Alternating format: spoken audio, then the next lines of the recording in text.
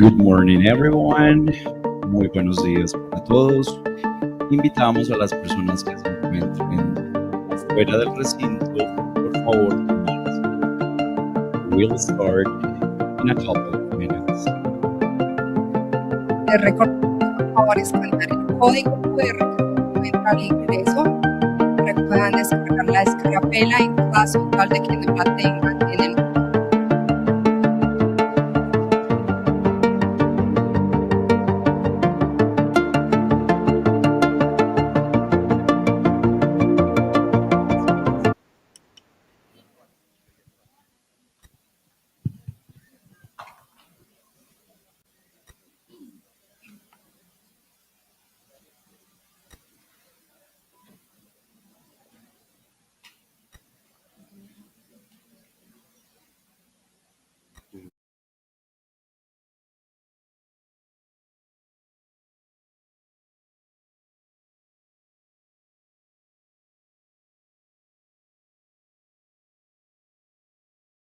Please turn off your phones so we can start the event.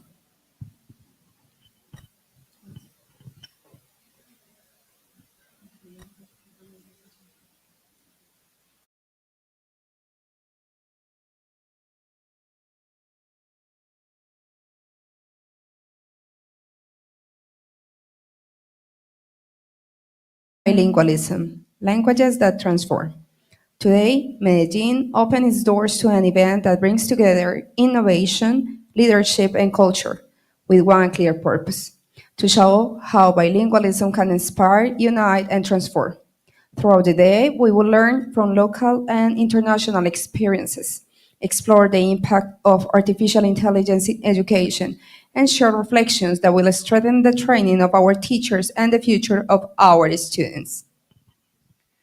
Queremos saludar y agradecer la presencia de nuestras autoridades educativas, de la Secretaría de Educación, la Institución Educativa Juan María Céspedes, La Salle, la Fundación Universitaria María Cano, docentes invitados y todos los asistentes que hacen parte de esta comunidad comprometida con la transformación y la calidad educativa. Thank you for being part of this event that positions Medellin as a benchmark for bilingualism in Latin America.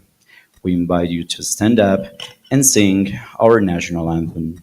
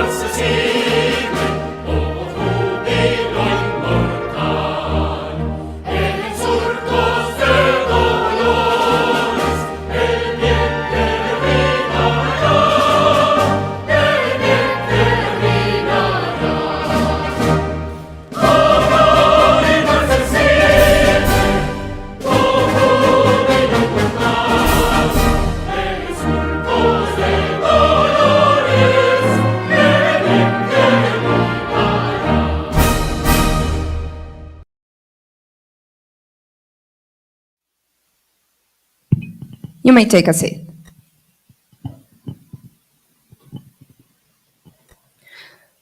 Damos inicio oficial a nuestro Congreso, invitando en representación de la doctora Carolina Franco, secretaria de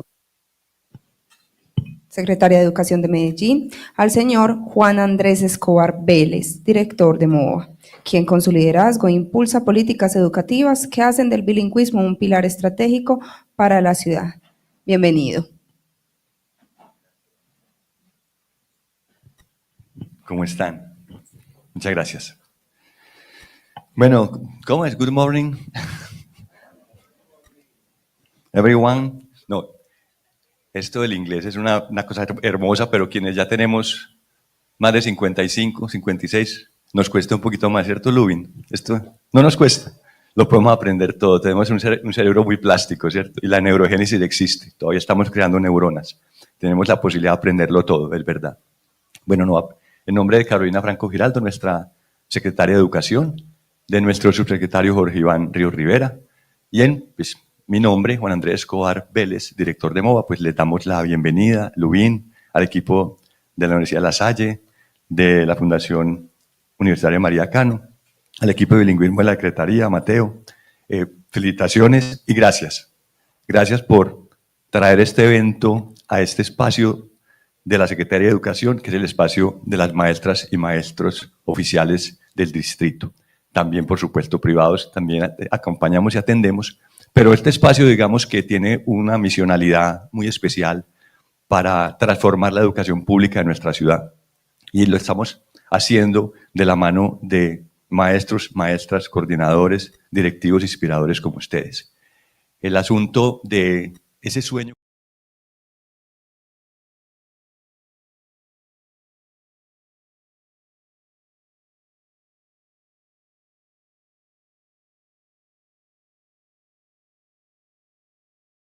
da las mayores y mejores oportunidades a los niños y niñas y jóvenes menos favorecidos de la ciudad. Es una cosa que se materializa en un lugar como este. O sea, MOA es un lugar para inspirar y para transformar y para brindar oportunidades. Queremos y lo sabemos que con ustedes, maestros y maestras, que están haciendo su labor muy bien, ese trabajo de aula va a dejar una huella imborrable en la mente y en el corazón de esos niños, de esas niñas, y les va a dar a ellos la confianza para construir un proyecto de vida maravilloso. Un proyecto de vida lleno de oportunidades, lleno de sentido, con posibilidades de trabajo reales, y se van a volver actores y líderes transformadores de la sociedad. Entonces, maestros, maestras, de verdad, qué rico que están acá. Tengamos hoy, démonos este regalo. Yo sé que a los maestros y a las maestras y a los directivos docentes, Lubin, a veces nos cuesta salir de nuestras instituciones educativas. Yo he sido rector por casi 20 años y me costaba salir, hacer parones en mi vida laboral para llegar a otro espacio, porque sentía que la escuela como que me necesitaba siempre. Y también me daba como pesar con los niños y las niñas lo que a ustedes también les da pesar. O sea, como dejar un día sin que ellos vayan a la escuela, ¿cierto? Ay, Dios mío, no vamos a hacer, estamos como un día de no prestación de servicio. Eso suena como muy horrible, ¿cierto? Y en lo público suena más horrible. Yo tengo que, pues ustedes son mi público, y ustedes me dicen, ay no, Juan Andrés, no puedo ir a esa formación porque ¿cómo dejo los niños? Ay no, no puedo ir a esa formación porque el rector no me deja. Ay no, no puedo, ay pero en contrajornada, ay no, en contrajornada sí, no, muy pesado. Yo tengo también un hogar, una familia, y lo sé. Pero gracias a ustedes, gracias por ese liderazgo tan bonito, porque cuando los hemos invitado a venir a MOA, pues han venido con mucho gusto. Y han hecho pues lo que podamos hacer para obviamente pues ayudarle a esos niños y esas niñas para que, digamos, nuestra no presencia en el aula no los perjudique. Hoy estamos regalándonos un espacio. Hoy es un viernes de final de septiembre. El segundo semestre es un momento, digamos, cansado, pues, donde ya nos coge un poquito cansados. Y estos espacios, pues, digamos que yo creo que pueden ser como esos pequeños oasis. Sí, esos pequeños espacios, escenarios en nuestra vida personal y laboral, donde nos podemos regalar algo. Regalémonos esta posibilidad de encontrarnos, de escucharnos, de aprender unos de otros, de mirarnos, de tomar teléfonos de algunos que no, de pronto no tenemos el teléfono, de otra institución que viene aquí, ¿cierto? De estas buenas prácticas. Ve, tú tienes eso, tú haces eso. Tú tienes esa herramienta, tú utilizas esa plataforma, ese software. ¿Sí? Vamos a aprender muchas cosas que tienen un único propósito, es ayudarnos a nosotros como maestros para que nuestras prácticas de aula sean más eficaces, sean más eficientes, sean más pertinentes, ¿cierto? Nos hagan más sentido y le lleguen de una mejor manera a esos niños, a esas niñas, a esos jóvenes que sabemos pues son una nueva generación y que nos desafían a diario. Entonces, profes, Lubín, el equipo de las universidades, muchas gracias y esperemos que tengamos una jornada maravillosa.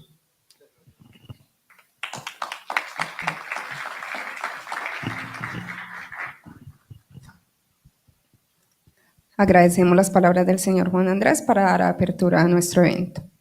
A continuación, escucharemos al rector de la institución educativa, Juan María Céspedes Lubín Fernández Otálvaro, institución organizadora y referente de bilingüismo en el sector público en Medellín, que ha hecho de esta puesta parte esencial de su proyecto educativo institucional.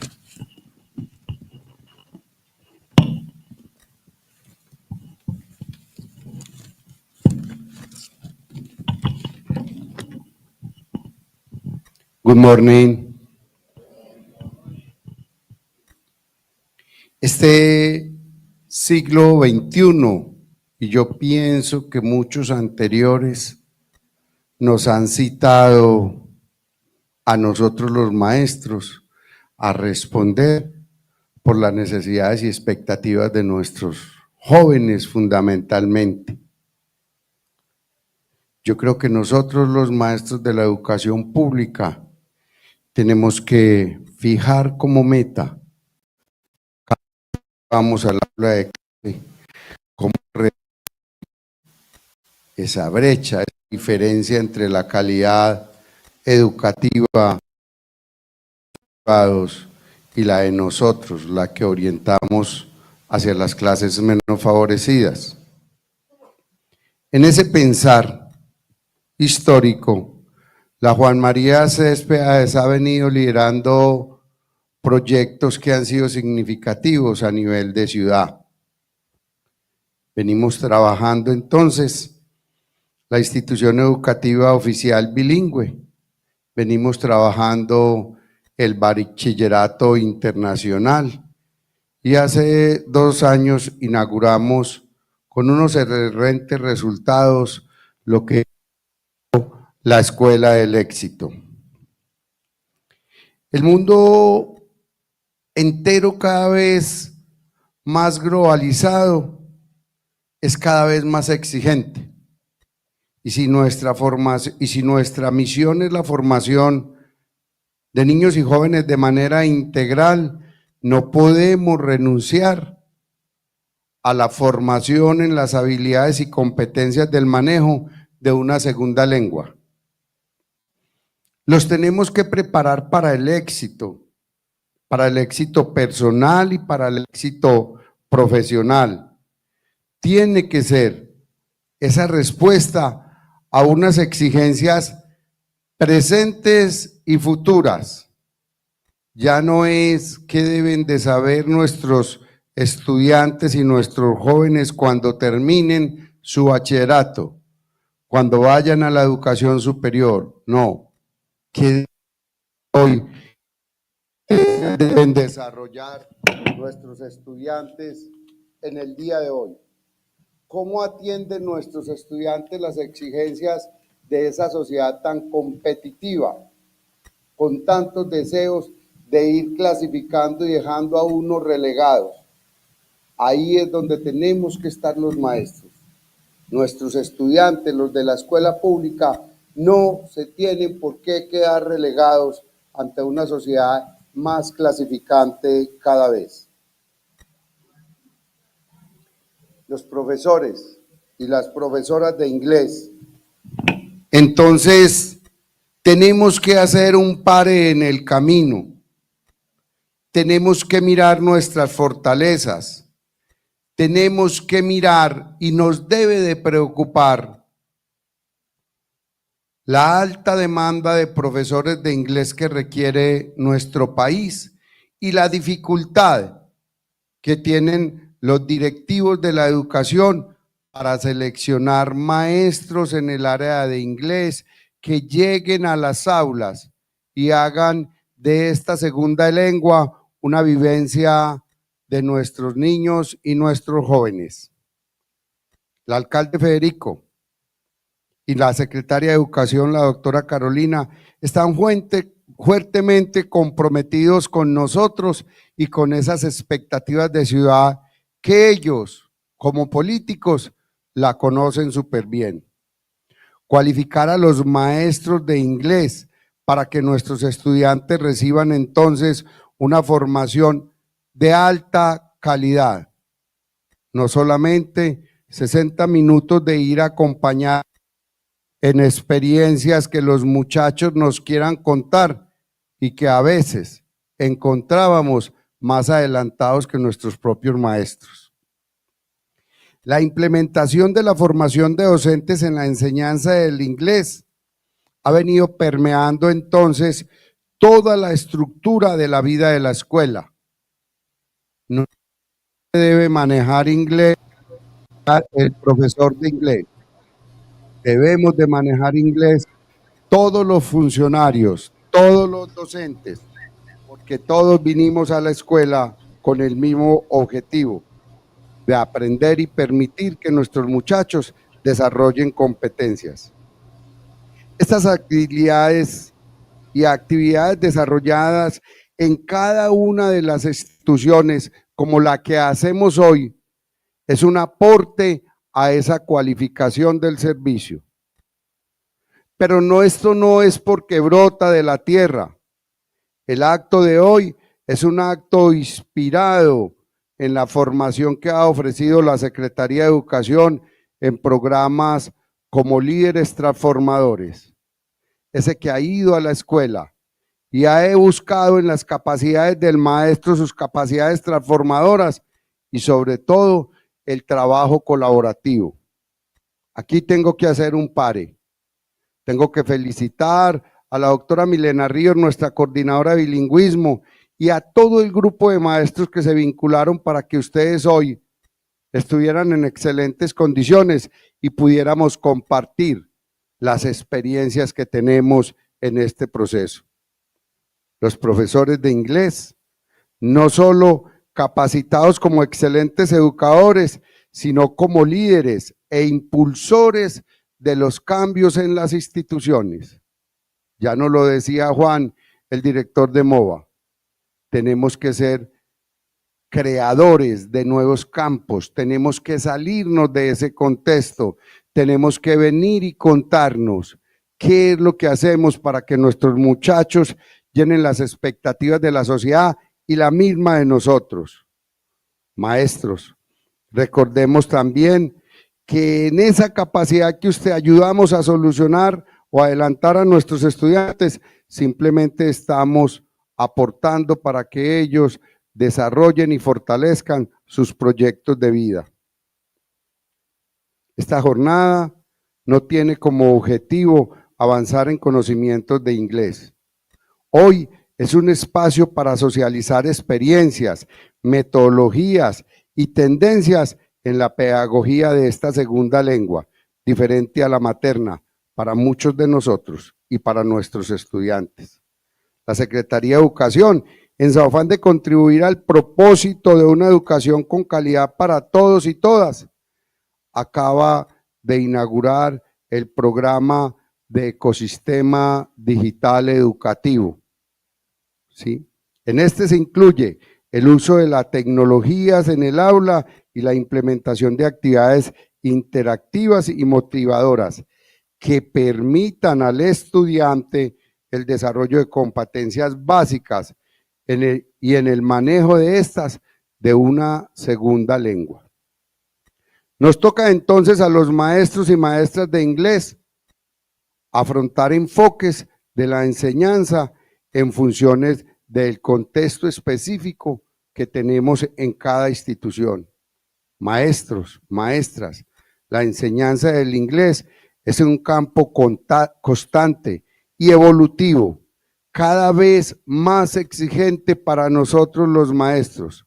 Nuestros estudiantes muchas veces con la ayuda de la tecnología dan pasos agigantados.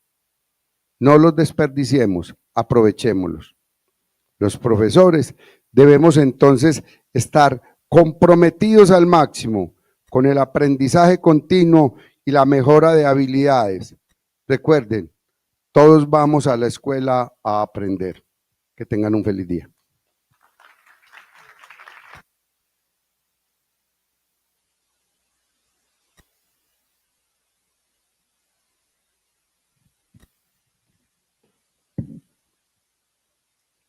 Agradecemos al rector Lubín Fernández por sus significativas palabras al auditorio. Finalmente, recibimos a la representante del distrito lasallista norandino, Juliana Torres Duque, aliado clave en la construcción de este evento, que con su visión educativa contribuye a formar ciudadanos globales.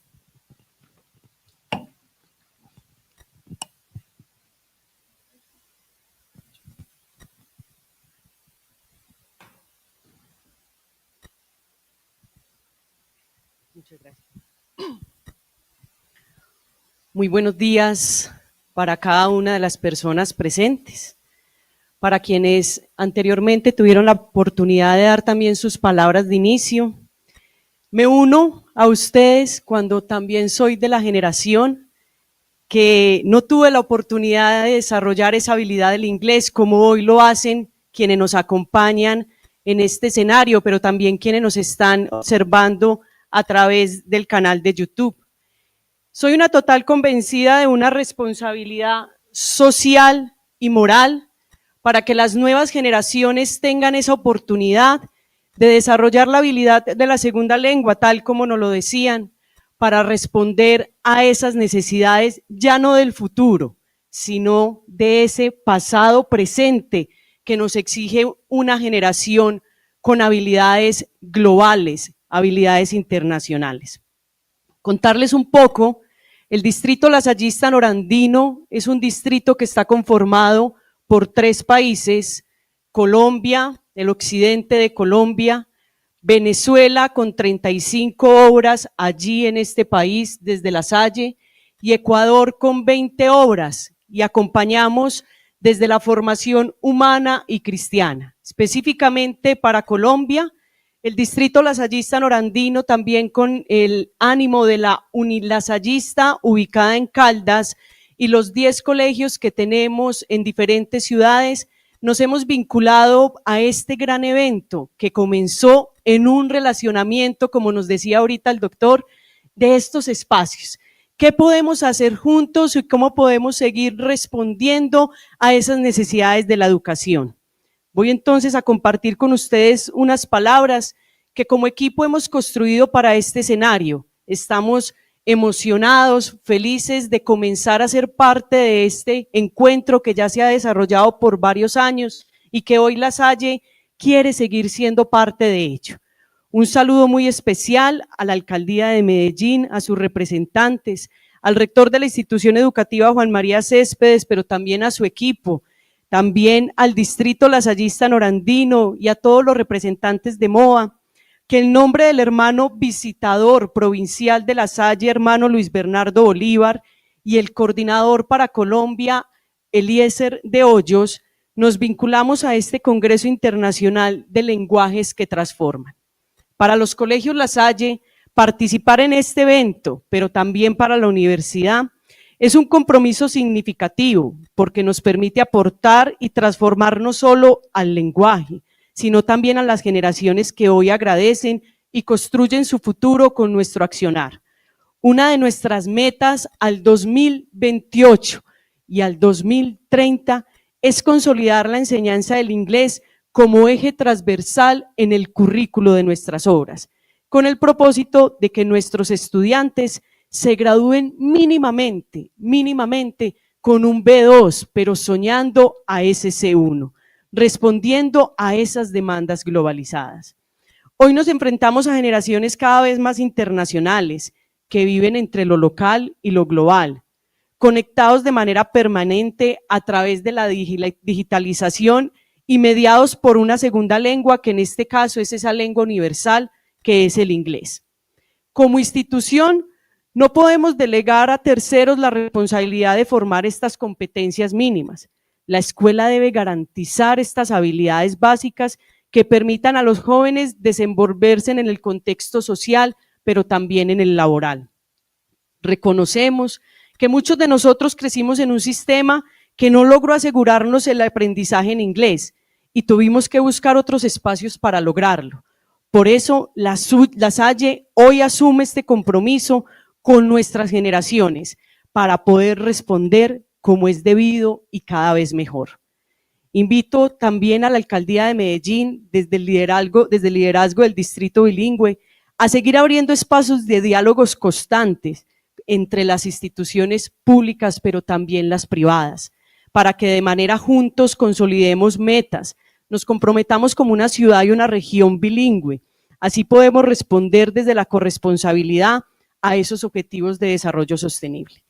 Agradezco a cada uno de los ponentes que durante la jornada va a crear escenarios posibles para esta reflexión y ampliarnos la visión que como educación plural, multicultural y pertinente podemos seguir respondiendo.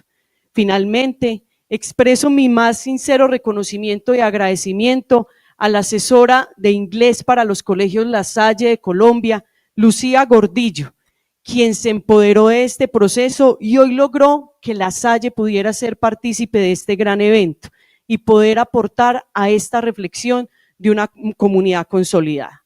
Los invito entonces a seguir creciendo en este ejercicio y para que de La Salle podamos aportar a los currículos y convertir a nuestras aulas un escenario netamente bilingüe, espacios para aprender a vivir juntos en un mundo interconectado en el cual hoy tenemos grandes desafíos, unos desafíos que no es solo la enseñanza del inglés, sino las habilidades socioemocionales para enfrentarnos a unas guerras que hoy aporrean nuestro futuro.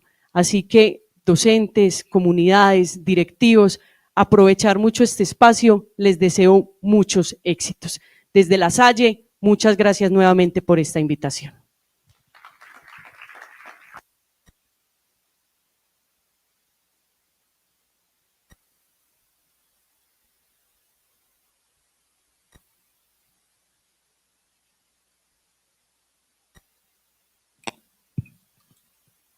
Agradecemos a Juliana por sus palabras. And this is the time for us to start with the academic speeches. It is a great honor to open our academic sessions with Dr. Catalina Jaramillo Cárdenas, an experienced EFL teacher and leader of multilingual initiatives focused on education and citizenship. Dr. Jaramillo holds a master's degree in second language teaching and learning processes and a PhD in education from Universidad del Valle, Colombia, where her dissertation received a meritorious distinction. She is also part of the Distrito Bilingüe team from Secretary of Education. Currently serves as the coordinator of bilingualism training at ITM Medellín.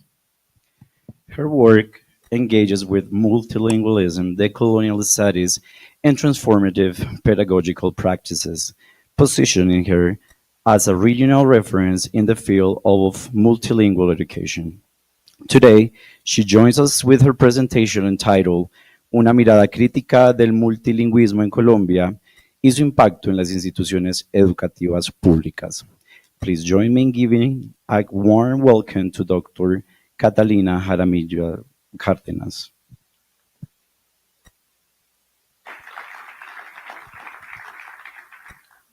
Okay, good morning, everybody.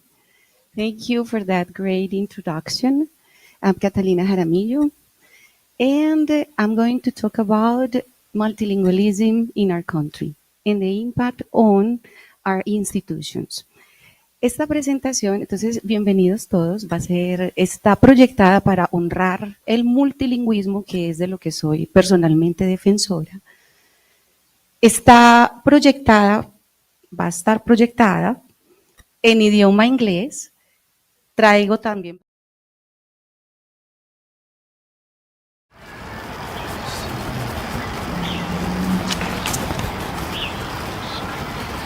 Oh, hey, sorry. Do you speak English? No, I don't speak English. Sorry. Do you know where Tyran Road is? I'm sorry, I have no idea what you're saying. I don't understand English.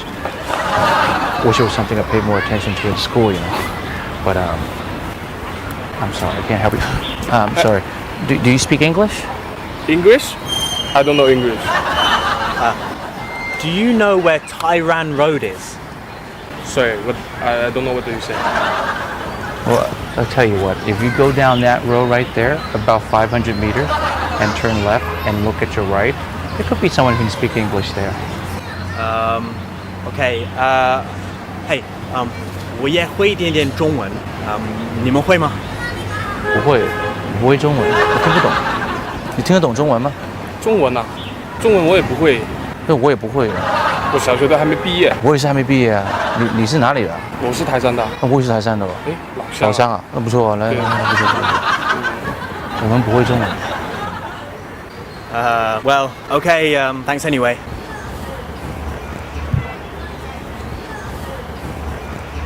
I do know English. Me too. 中文我也会。我也是啊。Thank you. Do you speak English? No, you don't? But can you understand I'm speaking English? No, you don't. Ok. Quise traerles este videíto porque creo que representa muy bien nuestra nación, lo que es Colombia. Somos un país, además de ser pluricultural, multicultural, así reconocido constitucionalmente, multilingüe, donde coexisten e interactúan diferentes hablantes de muchos idiomas en diferentes territorios del país. Coexistimos con ellos, interactuamos con ellos, no siempre nos comunicamos con ellos. Pero aquí estamos y no lo vemos, no lo reconocemos, ¿cierto? Es como, sí, lo sabemos, pero hagámoslo los que no sabemos. No sabemos que tenemos muchos hablantes de lenguas indígenas, que hay alrededor de 65 lenguas indígenas en nuestro país, hablantes de lenguas indígenas, muchísimos más. Tenemos además el idioma de lengua de señas colombiana, que también es una lengua oficial, y esas 65 también son lenguas oficiales, las 65 indígenas. Además, tenemos también los dos criol, el de los palenqueros, en Cartagena, en San Andrés, español, English, porque de hecho inglés también es un idioma oficial en San Andrés, ¿cierto? Entonces, y tenemos idiomas extranjeros, con hablantes de idiomas extranjeros que coexisten en Colombia y están con nosotros. Entonces, eso somos. Una nación multilingüe, pero a veces no lo notamos, no, we don't speak English. No, tampoco idiomas indígenas, tampoco lengua de señas colombianas. Entonces, eso es lo primero. Muchas gracias por esta invitación. Es un honor unirme a este tercer congreso, además de lenguas que hace y lidera la institución educativa Céspedes, siempre liderando estos procesos de bilingüismo y llevando a otro nivel, en este caso, el idioma extranjero inglés. Felicitaciones por eso. Y a todas las universidades que hoy se unen como apoyo o como ponentes, por ejemplo, en este caso ITM, que también está aquí presente en la formación y en esta ponencia, a Distrito Bilingüe, siempre apoyando estos procesos tan magníficos además. Quise entonces traer a la agenda estos saludos, estos greetings en emberachamí. Vamos a empezar con Biaka. Biaka, everybody. Gracias por estar aquí. Bueno, esto casi no se ve, podemos ampliarlo un poquito allí, porfa. Y en la agenda habían unos puntos muy específicos, 3. Voy a hacer una mirada rápida de todas esas políticas lingüísticas que hacen y pavimentan el camino multilingüe en Colombia. Luego voy a hablar de algunas instituciones educativas que ya están liderando procesos multilingües, como las Céspedes, por ejemplo, con el inglés. Y luego un set de consideraciones que emerge de una investigación muy rigurosa de más de 5 años para promover la educación multilingüe, pero lo más importante, que nace y emerge de esos hablantes de diferentes lenguas en nuestro país. Esta se puede ampliar un poquito de pronto, porque igual yo puedo compartir la ponencia con todos. Este slide es muy importante porque les traje, no todo lo que está en la línea del tiempo de las políticas que pavimentan el multilingüismo, y hablo de multilingüismo porque no solo es inglés o portugués o español o lengua indígena o lengua de seña colombiana, somos muchos hablantes de lenguas. Entonces, tenemos por cada uno de esos idiomas hay una línea en el tiempo de políticas lingüísticas ya establecidas. Tenemos muy buen multilingüismo en el papel en Colombia, ¿cierto? Entonces, y expertos además en cada uno. Quise hacer como una mezcla de todas esas políticas y les traje muy poquito por cosas del tiempo. Entonces voy a empezar con el 91. La Constitución Política empieza en el 91 a reconocer Colombia como lo que somos, una nación multicultural, y reconoce allí los idiomas indígenas como idiomas oficiales, es decir, nuestro idioma oficial no es solo el español o inglés, por ejemplo, en San Andrés, pero también los idiomas indígenas en sus territorios, y eso es constitucional, ¿cierto? Indiscutible, son idiomas oficiales en Colombia. Luego entonces paso al 95, por aquí se me fue un 2013, más charro, yo no sé en qué estaba pensando, puse el 2013 acá, pero hagan de cuenta que está más abajito. Entonces, en el 95 llega un decreto que establece la educación intercultural bilingüe para esta población indígena en sus territorios y en cualquier institución educativa donde estén ellos recibiendo las clases, como dice el rector de las céspedes, ellos vienen a aprender y a construir y a interactuar a la escuela. En el 96 se reconoce la lengua de señas colombiana como lengua oficial de la población sorda. Luego entonces paso al 2004. El 2004, hay muchas más, pero el 2004 es un año muy importante en las políticas lingüísticas para los idiomas redundante en Colombia. Ahí deciden los policy makers en ese caso y los políticos en ese momento adaptar el marco común europeo de referencias para las lenguas. Ahí lo adaptamos, no ahí nace, ahí lo adapta Colombia. Un marco derivado de una investigación muy seria también para otro contexto, con otros hablantes de otras lenguas, pero lo adaptamos aquí, nuestro territorio. Y alterno, en ese mismo año sale el primer Programa Nacional de Bilingüismo en Colombia. En ese año se lanzó con unos objetivos específicos de apoyar el inglés, un poquito descabellados, nunca cumplibles, nunca fueron cumplibles. No se cumplieron, pero no porque lo opinemos, sino porque ya está demostrado en investigaciones. Ese año se lanzó ese programa hasta el 2019, pero a medida que iba llegando un gobierno nuevo, se iba vistiendo de diferentes colores ese programa, adaptaba otro nombre, cambiaba algunas políticas, unos objetivos y así. Hoy tenemos ya uno que consideramos algunos investigadores que es más abierto, ya no es Plan Nacional de Bilingüismo, ya es Plan Nacional Plurilingüe, ya está en una sombrillita todos esos idiomas que coexisten e interactúan en nuestro país. Y además sigue el apoyo a los idiomas extranjeros. En el 2006 llega los estándares para las competencias de inglés. Este es una cartilla muy importante en las instituciones educativas públicas. Todos los profes de inglés planean muy a la línea de estos estándares. Hay otras políticas que han llegado luego, pero este sigue siendo muy importante en la enseñanza del inglés y en nuestros colegios públicos y también en los privados, porque algunos privados tienen otros marcos, no el europeo, ¿cierto? Ellos adoptan otros marcos. Muy bien. En el 2017, ley de bilingüismo, apoya mucho el inglés, no dice que no podemos atropellar tampoco otras lenguas minorizadas en Colombia, y en el 2017 se regula ya con un decreto la educación bilingüe intercultural para la comunidad sorda. 2024-2025. Este 2024 llega con una muy buena noticia que se llama la Política Nacional para el Multilingüismo. Esta política pública está en este momento en el Congreso, está bajo discusión, tiene muy buen seguimiento, se ha aprobado en varias instancias, va muy bien este año. Si esta política se aprueba, entonces va a cambiar mucho toda la forma como nosotros estamos trabajando en nuestras instituciones educativas públicas y en las universidades Porque hay mucha exclusión a veces, no con el inglés, no con el español, no solo con el idioma indígena o la lengua de señas colombiana, pero esto va a introducir un cambio muy importante en la educación en Colombia. Y muy bien les cuento. Todavía no ha terminado, pero esperamos que este año se apruebe.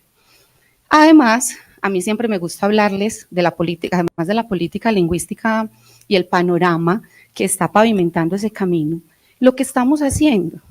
¿Qué se está haciendo? Desde otras partes que no sea la política, el papel, porque todos somos agentes políticos.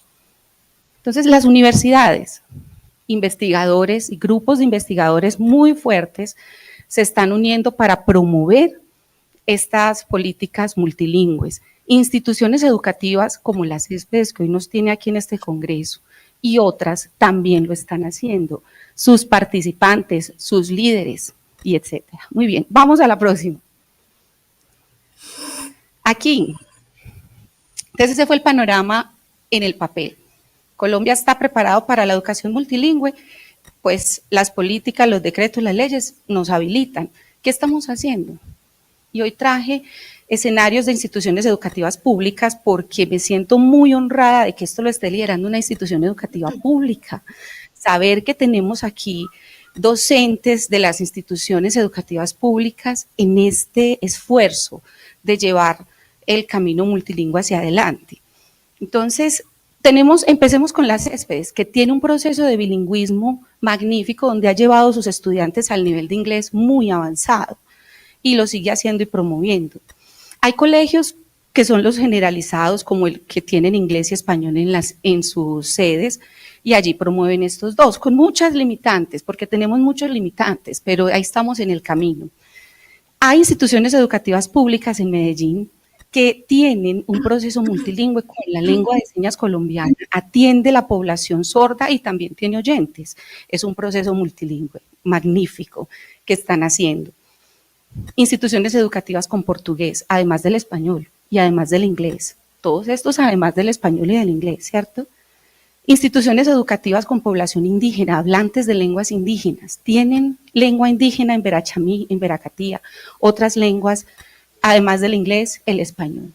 Es un trabajo magnífico, ya lo están haciendo. Y esta investigación entonces, quisiera pasar al próximo slide, y esta investigación que trabajó con esos hablantes de lenguas, algunos hablantes de lenguas minorizados, inclusive, por ejemplo, un idioma extranjero, quien lo creyera, puede ser minorizado en Medellín. Por ejemplo, la población que tiene hablantes de portugués, esa institución educativa, ellos se sienten excluidos en muchas cosas, ¿verdad? Entonces, eso pasa. Todos ellos juntos, desde allí, que es lo que nos dicen tanto desde las universidades, vea, generen la política desde abajo, desde sus participantes, desde sus necesidades, desde lo que han hecho para que esto fluya y salga hacia adelante. Y eso es lo que hemos hecho. De allí entonces emerge este set de consideraciones para la educación multilingüe en Colombia, que ahora estamos en diálogos con el Ministerio de Educación, ellos están tomando algunas de estas consideraciones, y muchos de los programas locales en diferentes ciudades del país, ¿cierto? Por ejemplo, en Medellín, en Distrito Bilingüe, han acogido algunas de estas cosas y lo estamos haciendo, algunas de estas consideraciones, y lo estamos haciendo desde las universidades donde estamos, liderando los programas que lideramos para estudiantes algunos años, para profes otros años y así. Entonces, podemos abrir por favor el set de consideraciones. Lo que ustedes veían en pantalla son las 5 líneas, porque fue un trabajo muy completo hecho desde esos participantes. ¿Pueden volver atrás, por favor? Un momentito. Eso. Y aquí, clic en Multilingual Education.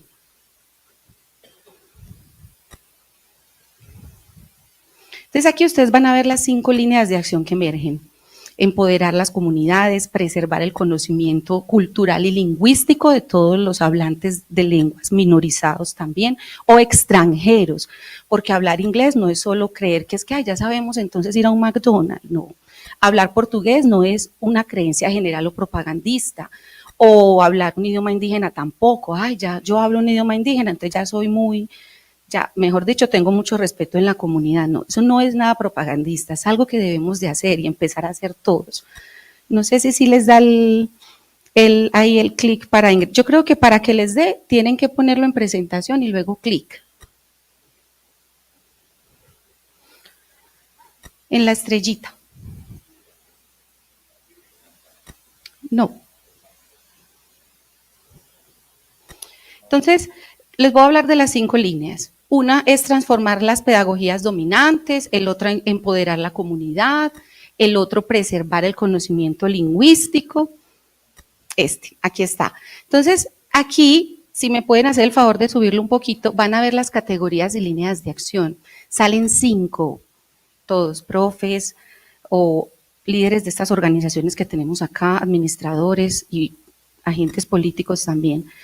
Salen 5 líneas, esas 5 líneas todas emergen desde esos diferentes settings o lugares con participantes de hablantes de diferentes lenguas.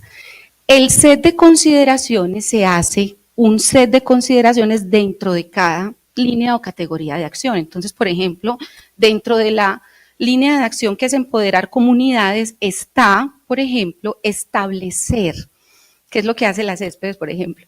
Establecer conexiones interinstitucionales para generar este tipo de encuentros, para apoyar también la diversidad lingüística, por ejemplo. Y hay muchos, dentro de cada línea de acción hay unas consideraciones muy puntuales.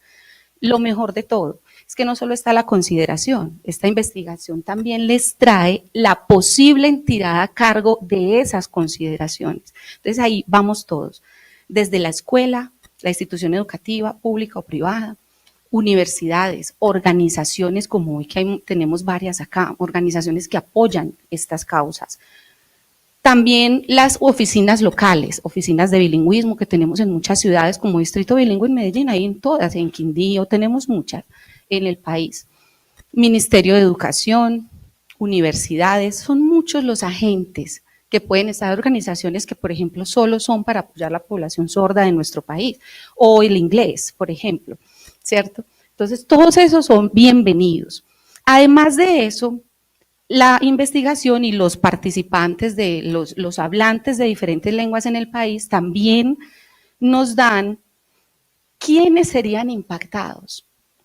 Estas políticas que nacerían de acá y de estas prácticas y todo lo que emerge de acá, no solo impactaría a los estudiantes, las familias, desde la persona que nos recibe en la puerta y todo el staff dentro de una institución educativa, sino más allá de la institución educativa.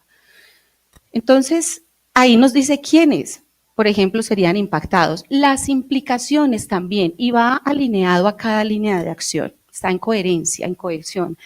Las implicaciones que esto traería, las prácticas, los compromisos esenciales que deberían haber si emprendemos este camino multilingüe, además.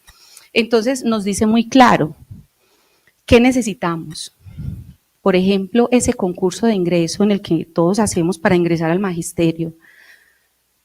¿Hay examen para los docentes de lenguas indígenas hecho?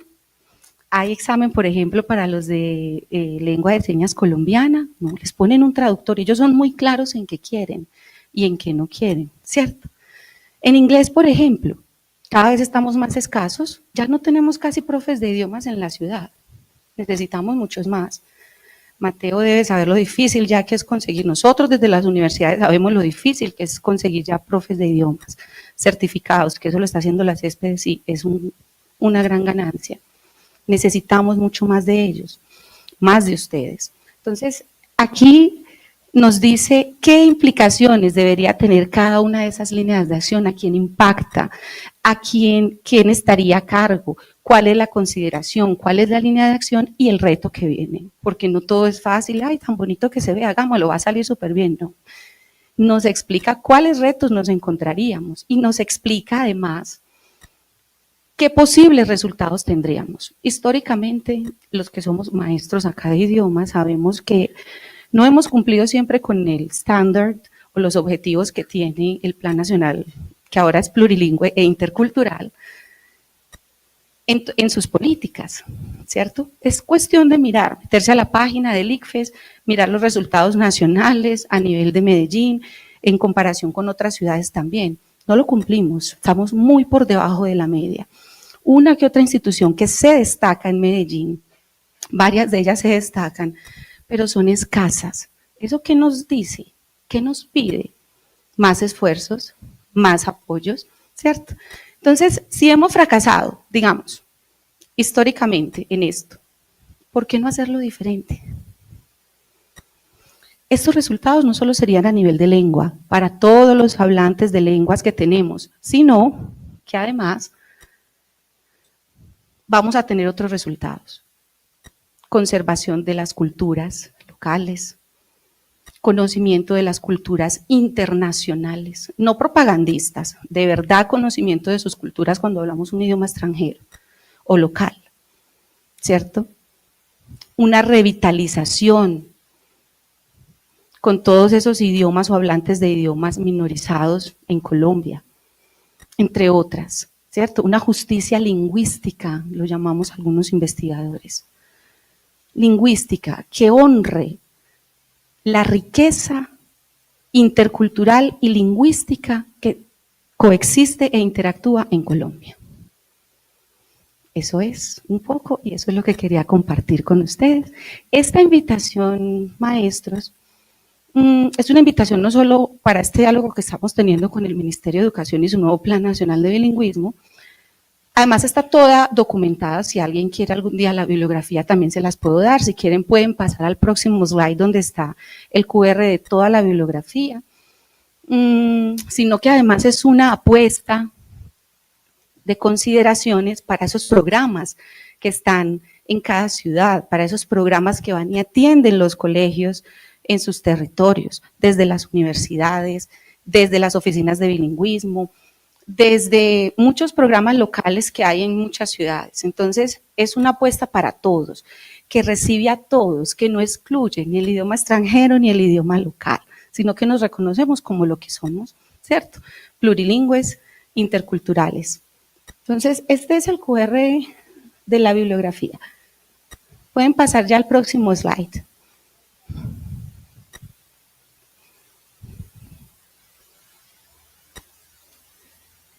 Hay muchas contribuciones que si emprendemos este camino van a estar allí. Allí están algunas enunciadas. Uno de ellos es, por ejemplo, romper con ese pensamiento monolingüe en el que crecimos, español solamente en las instituciones, inglés pero muy malito, ahí tenemos muy poquitas horas, falta el profe de inglés y nada que nos lo mandan, y pasa eso, ¿cierto? O por ejemplo esos hablantes de otras lenguas que están en la institución y no tienen la oportunidad, aparte, soy un hablante bilingüe, hablo idioma indígena, voy a la escuela y solo tengo inglés y español en el currículo. Imagínense en eso, imagínense en el sentimiento de esos hablantes de lenguas.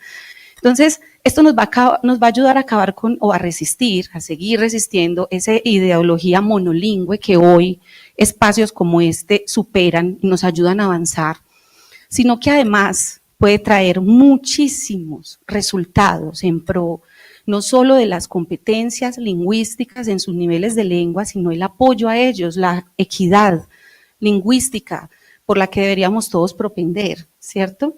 Entonces, son muchas contribuciones, allí se las dejo, luego podemos pasar ya al próximo. Yo no sé si este es el QR de... No, bueno, pasamos al próximo. Thank you. Muchas gracias. Aquí están las referencias de toda esta investigación documentada, una investigación de más de 5 años en 5 espacios diferentes con hablantes de lenguas, con diferentes hablantes de lenguas en nuestro país y en nuestro territorio. Y pues está la presentación en inglés porque toda fue hecha en inglés, porque pues así lo requería la universidad. Thank you very much for listening and for joining me. And Arakiruma. Muchísimas gracias.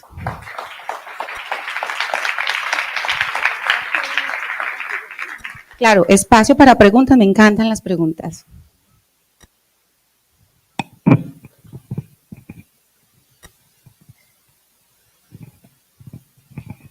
Doctora Catalina, por aquí tenemos una pregunta.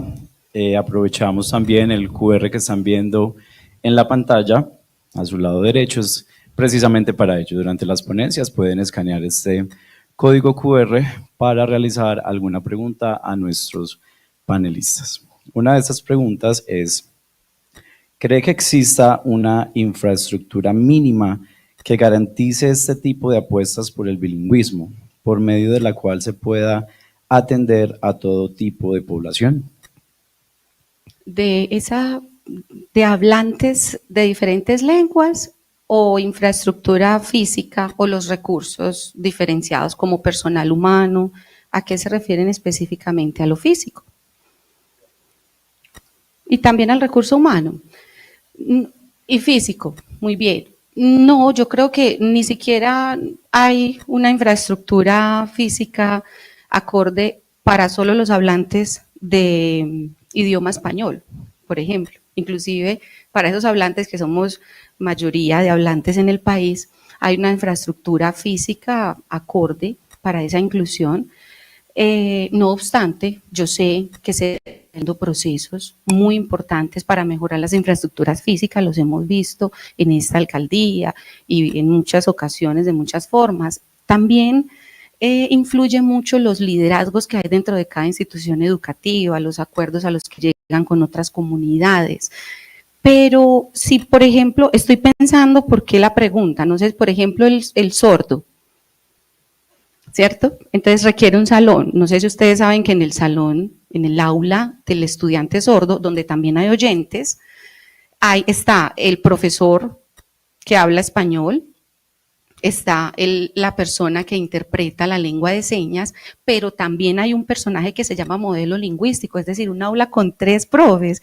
Si ya con uno es duro, imagínense más o menos cómo deben de ser los espacios físicos de esa aula, ¿cierto? Con oyentes, con población oyente y con población sorda. Y deben de estar los 3, porque así está toda la política para la lengua de señas colombiana. Y así opera, por ejemplo, una de las instituciones aquí en Medellín. Entonces yo creo que hemos tenido esfuerzos, hay esfuerzos que se están haciendo, pero requerimos muchísimos más para que esto salga adelante. Y eso es una de las cosas que está allí. No solo hablo del espacio físico, otros recursos físicos. Por ejemplo, hay textos que llegan, inclusive los de inglés, a veces nos llegan en masa y en cajas grandes a los colegios, un poco descontextualizados, no reflejando mucho de nuestra cultura. Seguimos desayunando pancakes, por ejemplo, en una tierra como Antioquia, donde no falta la arepita, por ejemplo. Entonces, hay muchas cosas que hay que cambiar en recursos físicos y que debemos de cambiar, no debemos de transformar, que eso es una palabra clave en todo este proceso de multilingüismo. Entonces, esa sería una parte de la respuesta. And feel free to ask in English language if you want, okay? But because of time, we have to stop right now. Thank you very much, and we thank Doctora Catalina for her intervention. Okay, no, okay, we are asked to have another question. Sure. Tenemos otra pregunta que dice lo siguiente. Desde su experiencia y prácticas docentes, ¿cuántas horas de inglés creería que deben tener las instituciones públicas en Colombia? Para inglés, ¿cierto? Vea, yo creo que depende del contexto, ¿cierto? Siento que hay que fortalecer más y ampliar el tiempo en que estamos enseñando inglés en las instituciones educativas públicas. Esto lo digo a inglés solo porque la pregunta es solo sobre inglés, porque hay otros contextos y otras instituciones con otras poblaciones que también requieren un buen tiempo para ello. Cuando uno emerge este camino de multilingüismo, hay unas aulas, las aulas emergen como interculturales, es decir, hablantes de diferentes lenguas, tú hablas una, yo hablo una, deberíamos hacer un clic en un momento de la historia donde ya seamos capaces de comunicarnos como translanguaging, lo llamamos en inglés, en cualquiera de los 2 idiomas y no hay ningún problema, no como idioms, no como, ay, es que estamos metiendo el inglés y desplazando el español, no, pero ser capaz de interactuar tú en tu cultura con tu lengua y yo en mi cultura con la mía, o inclusive hacer uso de una lengua extranjera en algún momento. No siempre para eso, profes, necesitamos más horas de inglés en la institución. Sí, se requieren muchos más, pero entonces hay que transversalizar. Yo no veo inglés o portugués o español o lengua indígena como un idioma. Es como una clase, yo los veo como un idioma es todo, es como un ser viviente, es cultura, nace, crece, se reproduce, muere, ¿cierto? Entonces, Inglés no es una clase, inglés es un idioma, se puede transversalizar en muchos espacios en una institución educativa, desde el descanso, desde el saludo en la portería, desde la persona que nos atiende en la cafetería o en cualquier diálogo al que podamos llegar a hacer clic y comunicarnos en ambos idiomas, reflejando la cultura de las dos lenguas en interacción. Entonces sí, creo que se debe ampliar, creo que no solo ampliar, creo que se debe transversalizar. El idioma se puede trabajar en cualquier otra asignatura. Nosotros tenemos un programa en estos momentos donde atendemos a los estudiantes y no estamos enseñando el verbo to be.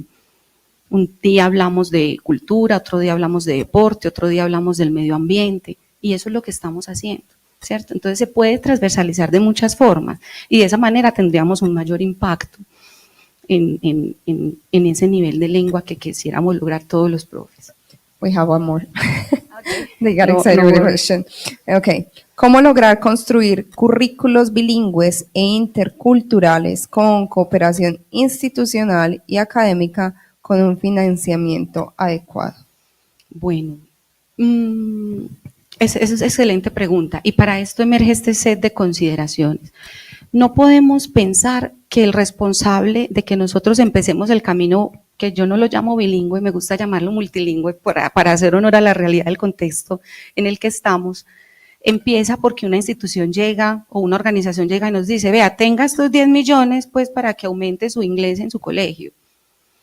Yo creo que eso hay que llamarlo, hay que unirnos con las organizaciones, hay que hacer uso de ellos, pero se necesitan liderazgos dentro de cada institución educativa u otras organizaciones que también estén promoviendo el multilingüismo y que empiece desde ahí. Mire, todo esto emerge desde ahí. Los casos que yo les presentaba son casos que no esperaron a que llegara una institución a darles el dinero. En realidad, ellos empezaron desde abajo, transformando sus prácticas pedagógicas, incluyendo estos idiomas en su currículo, transversalizándolo. Lo hacían visible en todas sus prácticas. Luego de eso, empezaron a necesitar los espacios porque ya tenían más hablantes de lenguas diferenciadas o de idiomas o de portugués, por ejemplo, también. Entonces ya empezaron a necesitar los espacios. Allí, cuando se hacen visibles ellos primero, empiezan a unirse a las organizaciones. No quiero decirles que esto es de un día para otro, porque no, y nadie va a llegar como, ay, mira, tan lindos céspedes, te doy estos 20 millones por todo lo que haces. ¿O sí, rector? No, jamás.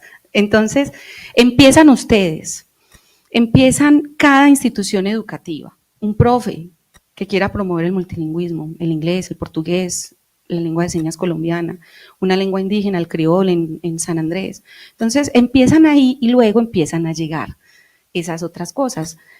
El vínculo con las organizaciones, la investigación enuncia qué tipo de organizaciones están dispuestas y atentas a apoyar siempre estas instituciones.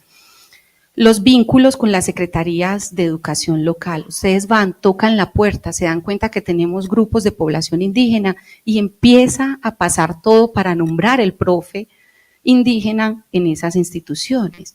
Eso sucede. O una institución que, por ejemplo, promueve mucho el inglés, quiere que todos sus profes aprendan inglés y logran vincularse a todos los programas de ciudad para que se formen sus profes, por ejemplo, como lo hace la institución que está liderando este Congreso hoy. Entonces, así es que se empieza el camino, pero sí se empieza, pero ¿desde dónde se empieza? Desde cada lugar. Y ya después, ¡pum!, hacemos la conexión con esos policy makers que hay a nivel local y también nacional. Doctora Catalina, estamos encantados con las respuestas y quisiéramos hacer una última pregunta. Esta dice lo siguiente: ¿cómo entiende hoy la política la diferencia entre multilingüismo y plurilingüismo a la luz de convergencia de idiomas? A la luz de convergencia, ¿qué entenderá por convergencia ese participante? Vea, hay una diferencia en términos del multilingüismo y del plurilingüismo. ¿Por qué algunos investigadores en sus artículos nombran plurilingüismo en vez de multilingüismo? Si lo escribimos en inglés, ustedes ya saben que va a ser multilingual, que traduce, si usted lo traduce, puede traducir plurilingüismo, ¿cierto? Pero, o sea, multilingual education, puede ser, ¿cierto? O multilingualism. Pero en español hay algunas diferencias. A mí me gusta llamarlo multilingüismo por muchas razones. Plurilingüismo es un término que viene en los escritos del marco común europeo. Si usted va allí y usted lee, por ejemplo, cómo sale allí la interacción de lenguas, no solo la coexistencia, sale plurilingüismo, no sale multilingüismo. Entonces usted va a decir, va, esa cata tan charra, ya porque era multilingüismo, ¿cierto? Entonces, es eso. El multilingüismo, ¿cómo lo defino yo desde mi posición de investigadora y de estudiante y estudiosa de las diferentes lenguas y hablantes de lenguas en el país? No solo como la coexistencia, porque eso trasciende la coexistencia de los hablantes de lenguas, sino, como lo he dicho en repetidas ocasiones, la interacción de los hablantes de lenguas. Coexistir no es nada, profes. Ahí estamos. La interacción de nosotros es lo que hace que yo conozca a través de tu lengua, tu cultura y quién eres. Que revitalicemos lo que somos y lo que queremos aprender de otras culturas extranjeras también. Entonces, el multilingüismo lo defino así, como la coexistencia y la interacción de esos hablantes de lenguas, ¿cierto?, en un territorio.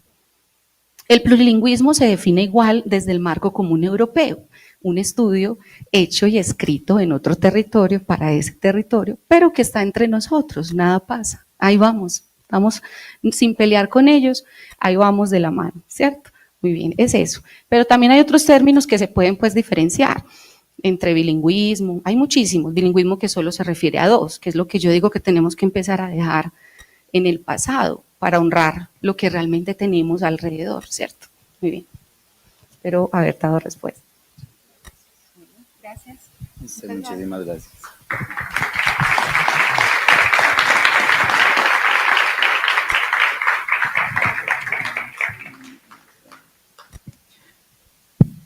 Solicitamos al auditorio aprovechar al máximo el espacio. Si se encuentran personas en las escaleras, tenemos algunos asientos disponibles para que puedan hacer uso de ellos.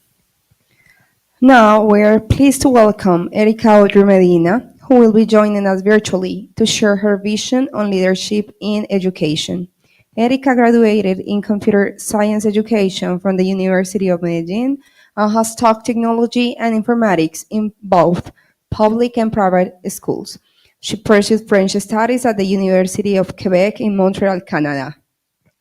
She has served as coordinator of SELECTS at Universidad Pontificia Bolivariana and as a bilingualism coordinator at Juan María Céspedes.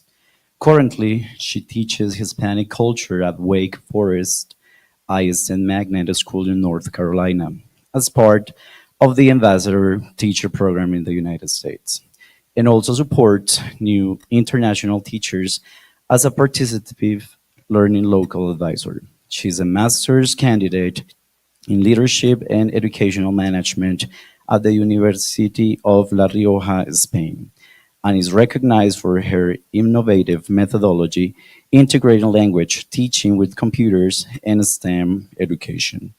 Today, she will deliver her presentation titled Transformative Power of Language in Education. Please join me in welcoming Erika Medina.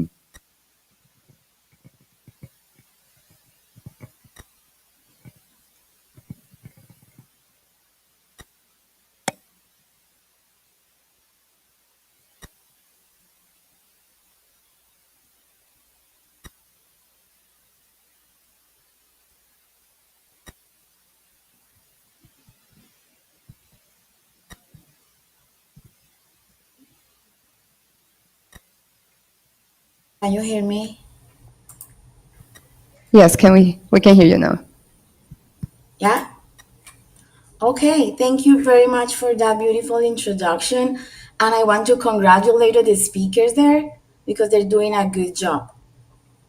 Good morning, everyone. It's a true honor to be here today. And I want to begin by thanking the organizers for creating this wonderful space, a space where we can reflect together of the power of language, culture, and bilingual education. Let me start with a question that I want you to think of. How many types of English do you know? Well, I cannot interact with the public, but I know the answer, right? Most of the people will say American English and British English, right? So, but let me tell you something. There are as many kinds of English as there are countries, communities, and people in the world. That is why today I'm going to give this talk in my very own style, Colombian English. Let's suppose that you laugh. This is a joke.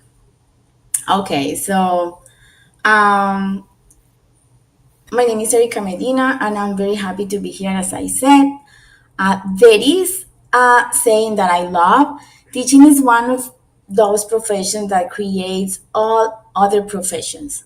Think about it. Behind every engineer, every doctor, every artist, there was one, a teacher who opened the door of curiosity for the knowledge or whatever it is. That is why I'm so proud of being a teacher, because I truly believe we are agents of change in this world. So everything I do is because of education. I care about children, and I care right now in the power of language in education. So today I want to share three main points and about leadership and bilingual education. What Catalina said, hello Cata, la Catica, and Mr. Lubin, that we need to open the door for these students to have more opportunities in their lives. So my 3 points here are, the first one will be teachers as leaders can make a difference. The second one will be bilingualism starts at home, grows in schools, and continues through your life. Bilingualism, that is my third point, is a shared responsibility of families, school, and society. Those 20 millions Catalina was talking about, government had to give to the schools. Later or sooner, they have to do it because we have to invest in education. Is my opinion. Okay. Now, thank you for the invitation, and I want to share with you, teachers and manager and coordinators and principals, my story, because I think as a teacher you have a power.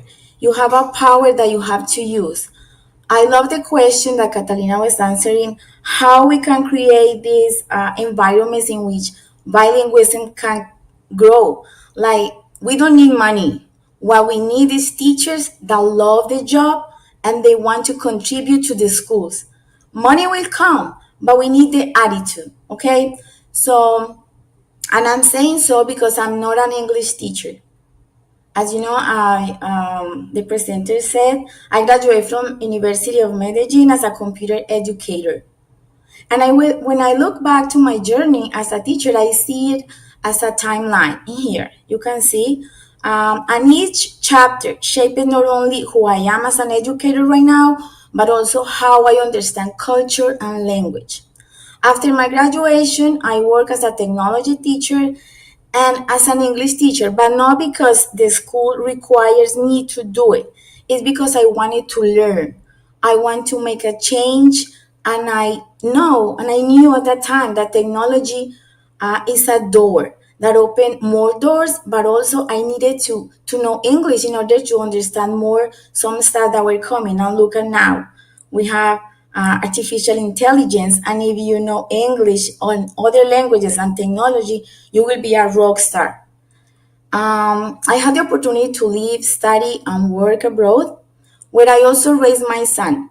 That experience allowed me to see education system and workplaces in a very different ways.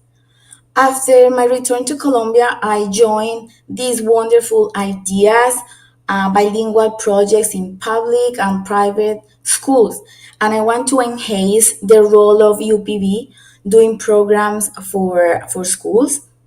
And also, I recognize Juan Maria Céspedes School and the great leadership they have, because they want to create something special. And I think public education had to be the leader, because every kid deserves to be bilingual. This is not like something that it is a privilege. That should be a right.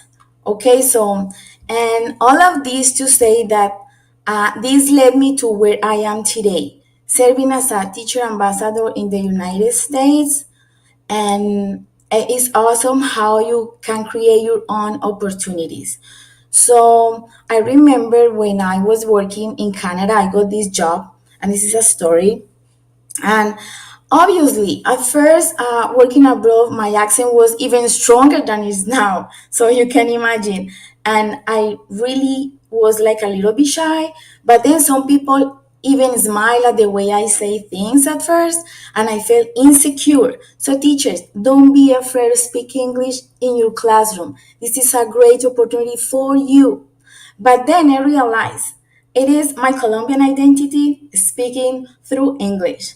So instead of hiding my accent or whatever, I embrace it. That is a big turning point. That was a big turning point in my professional life because I knew I could do better, right?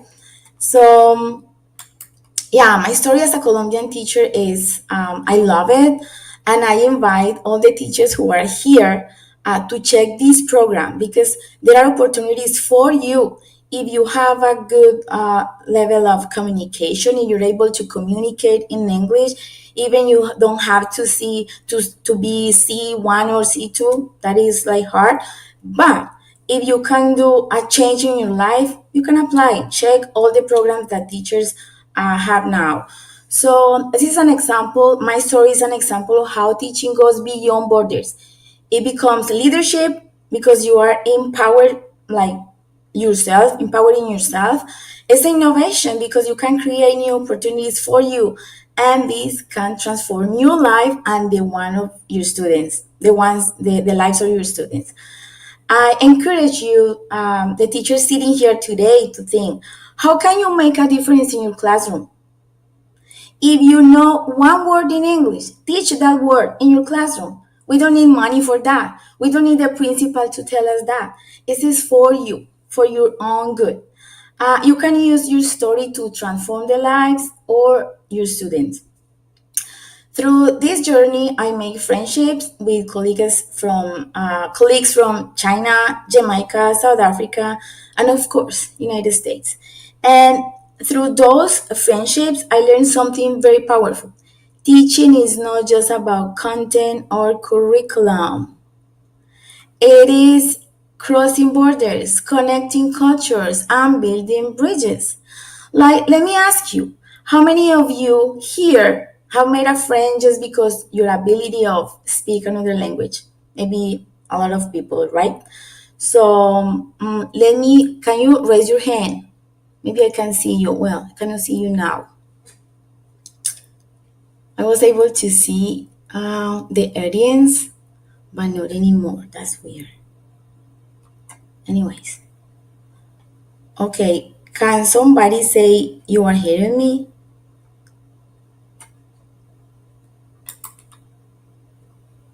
Hi? Anybody there? Hello? Hello? Can you hear me?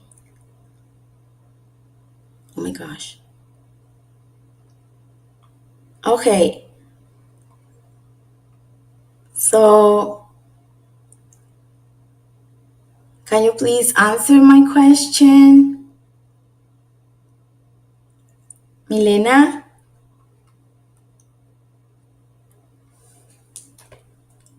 Oh gosh.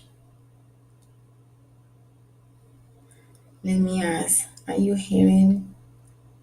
Okay, thank you. Thank you. Oh well. Okay, now at this point, I want to talk about valuing our culture. I was listening to Dr. Jaramillo, and she said we have a lot of people that speaks many languages. That's our culture. Now, there is one thing that I have learned about that. Like, before you go and explore the world, we must value where we come from. So we need to know all of these things that she just said. We need to embrace our culture, our identity, who we are, our language. Because only when we feel proud of who we are, we can truly connect with others. Like those people that speak Portuguese and they're living in Medellin, they need to be like welcome. We need to teach them Spanish, and they have the power to teach us something from their own culture. So this is getting so good because Colombia is could be a multilingual country, and it is, and we need to embrace that. For me, being Colombian is not just a nationality; it's my strength right now. Even when I teach in English, what I'm really doing is teaching Colombian culture, Spanish language, and Latin American identity. So that's my strength. Those are my roots that allows me to give something unique to the world. And I know teachers, you are, even if you don't say you know English, you are getting my message because I think this is something that is being there. Like right now, we have iPads, any device, the cell phones, everything, so you can study and you listen to music. So these words, I pretty much, I'm very sure that you know the meaning of them. Um, and I'm going to share something here. Like when you are teaching or learning a language, it's something that has to be fun. So you have to make it fun for your students. This is a story that I'm teaching Spanish, right? So to my American students, but I also have some one or three Latin students. And then before, in my first year when I was um, getting ready for vacation, they say, okay, I'm going to go to my country and I'm not coming back because you're misbehaving. They say, no, Miss Medina, come back. So I came from Colombia with coffee delight, coffee delights, those that are chewable. And I say, okay, this is Colombian coffee. This is not just coffee. This is the more expensive coffee in the world. So those moments, in that moment, I realized that bilingualism is not just about replacing one language with another one, it's about carrying both proudly. So now, let's move to my second point, bilingualism. Bilingualism begins at home. It starts with the conversations we have at the dinner table, the bedtime stories we say to our children, the word we choose when we speak to our children, either at home or at school. So I live this with my son. We built a bilingual home together, and today he carries that as that gift as a part of his identity. And I never forget the day he was telling me, "Okay, mom, I dream in Spanish, but I study in English, and sometimes I just speak in English." And that doesn't mean I'm two different people. I'm like, okay, right, yeah. I told him, no, no, no. You are not two people. You are one person with two words inside you, and you can use either. So, that's the power of bilingualism. I think parents are the first teachers. So, for teachers who are here and are also parents, you have the wonderful opportunity to try this yourselves. Teach at home, practice with your children, because bilingualism is not something we only deliver at school.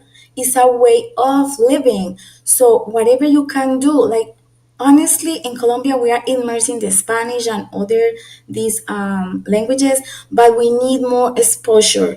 And this starts at home. When you make a decision, okay, I'm going to give something to my kid. Give this gift, and then you can empower yourself to do it. So now, teachers cannot do it by themselves. Not all the children have this privilege to start at home, even if the parents want to. Some grow up in a monolingual home, and that is why schools become so critical. Think about a child who walks into a school, as Catalina said, knowing just the language. And the first day of school, not understanding the language spoken in the classroom. At that moment, the teacher is not only an instructor, it is a bridge to belonging. I belong here. You are included. So that's why bilingual schools are so essential. And teachers who embrace bilingualism transform classrooms into spaces of inclusion, creativity, global vision. But teachers cannot do it alone. Education systems must ensure that bilingual education is accessible to all children, regardless of their background. Bilingualism shouldn't be a privilege. I already say it, and I should be a right, a bridge available to every single student in every single classroom, and that is the power of the teacher. That's what is an invitation to the teachers, right? So I'm going to let's see, because they say I have until 10.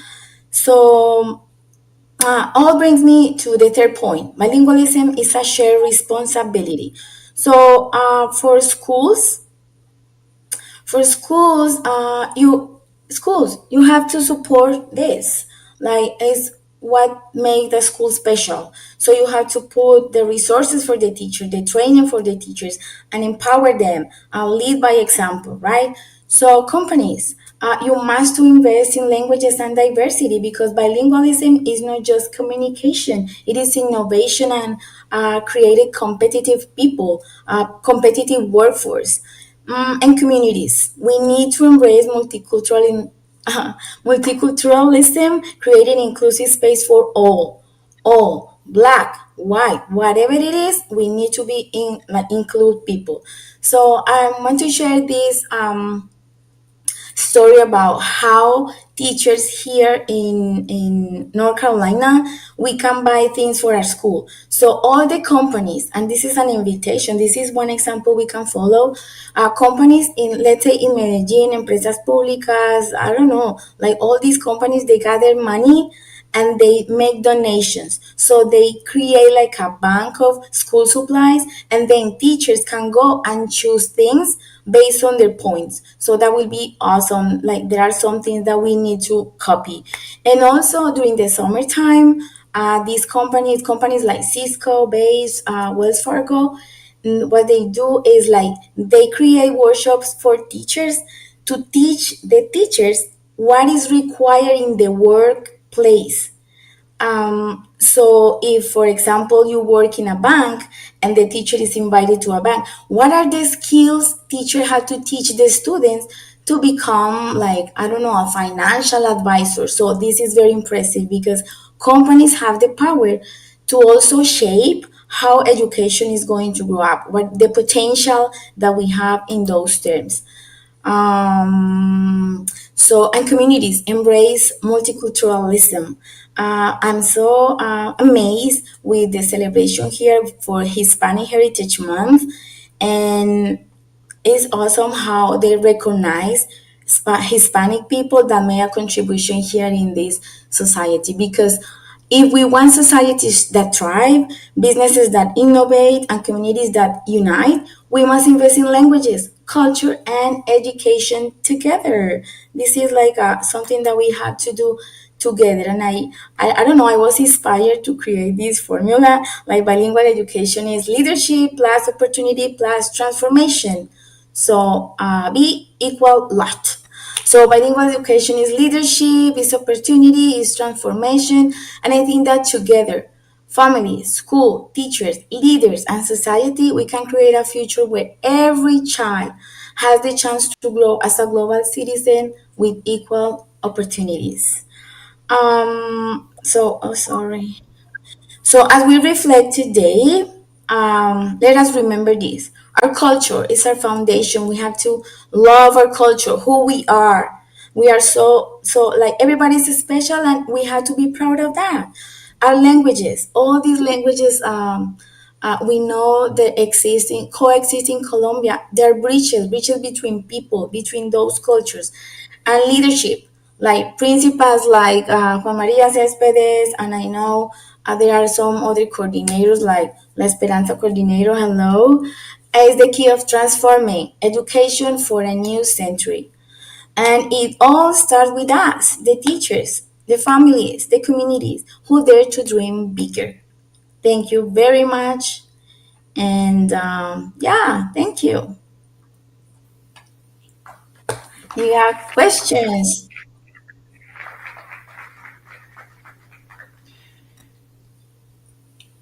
I don't know if Erica can hear us, but thank you very much for Ah. your inspiring message. Embrace Thank your you. English. Thank you, Erica. Thank you very much for that message. Embrace your English, and thank you for bringing your Colombian English as well. Okay. Thank you. There's somebody writing a question. I don't know if we should wait like a couple Yeah. of minutes. If Teacher, do you anyone have here any has- question? We're going to check. Okay, I want to say, Mildred, they can ask in Spanish. It's fine. Don't be afraid. Like, oh, I have to ask in English. It's fine.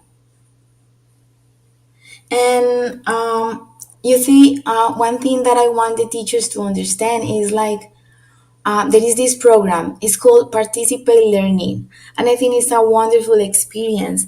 I know that companies and schools are trying to get students to go abroad and have these international experiences, but teachers, this is a call for you.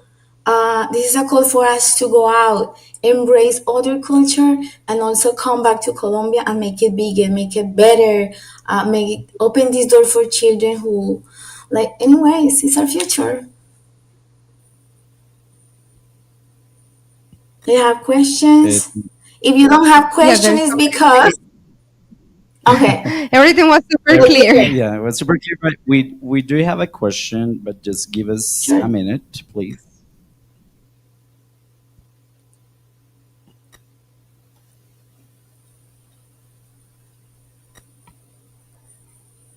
Mr. Lubin, I'm seeing you. Sure. Here's You're a the rock question. star. Si las familias son el inicio del bilingüismo en casa, ¿cómo trabajar con la base de nuestros padres o familias? That's so cool. That's so cool. Look, in here we have Hispanic first or second generation of immigrants, and they live here. They were born here in the U.S. and they don't speak Spanish, and that break my heart because that is something that you have to keep. And for example, if you have a home, nobody speaks English, but they watch TV, right? And you don't have to be a native speaker or even like a second language speaker. You just put the TV and you say, okay, watch that in English. For kids, it's very easy. And I think this is one thing that teachers should do at the schools too. Like anything. And I heard Mr. Fernandez saying that English teacher, this is not only the responsibility of the English teacher. That's the thing. Everybody has the responsibility. Science teacher, PE teacher, coordinators, managers, everybody. Like parents, of course, at home. And at home, even if you don't know, Google it.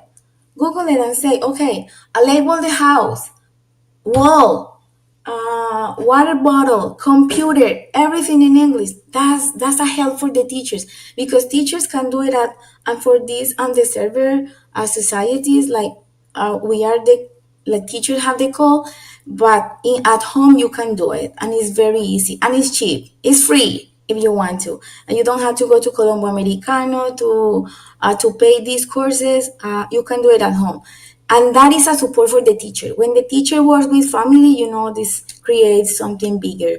And schools like Juan Maria Cespedes, because I love it because it's public. And this is what we need, like government to give money to these schools to create this environment, resources, train teachers, go abroad, all these things. But teachers, you have a responsibility, but also take it as like a task for you, because that makes you better. Like if I'm a science teacher and I teach every day 1 word, in a week will be 3 words. In 1 month, it will be maybe 10 words. In a year, that is going to increase vocabulary. This is another story. This is another workshop. But yeah, you have more questions? Yes, we have one more here. Planteas que los puentes que genera el bilingüismo crea puentes laborales y los maestros son líderes del proceso, pero muchos se terminan yendo. ¿Cómo crees que podemos conservarlos en nuestro país? Well, one thing is like the talent should be kept, right? If you see a talent teacher, you keep it. How you keep these teachers? Better opportunities, better conditions. Better condition means resources, training, traveling, and I think this is a good idea that government increase like rewards for teachers. But you cannot keep people like in jail, right? I love when people go away and we realize there are so many good opportunities abroad, but you can contribute as well. You can create books, you can create experiences, and I know as international teachers we create these bridges between schools. In Colombia, I know that there is more than one institution that they have programs with other schools around the world. Me, for example, I partnership with La Enseñanza. I partnership with one day I did something with La Esperanza. We do things with Juan Maria Céspedes, and we get students engaged. And talking about teachers, this is the only way. So better opportunities. I think money wise as well. Like you see resources, but there is no way like for sure to keep things people there. Like we have to travel. People have to move. It's like a natural thing. Erika, we have one more question and it says, ¿cómo puede permear esta transformación educativa a través de las lenguas el proceso de enseñanza-aprendizaje de nuestros estudiantes y docentes sin perder la idiosincrasia? Well, I just remembered the last part of the question. Solo me acuerdo de la última parte de la pregunta. La pregunta dice, Sure. ¿cómo puede permear esa transformación educativa a través de las lenguas el proceso de enseñanza-aprendizaje de nuestros estudiantes y docentes sin perder la idiosincrasia? Oh, if I understood the question correctly, is this. Like me, this is an example. I've been learning English for a long time. I'm still learning, right? And right now that I am abroad, I value my culture more than before. Like when people outside of my country value my being, my culture, my language, and they want to look. My students, they want to. I teach salsa, I teach merengue, and I teach bandeja paisa, and I teach all my food, all my. I have more knowledge now of Hispanic culture than before. Before, when you are there, you know Medellin, and maybe you travel. But then now I know that there are 21 countries in the world that speak Spanish. Now I know that one country is in Africa. Now I know that one country is in Europe. So, like the more you know, I think the more aware of your culture you are. Because this give you like, okay, the world is so wide and we have languages and culture, but you are unique. And being Colombian in this case is as I said in my presentation, is my asset. Mhm. So don't be afraid like, oh, because my students are going to learn English, they're going to lose identity. No way. It's opposite. They're going to recognize who they are, and they're going to bring it to the world. Very interesting questions. This is a conversation teachers have to have. Absolutely awesome. And all the time. Erika, thank you very much for your time. Thank you very much for your message. And everybody, please give Erika a big round of applause. Thank you very much. Thank you, and congratulations. Embrace your English too. You're awesome. All right. Our next speaker is Julie Sutcliffe, Education Development Lead for Modern Foreign Languages at the Global School Alliance. With over 30 years of experience, she has inspired students and teachers alike, promoted global partnerships, and championed the transformative power of languages in education. Debido a compromisos académicos previos y a la diferencia horaria, esta ponencia será transmitida en este momento. Agradecemos su atención.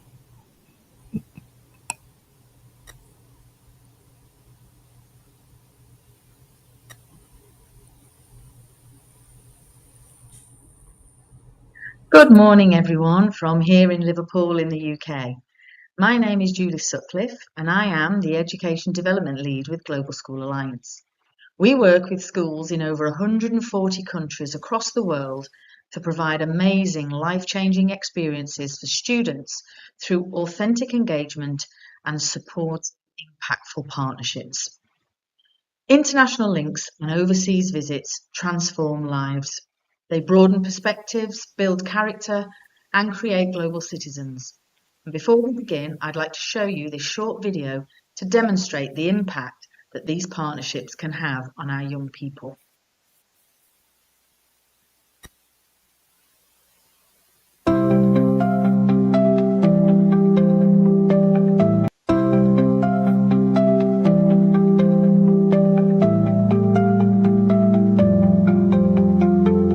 As part of the geography curriculum, we study South America, so we look in detail at all the countries in South America, but we've looked at quite a big focus on Brazil and the sustainability of the rainforest with the view of looking at climate change and its role in that. I felt excited because I was going to somewhere that I could only go like once in a lifetime, and I was nervous because I was going to a different country and continent than my family.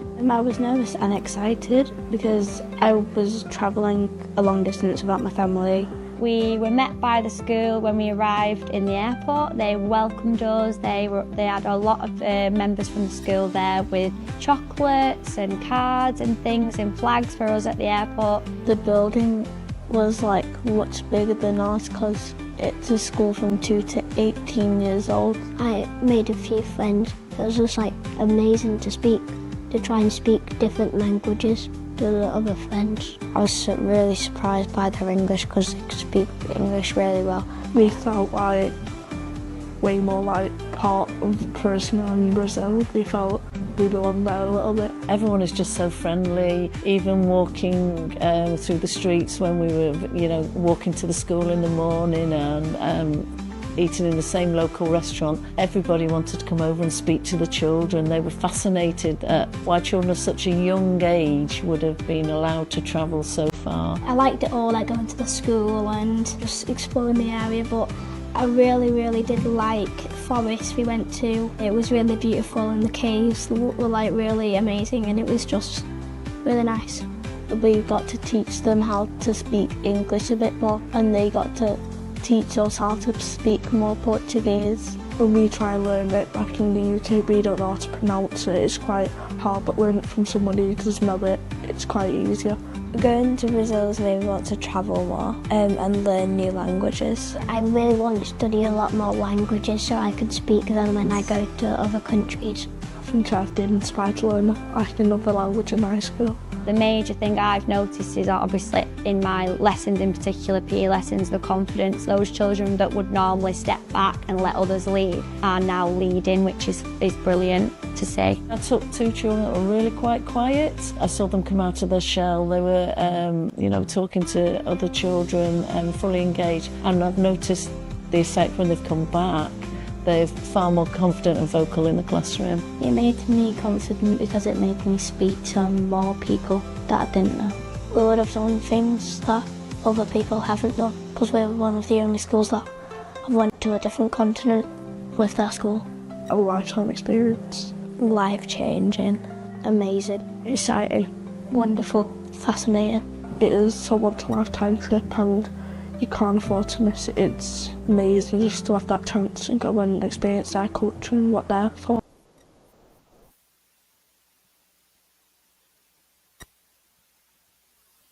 So the aims of my session today are to help you to understand how global partnerships and overseas experiences can enrich student learning, foster intercultural competencies, and really enhance their personal development. I want to introduce you also to the work we do at the Global School Alliance to establish and support those international links and partnerships, and to give you guidance for establishing and maintaining your own international links and overseas visits, including some digital alternatives. There has been some significant research into the impact of international links and global learning. For example, the British Council survey in 2021 highlights that pupils who engage in international learning activities are more motivated to attend and participate in school. They're more likely to see the relevance of their studies, especially in languages and humanities, when learning is linked to those real-world global issues or to peers overseas. And for languages specifically, authentic exchanges such as letters, video calls, and projects boost those oracy and writing skills and give the students confidence, more so than textbook exercises alone. Working with international peers requires students to adapt their communication skills too, both linguistically and culturally. The OECD's Global Competence Framework found that pupils exposed to these collaborative international learning opportunities demonstrated improved teamwork, empathy, and conflict resolution skills. And these are core 21st century skills that are really valued by employers. Other studies, including those from the Institute of Education Sciences, show a 20% increase in intercultural sensitivity after sustained engagement in exchange programs. And even virtual exchanges or online collaborations can achieve measurable growth in students' respect for diversity and their ability to view issues from multiple perspectives. This also links to resilience against prejudice and stereotypes, building really inclusive school cultures. 75% of head teachers in the British Council survey agreed that international links raised student aspirations, and particularly for disadvantaged pupils. And exposure to global peers helps students to see beyond their own local environment and imagine pathways in education, travel, and careers that might otherwise feel out of reach. Other studies suggest that this correlates with higher progression to further study, especially in languages and international subjects. And international links aren't only about pupils, teachers benefit too. Research shows staff involved in global projects report higher job satisfaction and bring more creativity into their lessons. In summary, international links and global learning are not extras. They raise attainment, improve student well-being, and prepare young people for life far beyond school, contributing to whole school improvement as well.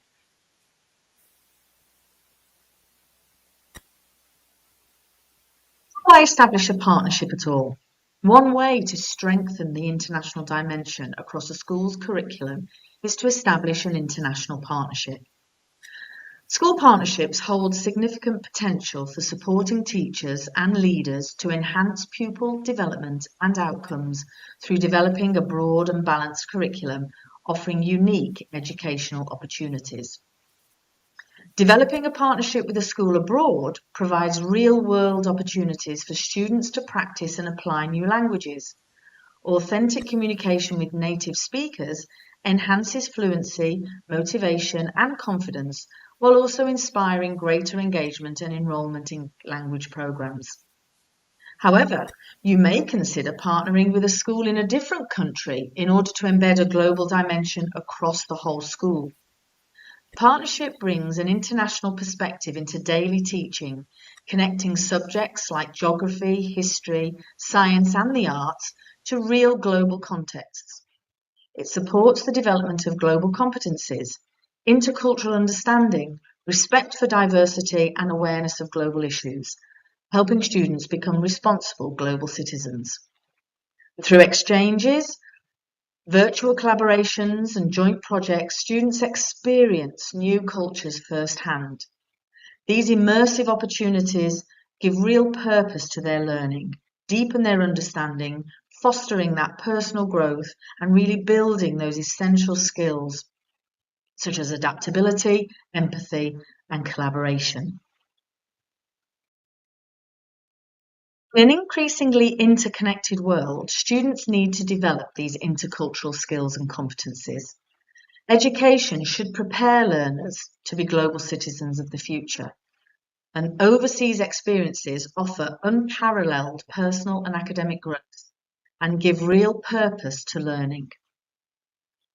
Global connections and international links provides the chance for students to meet and collaborate with young people from different countries, fostering lifelong friendships.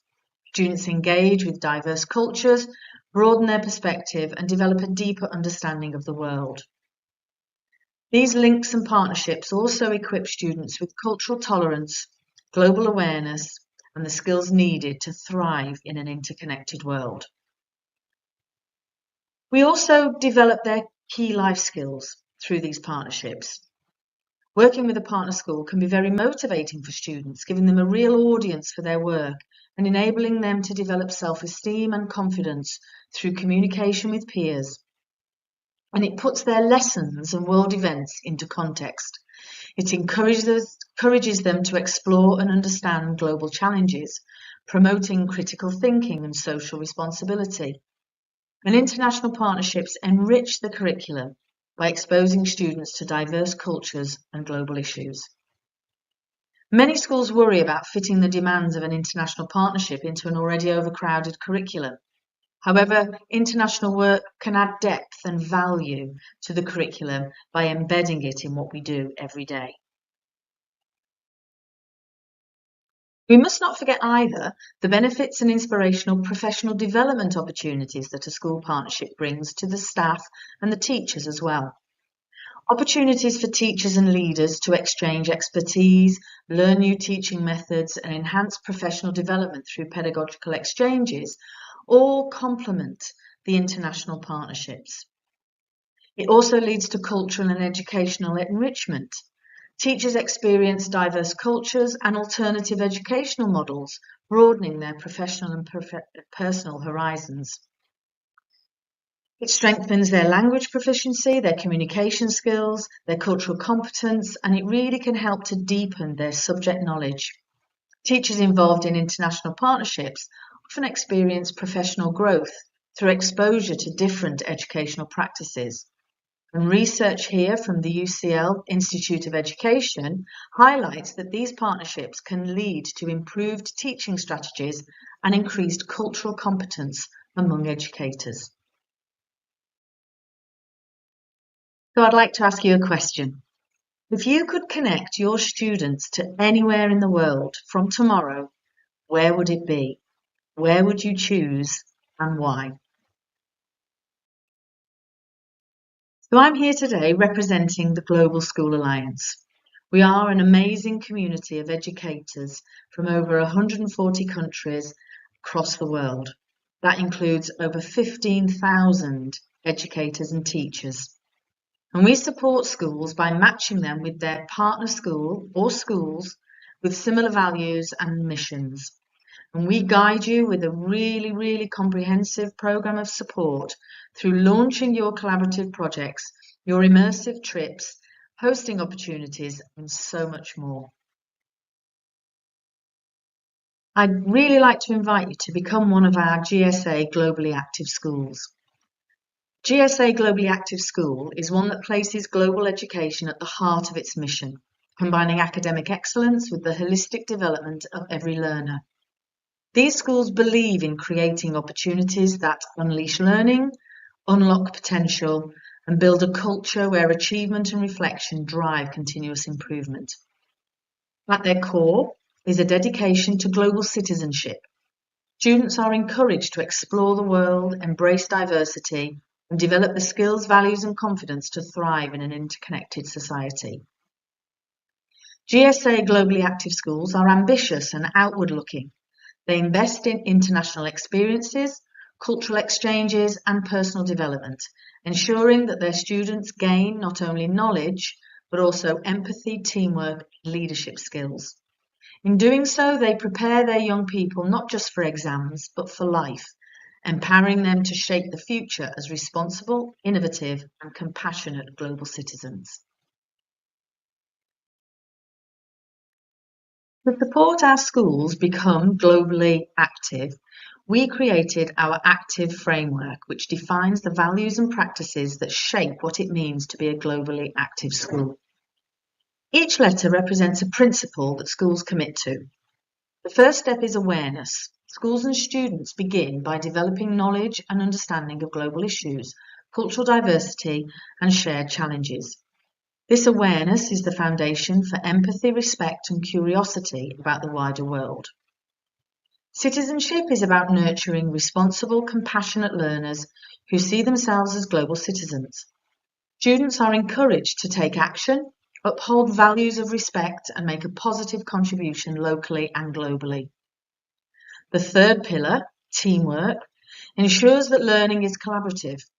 By working across schools, classrooms, and borders, students and teachers strengthen skills of cooperation, communication, and shared leadership. Innovation is about using creativity and technology to reimagine learning. Schools develop forward-thinking approaches, inspiring students to think differently and apply new solutions to global and local challenges. Visits are where our GSA partnerships and connections come to life, whether through virtual digital exchanges or cultural and language immersion visits. Schools deepen relationships and foster cross-cultural understanding that lasts far beyond the classroom. And the final pillar is education. Global learning is not an add-on. We strive for it to be fully embedded into teaching, curriculum, and whole school development. It becomes part of the culture driving that long-term transformation. And together, these 6 pillars create a powerful cycle of growth. Active is not a one-off project, but a living framework that empowers schools to continuously improve, adapt, and deepen their global impact. In short, our Active Framework gives schools the roadmap to grow, the support and the assurance that their work is driving lasting change. So here at Global School Alliance, we provide many ways to support educators and schools with developing the global dimensions.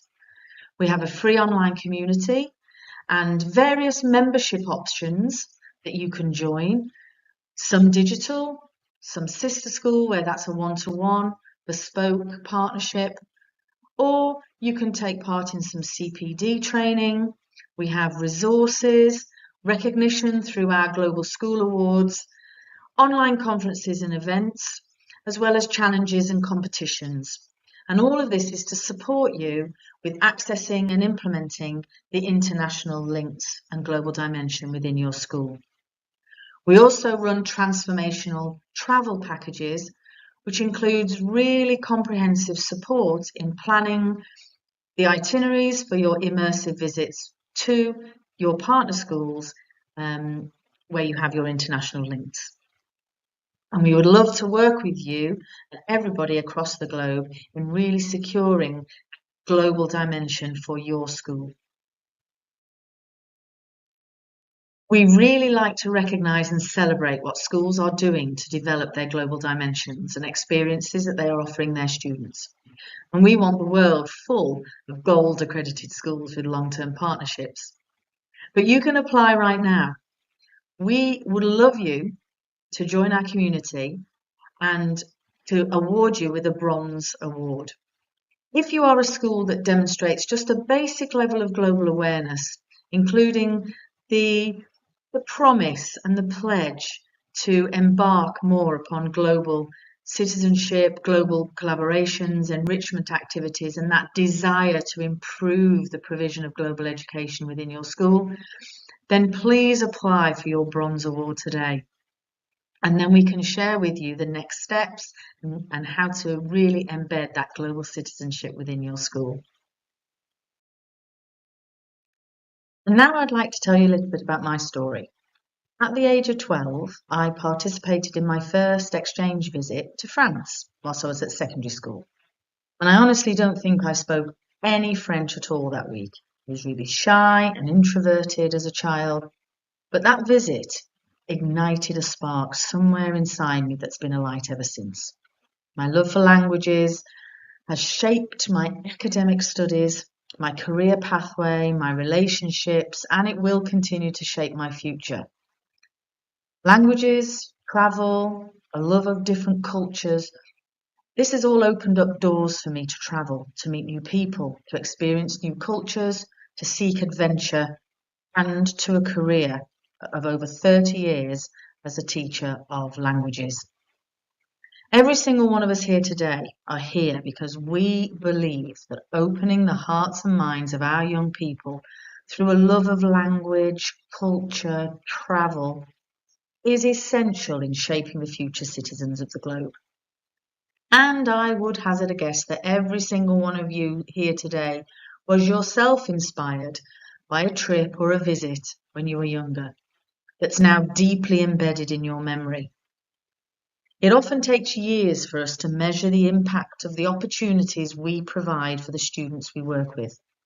But I guarantee that the experiences you give to them will go on to shape the experiences of their children and their children's children in years to come.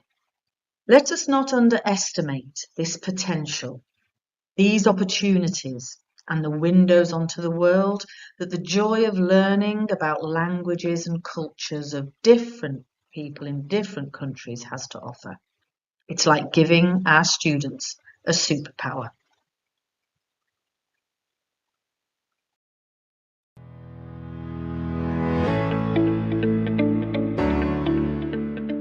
We were looking at ways of introducing children to sort of global citizenship and widening their perspective of the world. So we were looking at ways to increase children's knowledge of different cultures and religions and beliefs linked to our No Outsiders ethos as well. I was nervous because I was leaving my family and my little sister, but I was really excited to see the culture of China, see my partner's school. I felt quite excited because I hadn't been on a plane abroad from home before, ever. As soon as we got there, we could feel the temperature difference. I was quite nervous when we were going down in the bus to the school. But then when we got there, before we even stepped into the building, we had like flowers being given to us, and then there was like this performance and dance that was like presented. We got like gifts before we'd even stepped in. And everyone was so lovely and so welcoming, they couldn't do enough for you. Yeah, it's really interesting having a look around the school and like seeing the similarities and differences between like our school day and theirs.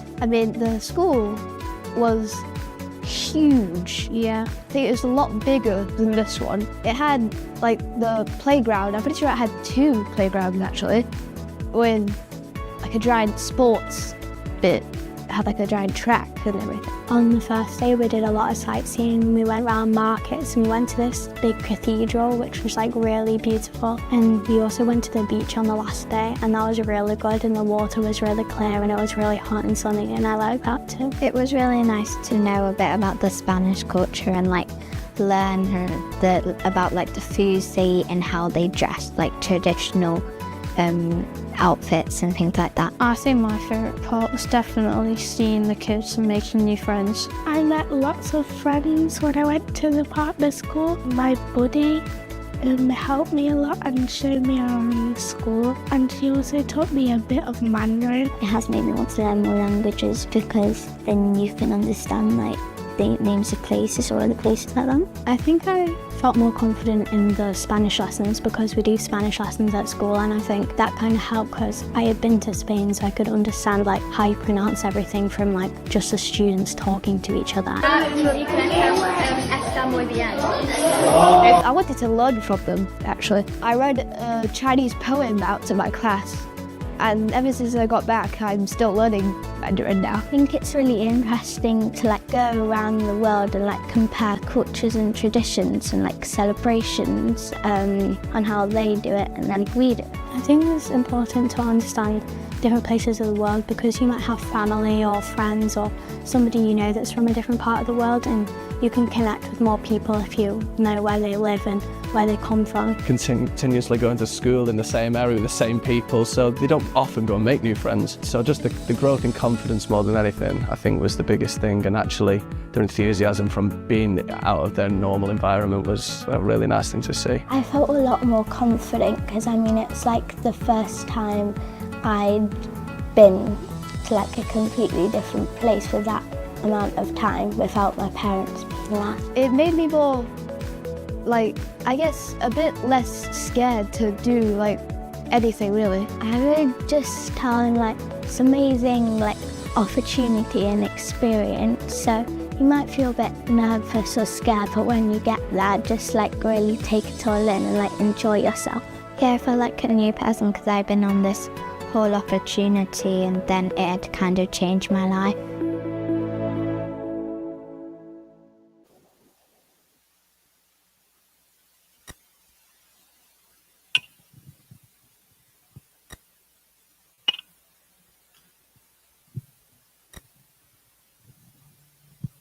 Okay, that was really nice to see, and we invite you to check this opportunity out for your schools. It's a free resource and something that we can all enjoy. Right now, we are going to thank Books and Books for joining us today and contributing to make this event possible. And now we invite you all to a 20-minute break here outside of the auditorium. To my right, your left, you will have the opportunity to grab your snacks. Please do not forget to have your ticket with you to get them. Les pedimos por favor, en completo orden, en la parte de afuera, a mi derecha, izquierda de ustedes, encontrarán dispuestos los snacks para el evento. La próxima ponencia será a las 10 de la mañana, por lo que agradecemos estar 5 minutos antes para dar inicio con puntualidad.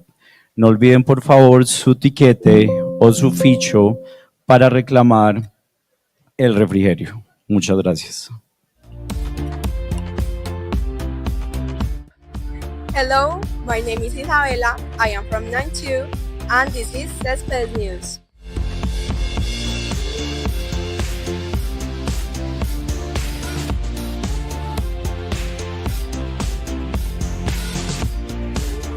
On September 5th, we are going to present our Milton Ochoa Standardized Test for the third term.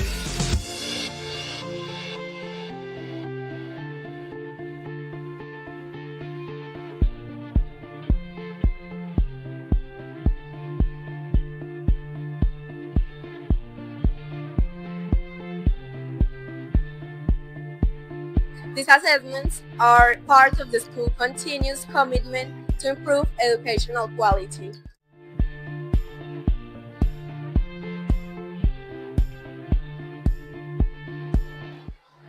Please remember that this is an investment for a better academic result.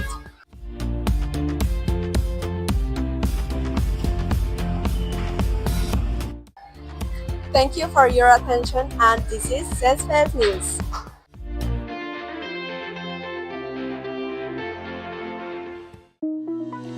At Juan Maria Céspedes School, this week we held the Céspedes Entrepreneurship Fair, a vibrant event where students and families came together to share their business ideas and creative projects. From delicious homemade foods to handcrafted goods and practical home items, the fair was full of talent and innovation. Events like this strengthen our bond with families and encourage an entrepreneurial spirit in our students. At our institution, we are deeply committed to the growth of our community and the development of kind-hearted individuals.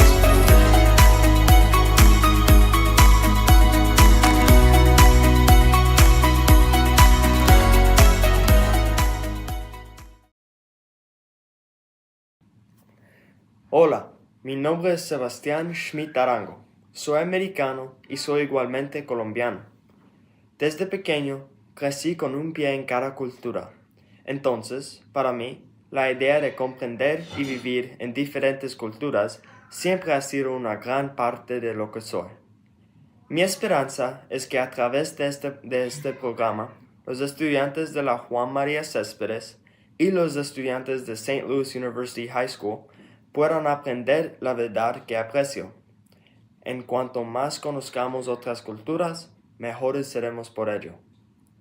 Ha sido muy especial desarrollar este programa para estudiantes de mi colegio, St. Louis University High School, y para estudiantes de la Juan María Céspedes. la escuela donde mi padre asistió a sus estudios primarios a finales de los años 70. Sería ideal que aprendiéramos juntos un poco más sobre nuestras vidas y nuestras culturas en St. Louis, Estados Unidos, y sobre la vida y la cultura en Colombia, particularmente en Medellín. Es muy grato que la Juan María Céspedes y mi colegio me hayan permitido implementar este programa entre las dos escuelas. Espero conocerlos a todos pronto. Hello, my name is Sebastian Schmidt-Arango. I am American and I am equally Colombian. Ever since I was a little kid, I grew up with one foot in each culture. So for me, the idea of understanding and living in different cultures has always been a big part of who I am. My hope is that through this program, students from Juan María Céspedes and students from St. Louis University High School will get to learn the truth that I hold dear, which is that the more we embrace other cultures, the better we all are for it. So, I have been very excited to develop this program with and for students from my dear school, St. Louis University High School, and for students from Juan María Céspedes, the school where my father attended elementary school in the late 70s. Ideally, you will get to learn a little bit more about our lives and our culture in the Midwest United States, and my classmates will get to learn about life and the culture in Colombia, particularly in Medellin. I am really excited that we were able to put this program together between the two schools, and I look forward to getting to know all of you.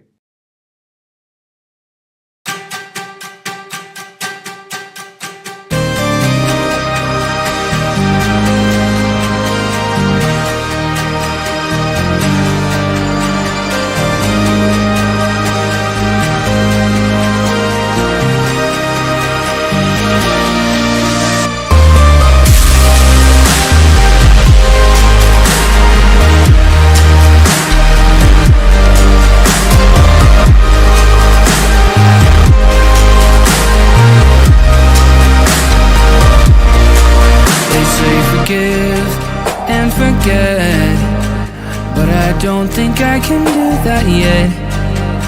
I give it time, I think things over, but this shouldn't hurt a spot in my head. All I do is lay in bed awake at night,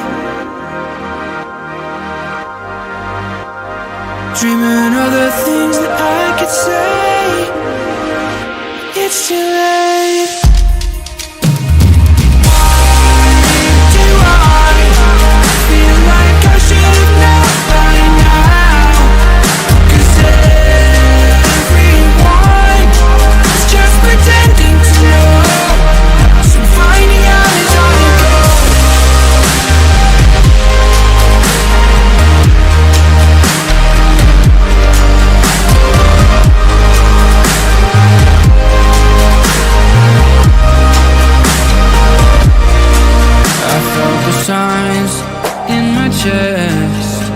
But I didn't hear the sirens ahead. Yeah, I'm alive, I'm still breathing, even though they tried to leave me for dead. All I do is lay in bed awake at night, dreaming of the things that I would say. That's a waste.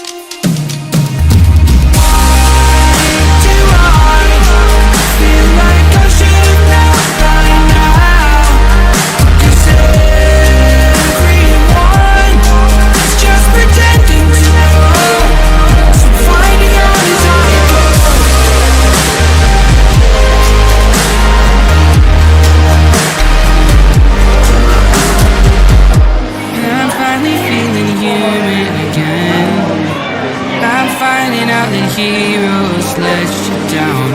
My ignorance has led me here again, but I'm finding out as I go. Feel like I should have known by now. Like arepa with egg enter to arepa. Cholado. This would be a good thing to start a conversation because every American knows tortilla. Every American knows tortilla. Is an ingredient of taco. Right. But arepa is something that is different. I know this, but they don't. You can also ask them about other. They do have basketball, but it's not in the. Do they call you Milena, or what is it called? St. Louis, we have spring break. So all of the students have vacations, like holidays. They don't have to come to school for a week. So unfortunately, we're not going to be able to join next Wednesday, but we're going to see you guys again on the 26th, March 26th. So we're going to have just 1 week of a break, and then we're going to be back to continue to help you with your English and get to know each other better. Okay, does that sound good? All good? And then Colombian students, and teacher Milena, Alba, you can tell us what topic you would like to discuss, and we'll be happy to help you with that. Yeah, you can think about it or share right now whatever you want. Okay, yeah, we were talking about it, and I think sports is a very good topic, and I see that today we're talking a little bit about sports too, but we can decide and talk during this week and let you know what could be the next topic. We're going to make a list of the topics, okay? It's okay for you? Okay. Most likely will be sports, because you were cutting off at some point. But most likely sports, and then they're going to let us know for sure, guys. Absolutely. So again, thank me, I live in the city in the Central West End, which is in the city area. So that's why it's very close to St. Louis University High School. But most of the malls, the attractions, the stores, they're outside kind of the city area. So you have to drive. You have to drive to get to most places. Also, I don't know if my parents would just want me walking around.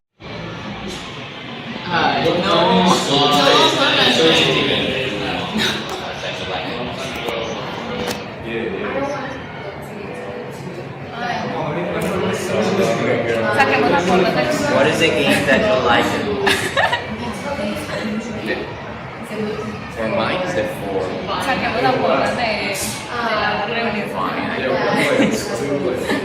And that's all. That's all my presentations.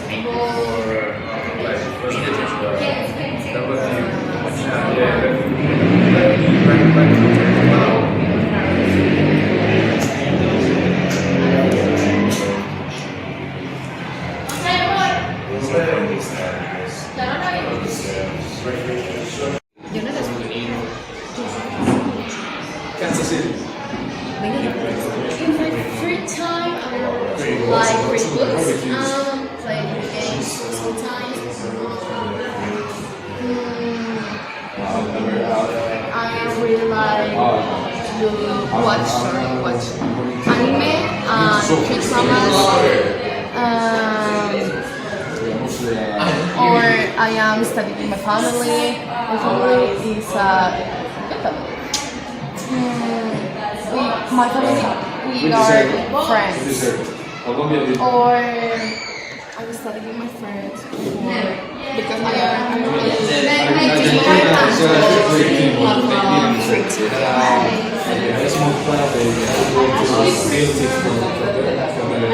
but it's too long.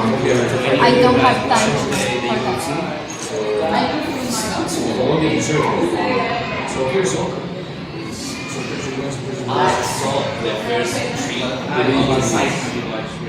Let's eat something, but I really like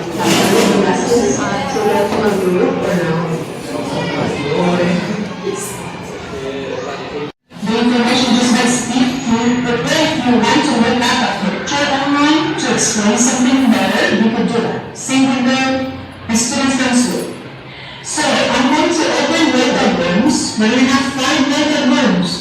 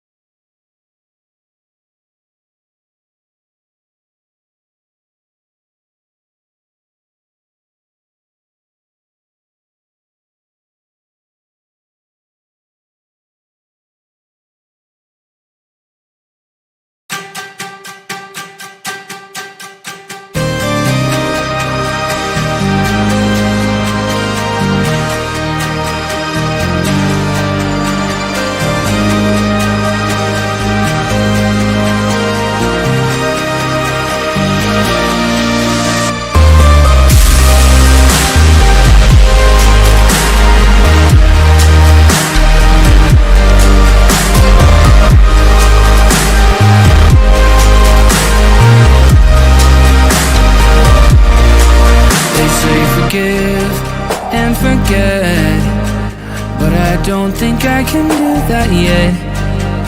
I give it time, I think things over, but there shouldn't be a spot in my head. All I do is lay in bed awake at night, dreaming of the things that I could say. It's too late.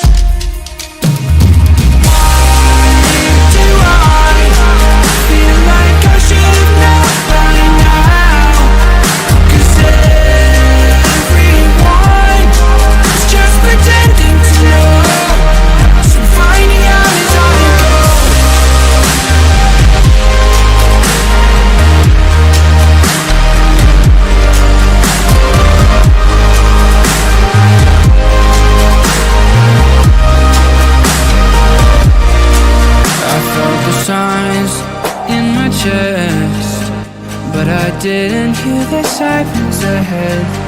Yeah, I'm alive, I'm still breathing, even though they tried to leave me for dead. All I do is lay in bed awake at night, dreaming of the things that I would say. That's a waste.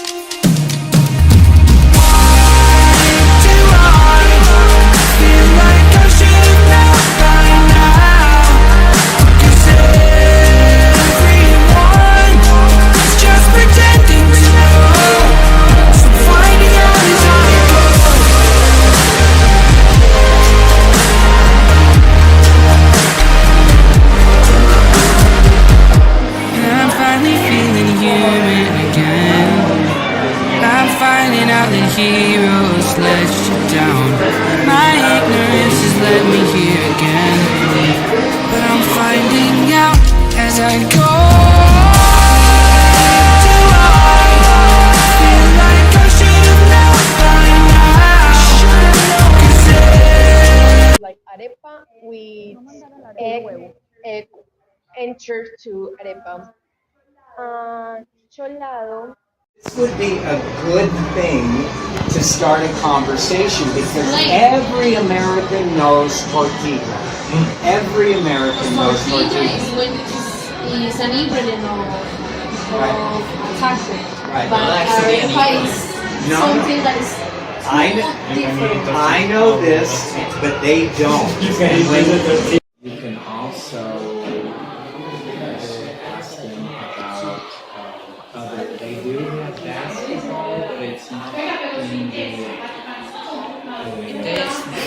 Do they call you Milena? Or what do they Yeah. call you? St. Louis, we have spring break.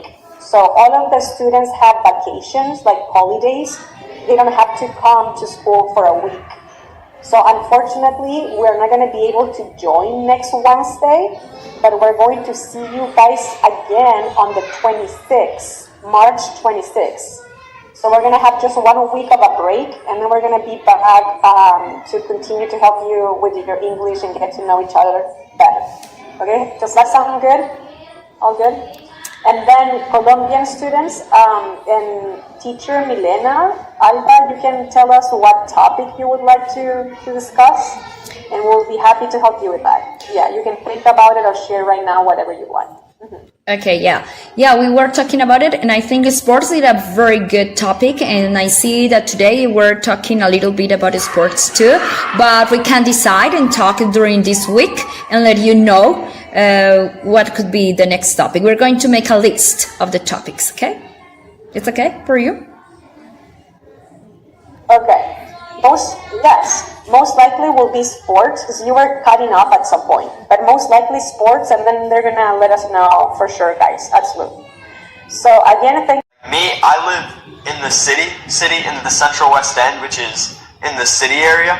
So that's why it's very close to St. Louis University High School. But most of the malls, the attractions, the stores, they're outside kind of the city area. So you have to drive. You have to drive to get to most places. Also, I don't know if my parents would just want me walking around. Hi, Rene, are you there? Rene, can you hear me? Rene, are you there? What is the game that you like? For mine is the 4.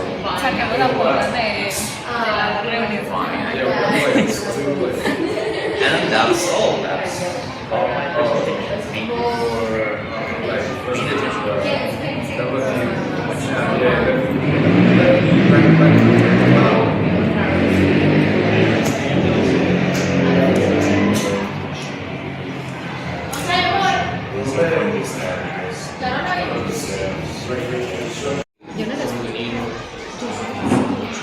Kansas City. In my free time, I like read books, play video games sometimes. I really like to watch anime, K-dramas, or I am studying with my family. My family is a good family. My family, we are friends. Or I'm studying with my friends because I am really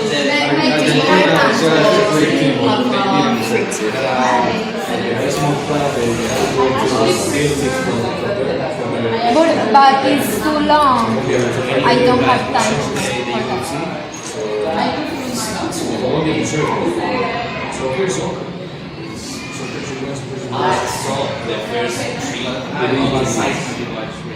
Let's eat something, but I really like that.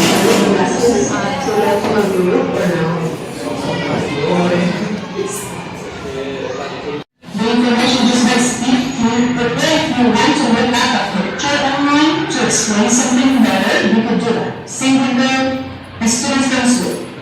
So I'm going to open makeup rooms. We're going to have 5 makeup rooms.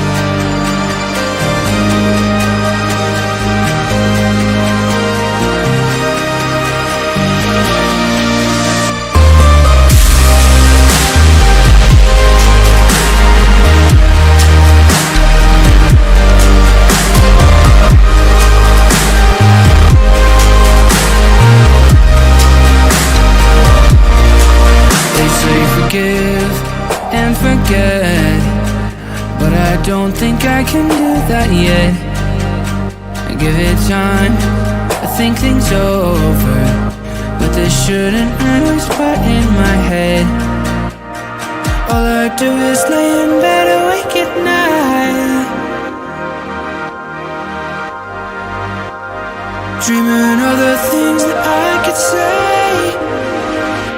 It's too late.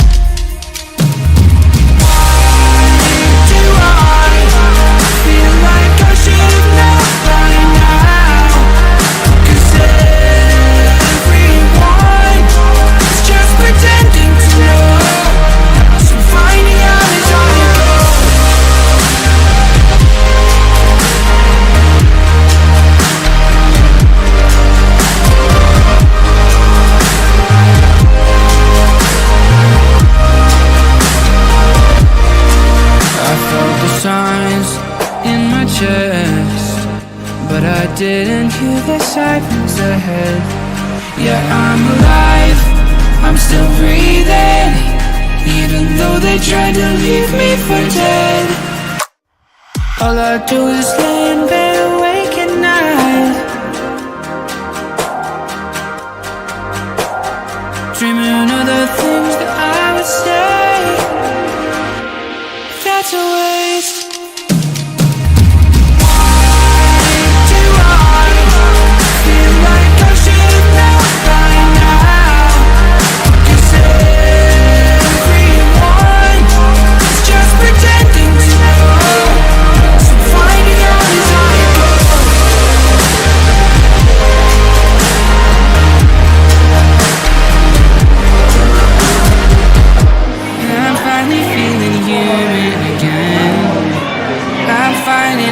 Heroes let you down.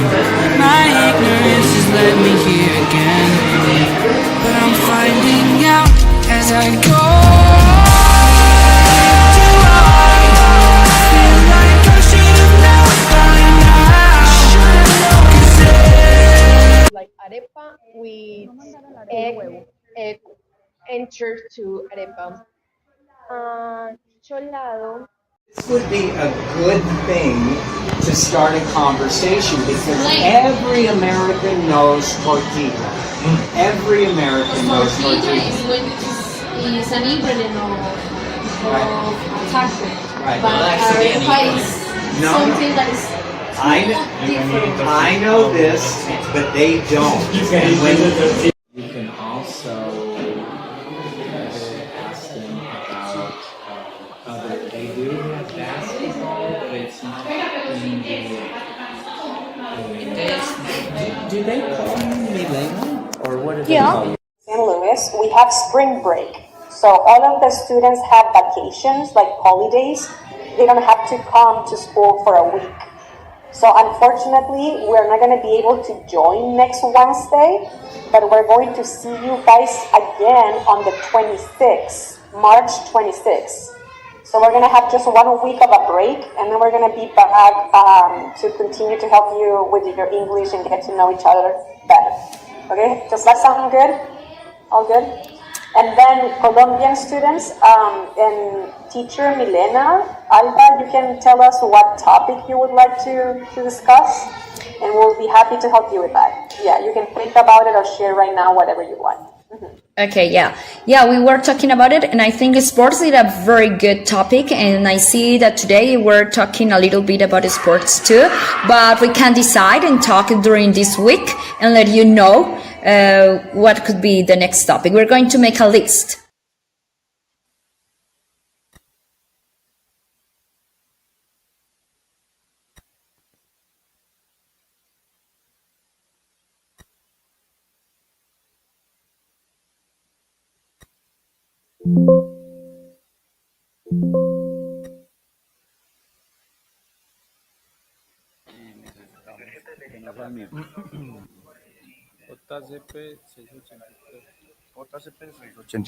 Aló.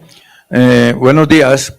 Por favor, el propietario o la propietaria del vehículo JCP 683. Necesitamos moverlo, que necesitamos el espacio para montar unos stands.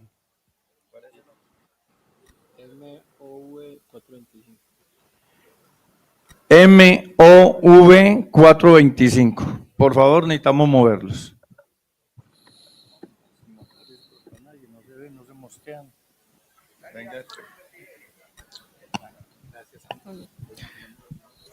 Volvemos a invitar a nuestros asistentes a ingresar al auditorio, ya que daremos inicio a la siguiente ponencia. Las personas que están ubicadas fuera del auditorio, les solicitamos por favor ingresar.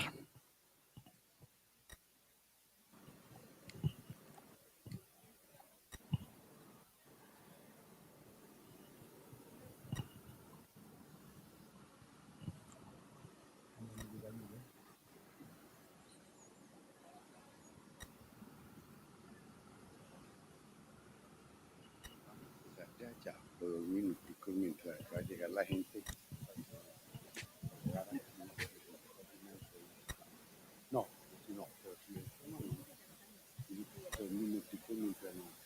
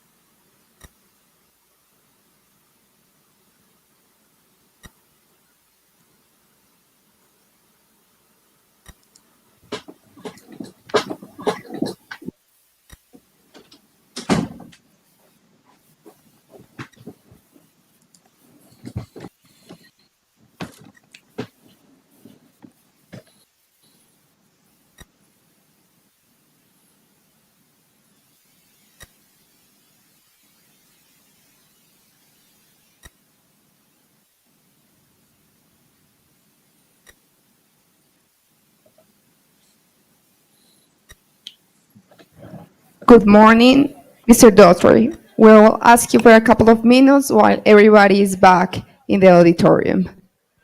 Sure. Good morning. Can you hear me clearly? Yes, we can. Good morning and welcome.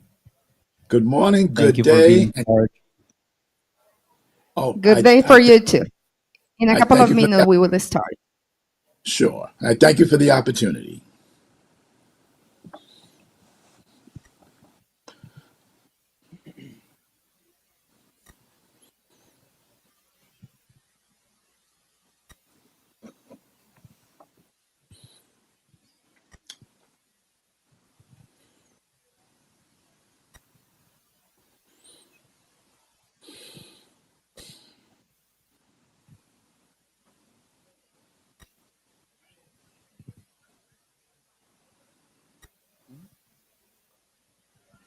Our next speaker is Rene, a Cisco professional with more than 30 years of experience in networking and innovation at Cisco Research Triangle Park campus in North Carolina. He has played a key role in building global technical support and customer experience teams, always with a spirit of creativity and service. Rene is also the founder of Asymmetry LLC, an organization dedicated to bringing robotics, coding, and STEM education to underserved youth. Through workshops in Lego robotics, drones, gaming, and even ethical hacking, he has inspired students to see technology as both a challenge and an opportunity to transform their future. Today, he will share with us his presentation, AI, the Global Game Changer. Please join me in giving a warm welcome to Rene Dory. Well, good morning, all. How's everybody today? I just want to make sure I get to share my presentation, correct?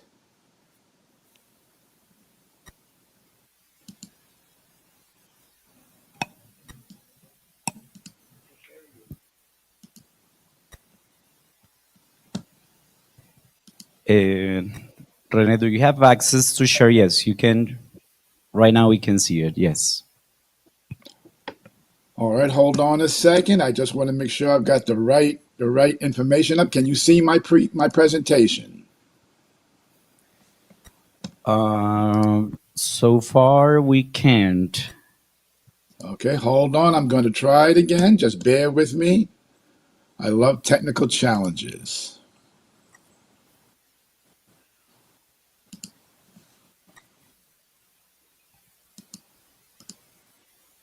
If you have any difficulties, you can. We can help you with that here as well. All right, just I think I'd be able to do it in just a minute. Sure.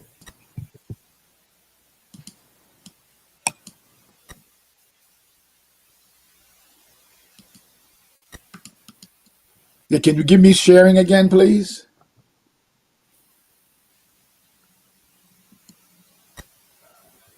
They are on it.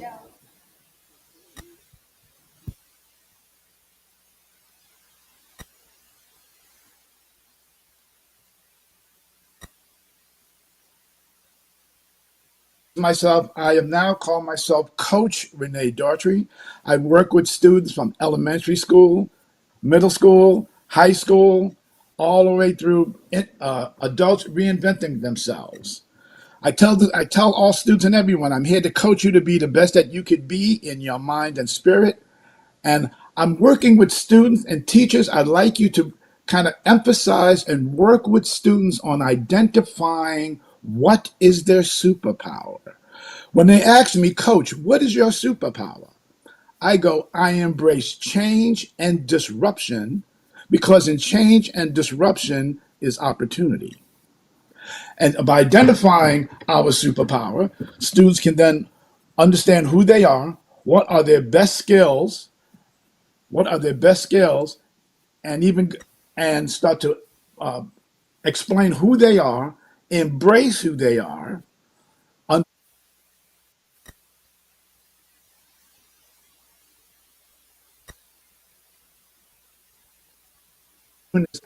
unique. Talk about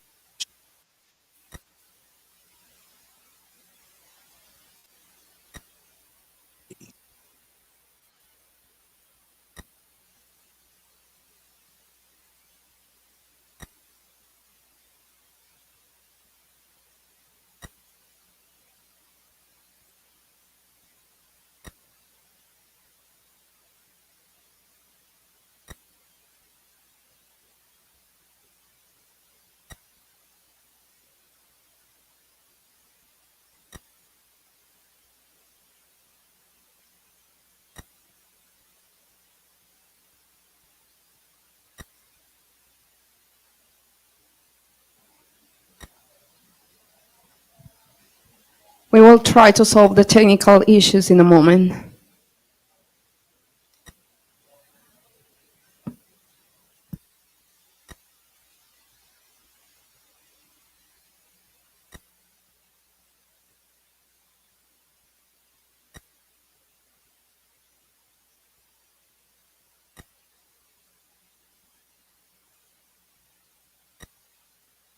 students to question the AI answers or the machine learning answers and compare with trusted resources.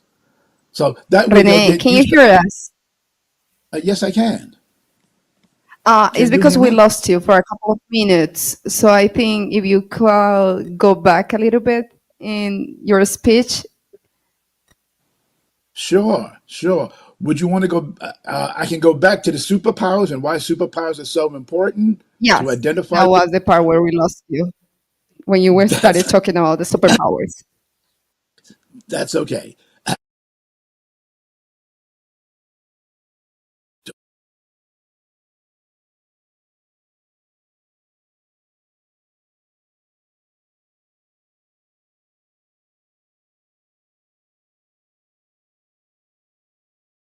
disruption.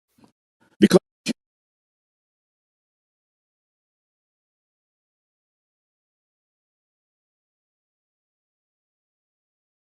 identify their strengths, because students and the youth, they are very unique and each one has a very special trait about them. I like to make sure we help emphasize that, because moving into the future as we are now, especially with machine learning and AI, the students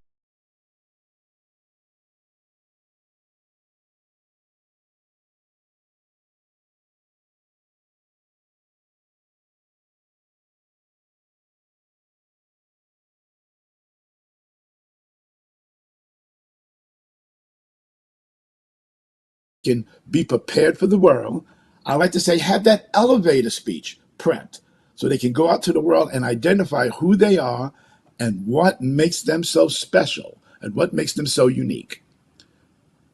AI literacy. And I'm going to kind of go to something really quick with and I don't have it up there, but I just want to speak to it. AI literacy, understanding machine learning or AI capabilities. I think number one, that's very important. And we talk about speaking to these AI assistants or chatbots, whatever name you want to give them. I always tell folks, adults and youth alike, when you first start to work with these new tools, you have to communicate with it as if it's a new friend, as if it's a toddler, as if it's something or a person who does not know who you are or what you want. The idea of prompting and getting the information you require, again, is starting to train and work with these AI assistants to understand who you are and what you would like. You have to be very simple, very clear, and take a very step-by-step approach. Have to recognize that these tools adapt to your language, your style, and your needs over time. You know, we hear these terms LLM, large language modules. Again, they have to be trained on what you're looking for, how you want the information, how excuse me, how you even want the information formatted. Gradually refine your vocabulary and your prompting techniques to get a better results. And I think that's so important when you first start working and teaching the kids how to utilize this machine learning or AI capabilities. AI basics. AI finds patterns in data, not in human thinking. And you prompt it and speak to it to get those prompts and those patterns the way you would like them. Now, my own opinion in classroom use is helpful for lesson planning, for practice, and for research. But as I always emphasize to people, please make sure that you check the outputs. It is not 100%. It will bring back incorrect data, or like we like to use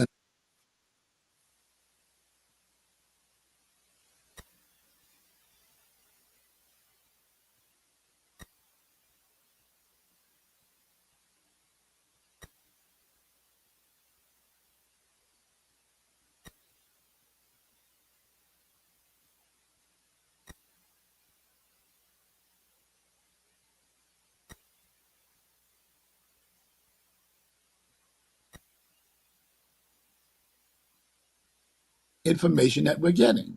It's so important to go back, take a look, and compare with trusted resources. So students who go out, think whatever they ask, information from these AI tools that is correct without doing their due diligence and looking to make sure that the information is accurate. I do that constantly. Emphasize, excuse me,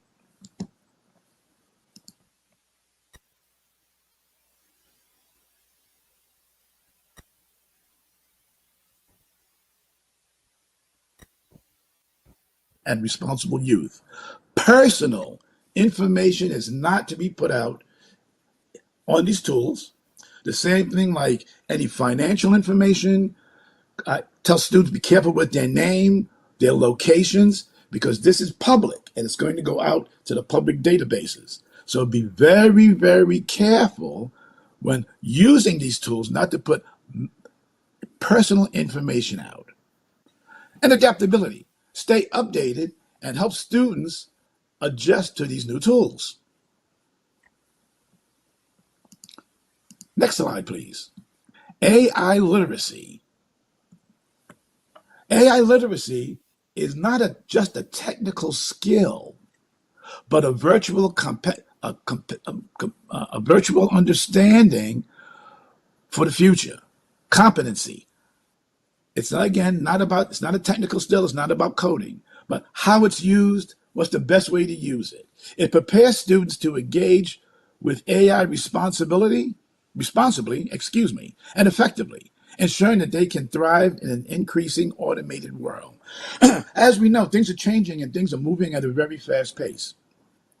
And it's getting AI or machine learning is getting more and more prominent in the world and in the workforce.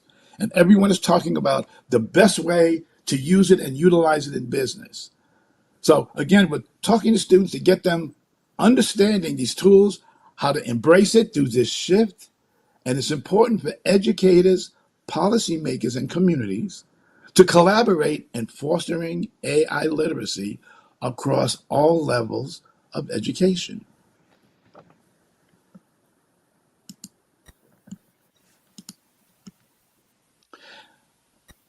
Next slide, please.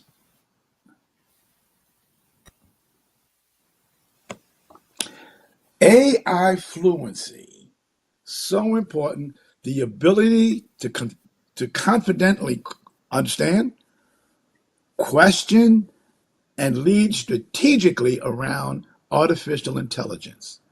I always emphasize to everyone, it's not about coding, but it's about knowing what this tool, machine learning, AI is, what it isn't, and how it creates business value.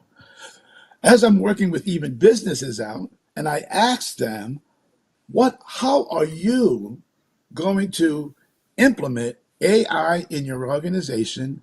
And there's still a big question mark. To me, that's opportunity, where again, our students can understand, learn, adapt, understand how to work with these tools. So even as they're moving along and they're moving out into the work world, to take a look on how it's affecting the world, what is the best way to implement it into business. So I think I know that's where the opportunity is, because I am doing that personally myself, getting this implemented into my own organization in Cisco, in the project management organization, how to utilize this tool to enhance our work, to enhance our outputs, how to even better craft some of our communications to make it a little bit more professional.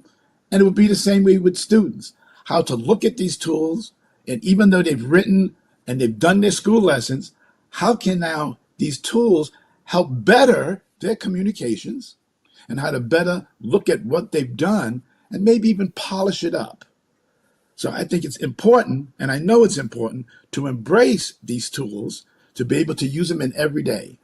But again, I'm going to go back to that whole thing of using it and making sure that when we do start to communicate, that's the words I'm going to use, and work with the tools, the AI assistants, that we gradually work, prompt, always exercising the speech with it, how to make sure we manage our data, and as always, get that output that we want. And if we don't get the output that we want, students included, go back and prompt it or keep asking the questions to get the correct, as close to the correct information as you would like. I think that is so important, especially the way the world is changing. And now these tools are out there for our use, but we need to be very careful, very mindful of what we're doing. I don't want students to be afraid of it. I don't want teachers to be afraid of it. It's here. It's an absolutely wonderful tool we can use to enhance who we are and what we're doing. Next slide, please. And excuse my voice.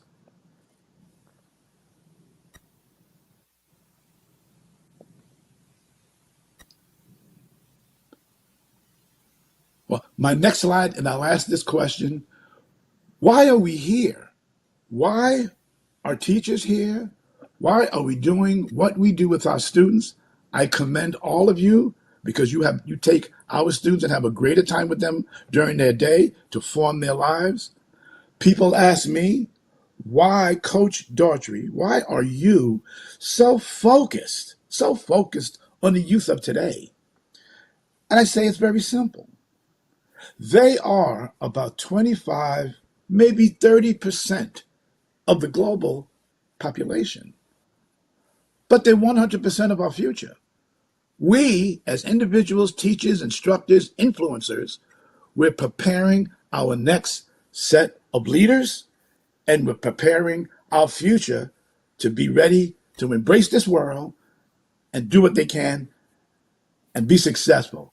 I personally think we have a lot of problems in the world, but the youth, as they move along, are going to be able to solve a lot of our problems, and they're going to be using machine language and AI to come up with the solution.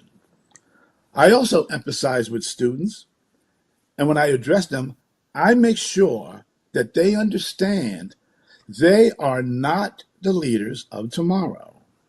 And I'm going to say this a second time. I want students to understand they are not the leaders of tomorrow, but they are the leaders of today. I want to start instilling leadership in them, even if it's at the first or second grade level. They are leaders to their peers. They are leaders in the community. They will lead us through this world of machine language and machine learning and AI, and they will embrace it as they do with everything else they learned, and they'll be the best that they could be. I always like to tell the students, you can do what I do, but you can do it better than me. And I want to make sure that they understand that. We have a whole world of new of individuals out here who are embracing what we do. But my instructors, please incorporate this with our youth. Please, again, let them know that this is not something that's rocket science. It's very simple to use. It's a great way to help us move even our lives forward. But machine language, artificial intelligence is here, and we're going to utilize it as a tool to better our life and better the world. My presentation is short, and I thank you so much for your time and attention. And I apologize for the technical difficulties. Rene, thank you very much for sharing this presentation with us. We have some questions that the audience have written for you. Sure. Okay, the first question is, how can the AI support bilingualism in context with access to technology and digital literacy is limited? Well, now there's some newer AI tools that's out. We know about Chat GPT. There's another tool called Claude. There are more and more tools coming out that's being bilingual and embracing other languages. I've noticed, I think with Claude, even there's a way to, whatever language that you speak, to actually speak back to Claude and prompt Claude in your native language, and it responds back to you again in your language. So again, training the AI models, they're getting smarter and smarter. They're understanding different languages and responding in different languages and looking at the data that's out there, even if it's in Spanish, looking at the data that's in English, bringing that data back, and then the output is again in Spanish or in your native language. I hope that answers the question. Rene, yes, thank you very much. We have another question for you. And is it appropriate to introduce AI in classrooms without literacy? And how do you suggest doing it? Just for my clarity, please repeat that question again. Sure.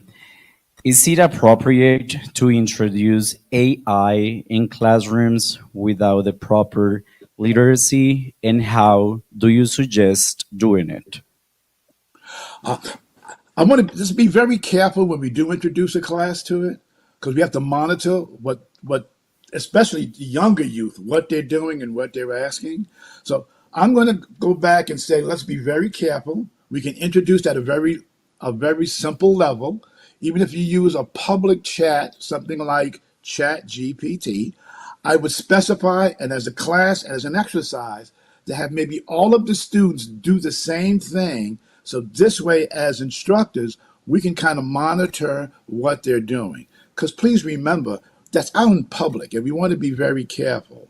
So again, I would personally, like I've done before, I've done it where I've had a concentrated class, a workshop, introduced some fourth graders to Chat GPT, and we kind of did all these things together so they can start to understand how to ask questions, what questions to ask, and even giving them assignment to see what that output would be while you're monitoring from each and every student. Because you have to be, I want to be very, very careful on introducing and making sure we as adults are being very responsible when we're introducing this to our classroom. I hope that answered the question.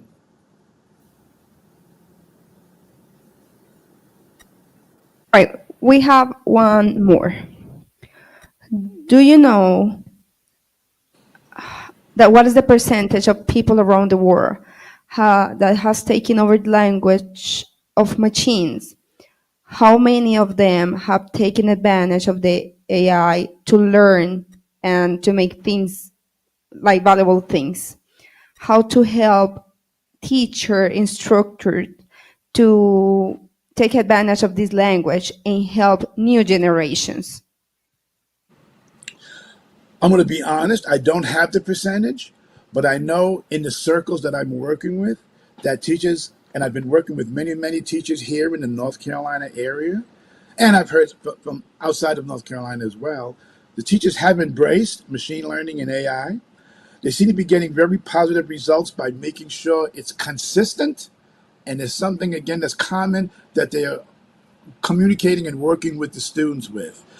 And making sure that if students did do something on their own, that is brought back to the classroom and that is kind of analyzed and worked one-on-one with an instructor. So I don't have how many teachers are doing it. I don't know. I'm going to try to find out.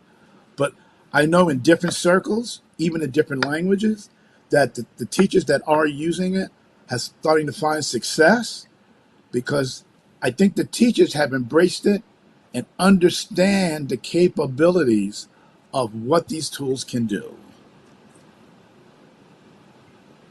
Rene, thank you very much for your answers and for your time and for sharing with us all this very important information today. Thank you. Thank you very much.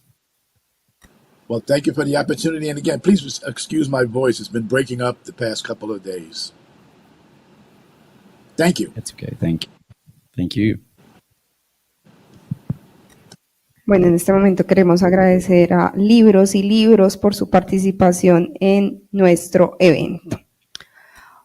Our next presentation is by Ricardo Alonso Avendaño Franco, a language education leader with a master's in foreign language teaching and a master's in business administration. Ricardo is passionate about transforming education through innovation and pedagogical leadership. He has led curriculum design processes and projects that connect language education with emerging technologies such as artificial intelligence. His work is guided by a human-centered vision with the conviction that learning a language is not just about acquiring a code, but about opening windows to the world, fostering critical thinking, and building empathy. Today, he will share his perspective on how innovation and AI can multiply opportunities in bilingual education. Please join me in welcoming Ricardo Avendaño.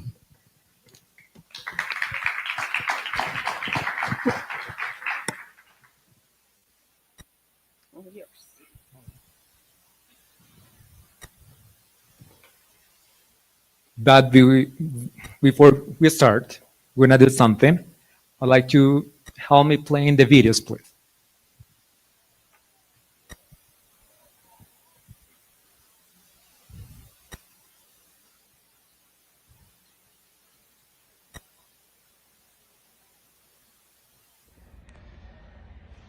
Hola, muy buenos días. Qué bueno y qué feliz estoy de estar en este congreso.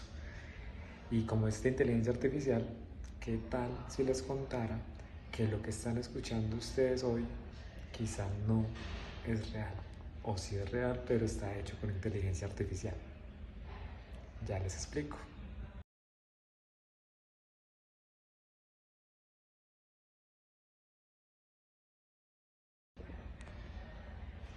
Hola, muy buenos días. Qué bueno y qué feliz estoy de estar en este congreso. Y como esta inteligencia artificial, ¿qué tal si les contara que lo que están escuchando ustedes hoy quizá no es real? O sí es real, pero está hecho con inteligencia artificial. Ya les explico.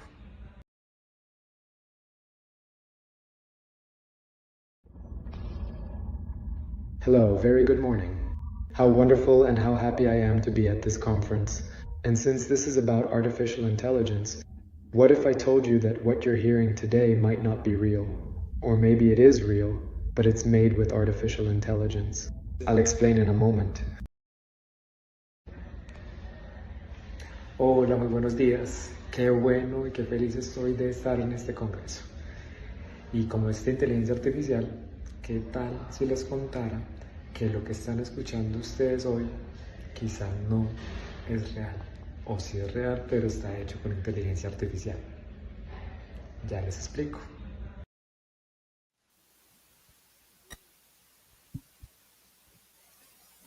Hay otro, sí.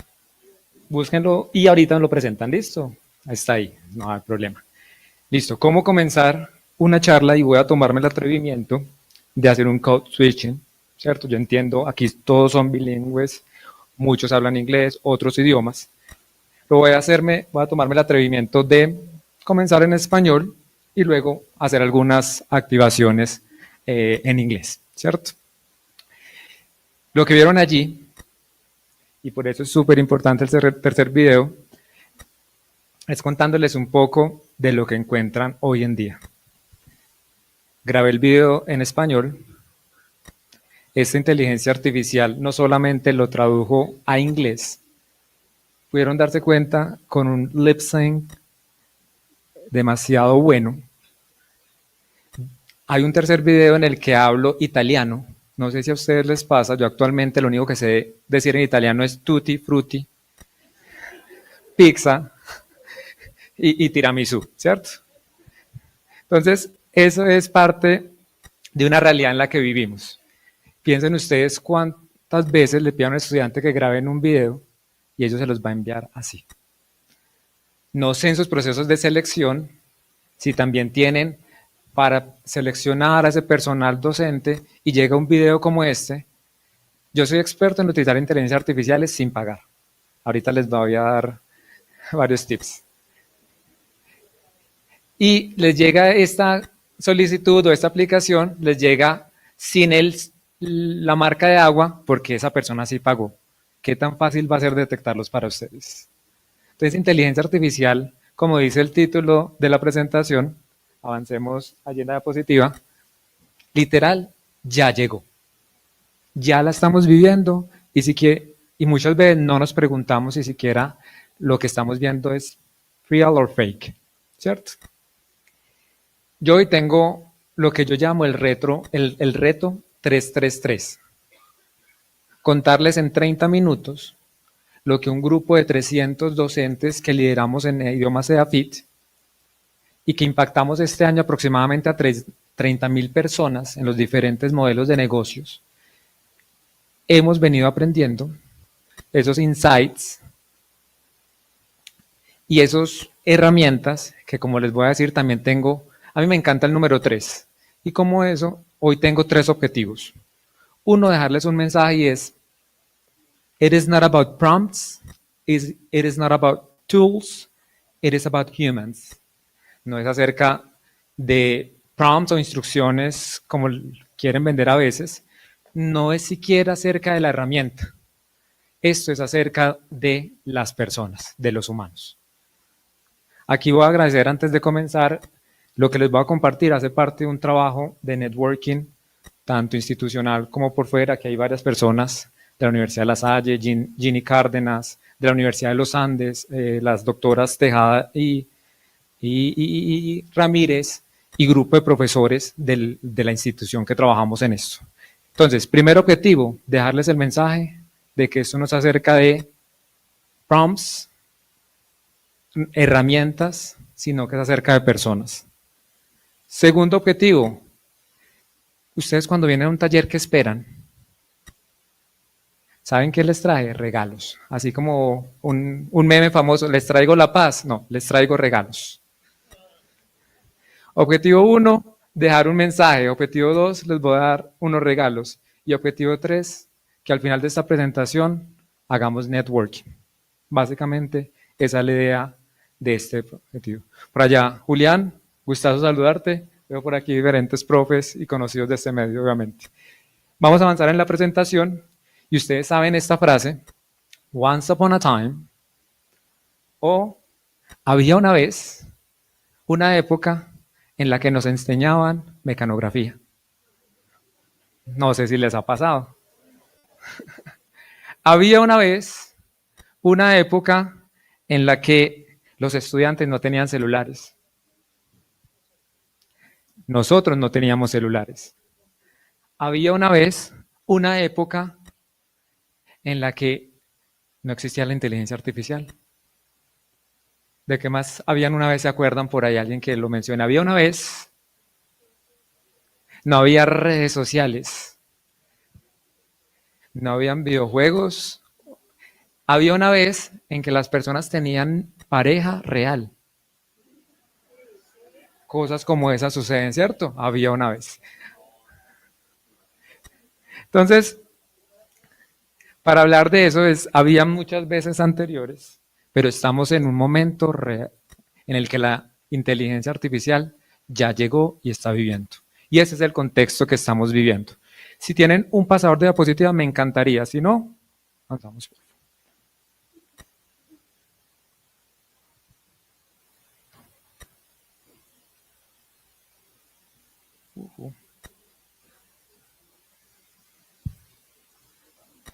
Bueno, no creo que funcione. Digamos que no es el prompt, no es la herramienta de las personas, así que vamos a trabajar muy bien como personas allá. Entonces, continuemos con la siguiente diapositiva. Entonces, inteligencia artificial, esta es una realidad que potencia, es una realidad que está en nuestros entornos. Los 2 días anteriores en Bogotá, algo que se llama la Cumbre de Líderes, no sé si lo han escuchado, por la educación. Es un evento nacional donde no solamente van educadores, sino directivos, empresas, a conversar y hablar sobre lo que significa la educación y todos los objetivos que tenemos. Ahí me están escuchando bien, ¿cierto? Súper. Entre los datos que tenemos, les voy a acercar un poquito. Yo tengo gafas, pero mi vista cada vez está fallando un poquito más. Dice la UNESCO que la inteligencia artificial está transformando la educación en América Latina. O sea, no estamos hablando de cualquier institución. Y si además de eso le sumamos que el 84% de los estudiantes universitarios están utilizando la inteligencia artificial, imagínense sus próximos colegas, sus próximos personas, miembros de los equipos directivos. El próximo, ¿ustedes han visto ese meme que aparece por ahí como el médico revisando, preguntándole a ChatGPT qué tengo? Es una realidad que estamos viviendo, ¿cierto? Bueno,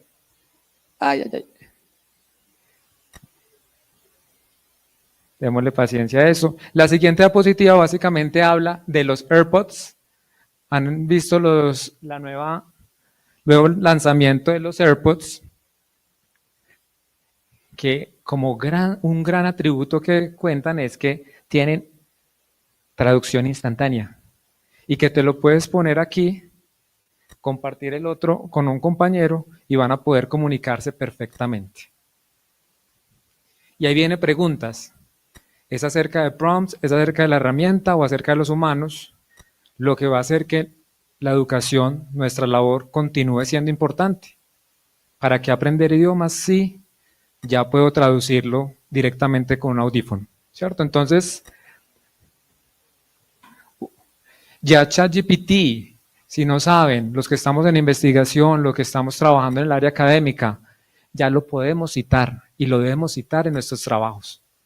Y la inteligencia artificial ya se debe citar según la APA. ¿Cierto? Entonces, es una realidad que ya estamos viviendo. Obviamente, hay datos positivos. Personalización del aprendizaje. En EAFIT tenemos algo y estamos trabajando en tutores, agentes virtuales para personalizar todo el tema de aprendizaje. Imaginen que un estudiante, una familia, en especial yo trabajo con niños, niñas, jóvenes, y cuando uno trabaja con niños, niñas, jóvenes, ¿cuál es ese público más complejo? Los padres, ustedes trabajan. Mentiras, pero sabemos que, ¿por qué? Porque no los tenemos todos los días en el aula, no tenemos la conversación. Entonces imagínense en un tutor para padres, y eso se está haciendo con inteligencia artificial, ¿cierto? Retroalimentación instantánea. Han utilizado la aplicación de voz de Gemini, de ChatGPT. Han conversado con ellos. Ya no es necesario enviar una tarea hago una planilla y espera la siguiente clase para que yo como profe le corrija a 40 estudiantes. Entonces, hay un tema de retroalimentación instantánea que nos favorece eso. Obviamente, cuando hablamos del lado, yo cuando hay un profesor nuevo en la institución y no está trabajando con los programas que lidero, me le acerco y le digo, venga, ¿cuándo va a pasar al lado oscuro? Jessica, ¿cuándo va a pasar al lado oscuro? ¿Cierto? Sencillamente es porque también hay puntos positivos y no tan positivos. En la primera imagen y en los videos que le mostraba, se podrían preguntar qué es real y qué es generado con la inteligencia artificial. Esa línea ahí cada vez es más corta. También hay un tema de aumento en el robo de la identidad con uso de inteligencia artificial. Levanten la mano los que a la inteligencia artificial le han puesto en los prompts el nombre, mentira, no los voy a embalar ahí con eso. Pero sería recomendable saber qué les están poniendo a la inteligencia artificial. El nombre de la institución, información sensible de sus estudiantes. Para hacer un PR, un plan de ajustes razonables, estamos poniendo información, nombre del estudiante de la institución. Sabemos hacia dónde va esa información. ¿Aprendemos o aprendemos a engañar? Hace poco leía a Cobo, ahorita les voy a contar un poquito quién es Cobo, que decía que uno de los grandes retos es el tema de el poco desarrollo de la Higher Order Thinking Skills, que se está dando con esas habilidades de pensamiento elevado, que con la inteligencia artificial los estudiantes le están pidiendo no solamente a la inteligencia artificial cuál es la fecha del nacimiento de tal persona, sino que le está pidiendo analice usted, concluya usted, resuma usted, ¿cierto? Aquí voy a avanzar, bueno, ustedes ven aquí, es un reto, yo tengo este taller Hands-on Activities para 2 horas, 30 minutos, es parte de este reto 333. Ciencia ficción o estamos humanizando algoritmos. Eso nos lo comparte la profe Cárdenas y nos mostraba temas como ¿podría ser la inteligencia artificial responsable de la muerte de un adolescente? O aplicaciones como Anima Virtual AI Boyfriend. Si la calle está dura, las redes como que no. ¿Cierto? Entonces, respecto a esto, yo les voy a dejar aquí esta presentación, yo creo que la comparten las memorias. Si educas a la gente para lo que la IA hace bien, solo los estás preparando para perder ante la IA. Pero si los educas para lo que la IA no puede hacer, entonces tienes IA, aumento de inteligencia. Recuerden el mensaje, no es prompts, no son herramientas, son humanos. También les tengo aquí unas conversaciones que hacen parte de esos insights que hemos tenido en la institución con el grupo de profesores. Uno de ellos es, solo los expertos en tecnología pueden usarlo. Yo les digo, yo soy licenciado, tengo mis maestrías, pero no soy programador. Y me dedico con mi equipo de trabajo y en otras instituciones y seminarios a llevar algo que las profesoras de la Universidad de los Andes, les agradezco el momento en que lo conocí, es un mindset de crecimiento. Ellas hablan de mentalidad fija y mentalidad de crecimiento, desde un ambiente netamente académico, ¿cierto? Aquí no les estoy hablando de manifestar o algo así, no. Si creen eso, manifiesten que les va a cambiar el mindset. Entonces no es necesario que sean solamente temas expertos en tecnología. Y otras preguntas que les voy a dejar aquí, que tienen que ver con, ¿es posible que los niños, niñas, menores de edad, en realidad jóvenes también, utilicen la inteligencia artificial? Les voy a dar un secreto, ya la utilizan. Ya la utilizan. Entonces no es la discusión de si la utilizan o no, es cómo ayudamos, cómo educamos, cómo formamos para hacerlo, que lo hagan de forma ética y responsable, ¿cierto? Obviamente, a mí me encantan las frases. Me tomé el atrevimiento de preguntarle a Claudie, hey, ¿qué diría Bill Gates de la inteligencia artificial y de los profesores? Y me sacó muy segura, dijo eso. Yo les cuento esto porque no sé si lo dijo, pero miren lo que saca la inteligencia artificial. Y básicamente dice, la tecnología es solo una herramienta. En términos de motivar a los niños y lograr que trabajen juntos, el profesor es el recurso más importante. No sé si lo dijo Bill Gates o no, lo dijo la inteligencia artificial y qué importante es eso. Ahorita ya una pregunta muy buena, René, y era, ¿cómo puedo llevar la inteligencia artificial o cómo puedo asegurarme? Cobo 2025, si ustedes quieren saber de inteligencia artificial en educación, Cristóbal Cobo, búsquenlo, van a encontrarlo y ya tiene unas guías, tiene unas publicaciones para todos los niveles académicos. Me refiero si eres investigador, lo vas a utilizar. Si eres interesado por la academia y por leer, lo vas a utilizar. Si eres un profe de día a día, te va a gustar, ¿cierto? Y él habla de 4 puntos. 1, él le llama el DEAL o el DEAL.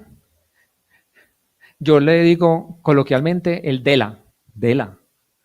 Y es desmitificar, trabajar ética y derechos, trabajar todo el tema de autonomía y agencia, aunque en español suena raro, es como agency, realmente el término. Y la otra es literacy and alfabetización.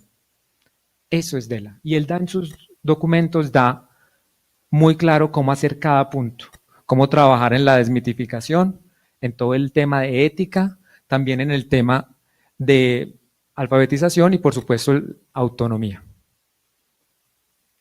Voy a pasar rápido porque me pusieron por allí el cartelito que tanto nos gusta. Y eso es un taller que doy facilito en diferentes espacios, seminarios, y en mi grupo de profesores se llama De la idea a la acción, y es, luego de hacer un recorrido rápido sobre inteligencia artificial, hagamos las cosas. Y eso es un regalo para ustedes. Bueno, primero el libro, también recomendado por este grupo de profesionales, se llama IA y Educación, y aquí hay una frase que nos gusta y es nuestra batalla, nuestra frase de batalla, y es, el gran reto está en hacer educativa la tecnología y no lo contrario. El gran reto está en hacer educativa la tecnología y no lo contrario. Ten en cuenta eso. Aquí algunas herramientas. Si les digo, pasemos de la construcción, de la planeación de la actividad, hagamos unos infográficos. Yo soy embajador no pago y no oficial de Napkin. Preparemos las presentaciones. Esa presentación está preparada con Canva, por ejemplo. Y, por supuesto, sumémosles más cosas. Dentro de los regalos, obviamente por tiempo no lo tienen. Suno, creador de música gratuita, que me dicen que go back. Y me hago por allí para aparecer en las fotos, no mentiras. Tenemos entonces una cantidad de aplicaciones que pueden utilizar para diferentes temas. Cloudy es excelente si ustedes quieren un juego interactivo rápidamente. Como les digo, yo soy experto en utilizar la inteligencia artificial sin pagar. Entonces aquí van a encontrar una cantidad de recursos que no tienen que pagar. Tienen un límite de uso, pero qué bueno que lo utilicen. Suno, para los que les gusta la música, yo no toco nada. Una guitarra, una cuerda, nada. Y esto te hace música impresionante. En algunos talleres que doy, he logrado que al menos 2 personas de la audiencia lloren con la letra adaptada de la música. Entre otros recursos, obviamente, Napkin es muy bueno para hacer infográficos. ¿Ya exploraron Nano Banana? Ustedes han visto por ahí un meme donde aparece una actriz famosa abrazando a alguien del común. Eso es Nano Banana de Gemini y uno tiene algunos usos gratuitos. Con Notebook LM hay un gran reto y es la lectoescritura. Y hemos encontrado en Notebook LM un aliado porque nos crea unos storybooks rápidos, muy buenos y en diferentes idiomas.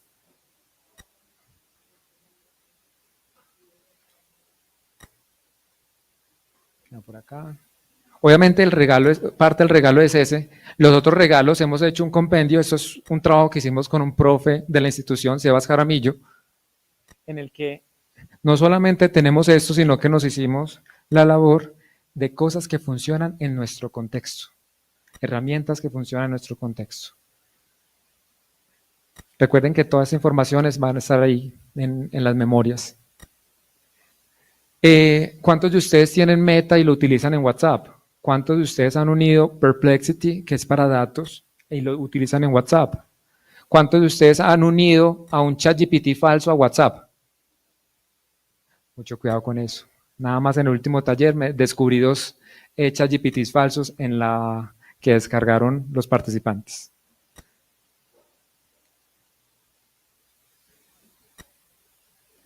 Bueno, entonces ya para cerrar el mensaje es, la herramienta más poderosa que puede usar en clase no es la tecnología, sino la humanidad. ¿Cuáles eran los 3 objetivos? Objetivo número 1. ¿Cuál era el mensaje que quería transmitir? No se trata de prompts, no se trata de herramientas, sino de humanidad o de humanos. Mindset, desmitificar la inteligencia artificial, utilizarla, y algo muy importante en estas charlas, dejar de utilizarla. Créanme que es un reto gigante y uno cuando se mete en este cuento, llega a un punto donde dice, aprendí a usarla tanto que ya no quiero usarla. Y hay una frase que digo mucho y es, en la época digital, lo analógico es disruptivo. ¿Cierto? Y objetivo 1, dejarles el mensaje. Objetivo 2, dejarles herramientas. Objetivo número 3, hacer. Entonces, no solamente estamos aquí para quienes buscan redes sociales o en algún momento buscan poder crear networking, que nos compartamos archivos, que les comparta esta presentación, que ustedes nos compartan prácticas, preguntas. Nosotros como equipo crecemos mucho con las preguntas. Cuando nos llega un reto y nos dicen, esto cómo se hace, y nosotros decimos, no sé, pero déjenlo averiguamos. Entonces los invito, 1, que se vayan con el mensaje de no es prompting, no son herramientas, son los humanos. Y cuando uno tiene claro eso, uno no se enfoca en la herramienta, sino en el impacto que va a tener en los estudiantes, en los colegas, en el equipo. 2, llévense los regalos y si no se los dan, lo pueden reclamar con los organizadores para que les dejen las memorias. Y 3, continuemos haciendo networking porque hay que conversar de estos espacios, todos con un mismo objetivo, educar, formar y transformar. Muchas gracias.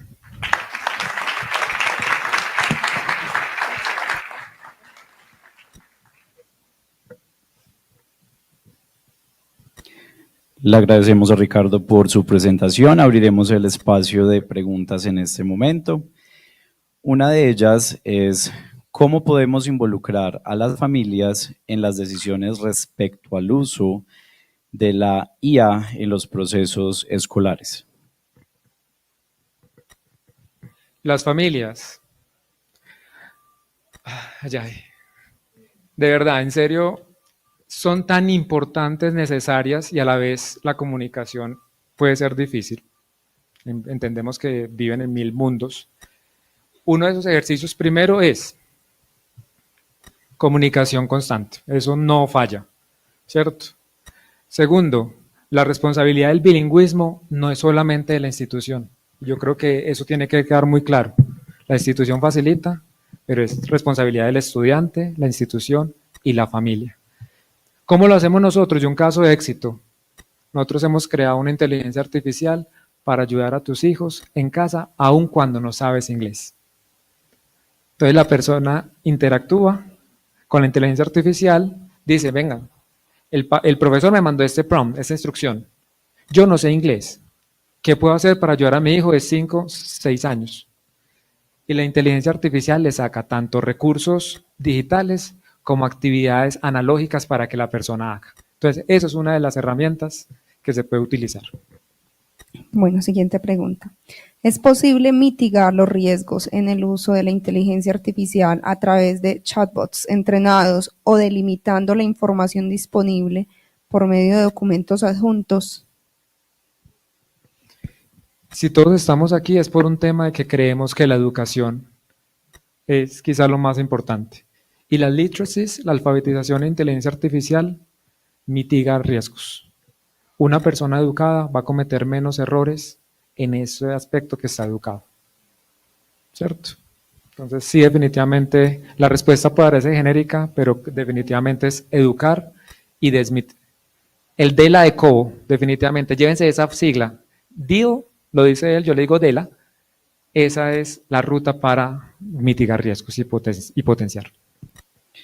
Ricardo, aquí para cerrar tenemos una pregunta muy puntual y dice, con respecto a la evaluación, ¿evaluamos el conocimiento o la destreza para usar las herramientas? Se evalúan las dos.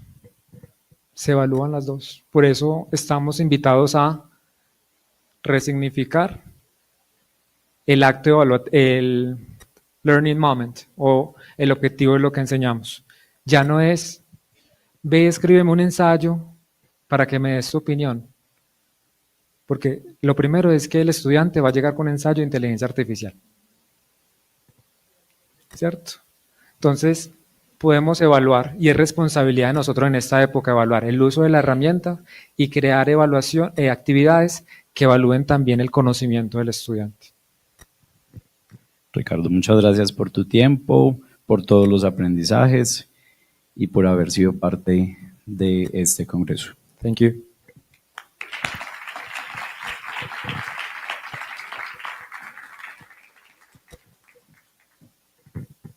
Our next speaker is Natalia Carvajal, Head of Sales at T-Read and an e-tech leader with more than 7 years of experience in innovation and artificial intelligence for education. She has worked with schools and organizations across Latin America to design strategies that transform teaching and learning. She is here to share a 3 moments workshop, so please welcome Natalia Carvajal.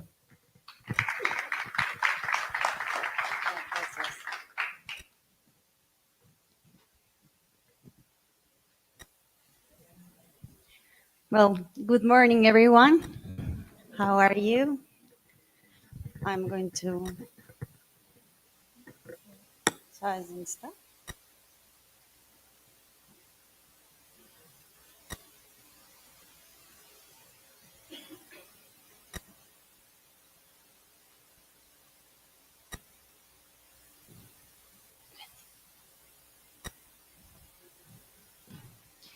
Good morning. I'm really happy to be here today. I want to thank La Salle for inviting us. I want to start by introducing myself. I am Natalia Carvajal.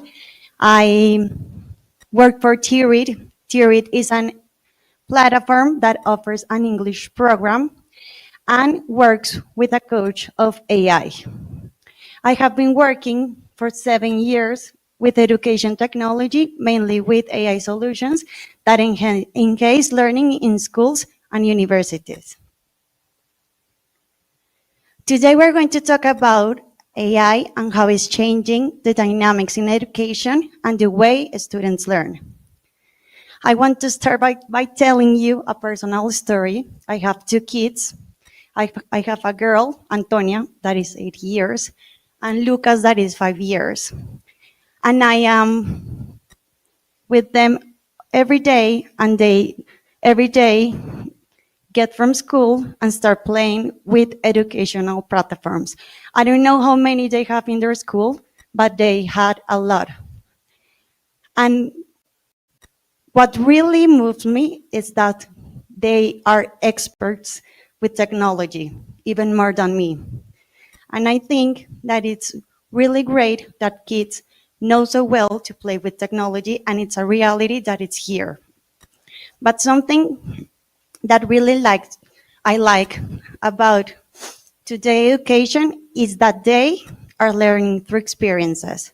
I think the traditional models of education are no longer working, and now kids learn from experience. My kid, Lucas, I love this story.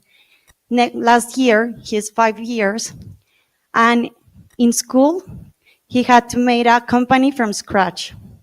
The name of the company, the logo, everything. And he was really happy, but he learned the value of money. He learned how to build a company, and I couldn't stop thinking that when I was 5 years, I didn't even know what a company was.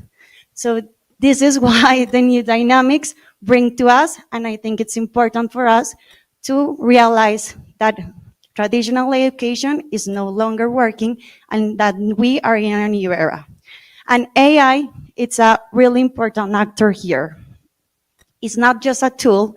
Today, AI, it's a cultural player that is changing the way we work, the way we create, the way we think. And I think this is really important because in a few words, it's changing the way humans interact. And it's a big deal. It can provide answers and provide answers immediately, but only teachers can inspire curiosity, guide growth, and unlock human potential. And I am here today for all of us to reflect about this. How we are going to change the role from teachers to mentors, because giving information is no longer enough. We have to go further for our students that are asking for more every day. Today, we're going to explore together how to embrace AI to amplify our impact as mentors. And we are going to do it in 3 moments. First, we're going to explore a little bit how is the transition moving from teachers to mentors. Then we are going to talk about how we can build trust when AI is a key player in the community. And I think it's something that really concerns not only parents, but teachers, students. Everyone knows so little about AI that it really, everyone has a lot of questions and concerns. And then we're going to talk about how AI is multiplying our education impact and literally breaking the barriers. So I want to start the first part of this workshop with a main reflection. I want to invite you to explore how we can move beyond teaching, content, guiding to inspiring, mentoring, and the next generation of thinkers. I'm going to ask to everyone, please, to copy this QR and help me answer this question. What do you think your students value most about you? as teachers, not as experts in content, but as human beings. I want you to take 5 minutes to think and to send me the questions. We're going to look at it in a few seconds. I'm going to ask.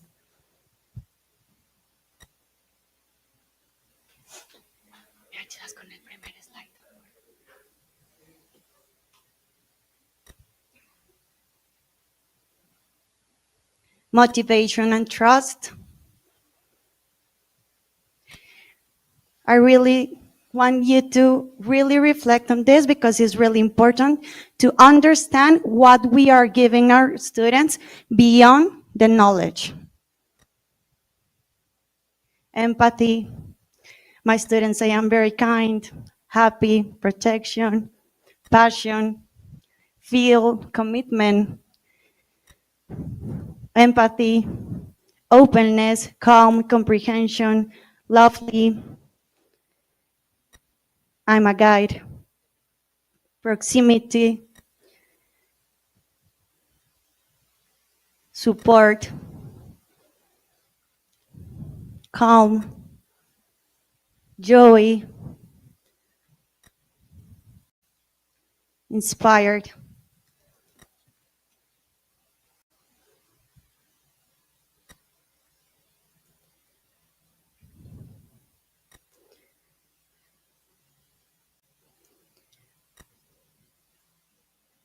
So if we look at all of these answers, we can see that what we give students is not knowledge. What we give students is a way and a guide to become better persons, to develop their soft skills, to work for a future, to be better persons. So knowledge is there. AI today is giving us all the information we need in instants. AI can make an essay in seconds, solve a problem math. But this is what really matters. And this is why teachers are no longer the source of information, but they are actors that are a key player in the education of students by guiding them and taking them to be critical thinkers.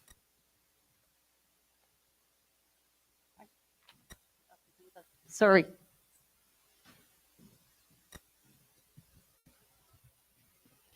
La presentación. Sorry.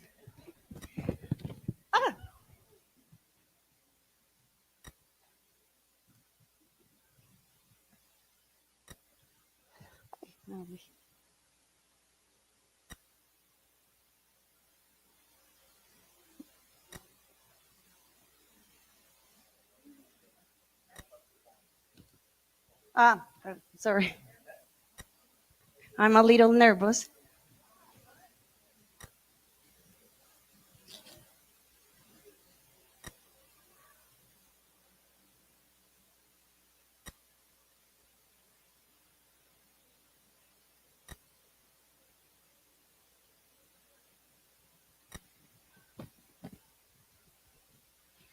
So, after seeing at this, I want to tell you a little bit about this. In 2023, with an update in April 2025, UNESCO published the first global guidance of the use of artificial intelligence in education and research. And the conclusion was that in most standard exams, the new generative AI system have achieved higher score than the average student. This forces the schools system to rethink traditional education and the usual assessment methods that they are using to measure learning. This shows us that traditional education is no longer working. Kids today are asking for more. They are not happy with the fact of receiving information and staying there. They are asking for more because they have information in their hands. And this makes the education systems to reconsider the education tracks. This is not new. Today we have to see that the models are changing even before AI. But AI is a key player now that is accelerating these changes.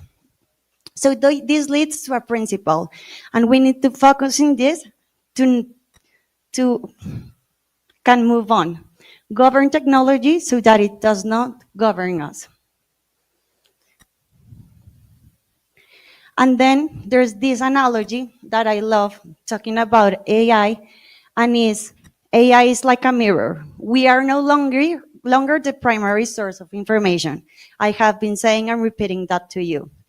But we have to be careful because AI reflects more about ourselves than what we think. If you see and you write a prompt, you reflect your input, amplifies our values, fears, creativity, and most important, reveals the blind spots and possibilities. We have to be conscious that every time we interact with AI, we are reflecting what we are, how we are, and where we are.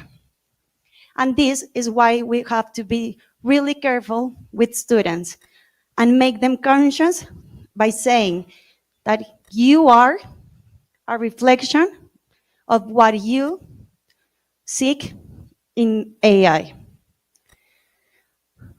What AI shows us is not the machine talking, but what we are and what we project.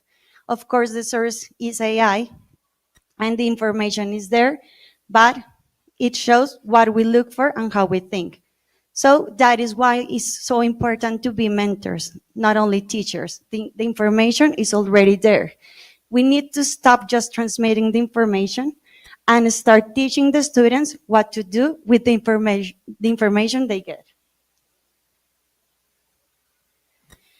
If we stick to transmitting just information, we have a really big risk and needs to reduce ourselves to content explainers.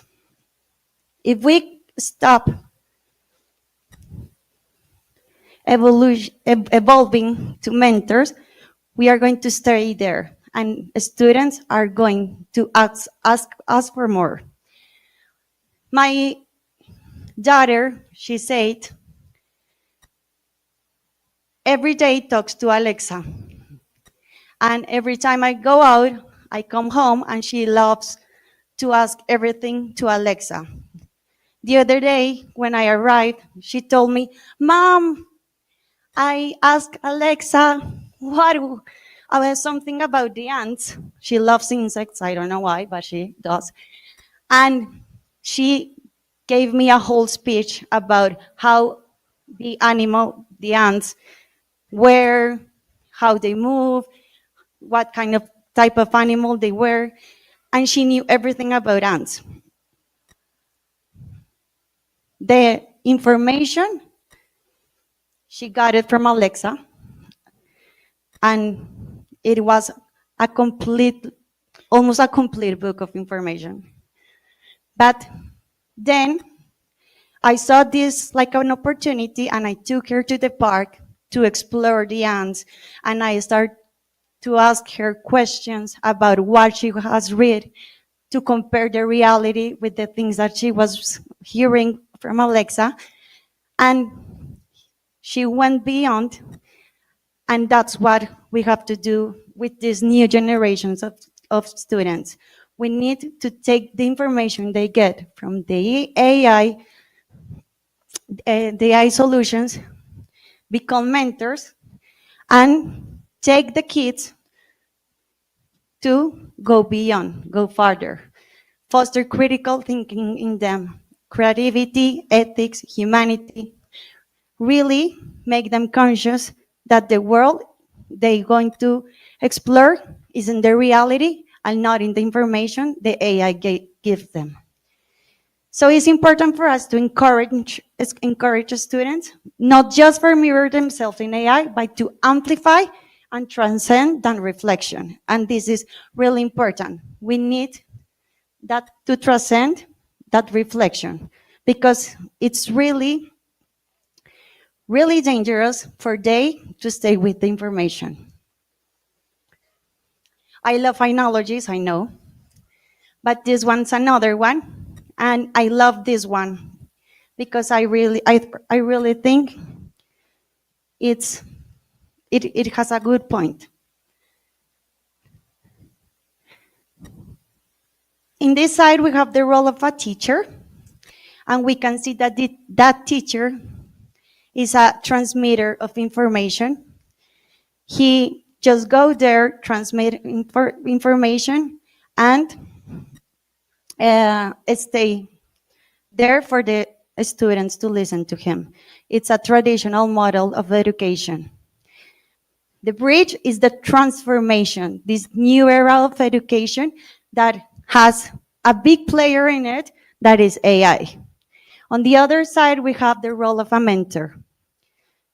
A role of a mentor that takes his students to go further, to ask for questions, to have critical thinking, to motivate, to have empathy, to have soft skills, to be good humans, everything that you just told me a moment ago when we start the reflection. So now, with this graphic, I want to invite you to an interactive session. I want for you to talk with the person you have next to you or the people you have next to you and work in this question. What role does a mentor play in guiding students from knowledge to transformation? I want you, if you can and you have papers, you can make this graphic in a paper to share with the person next to you, and you can tell me not just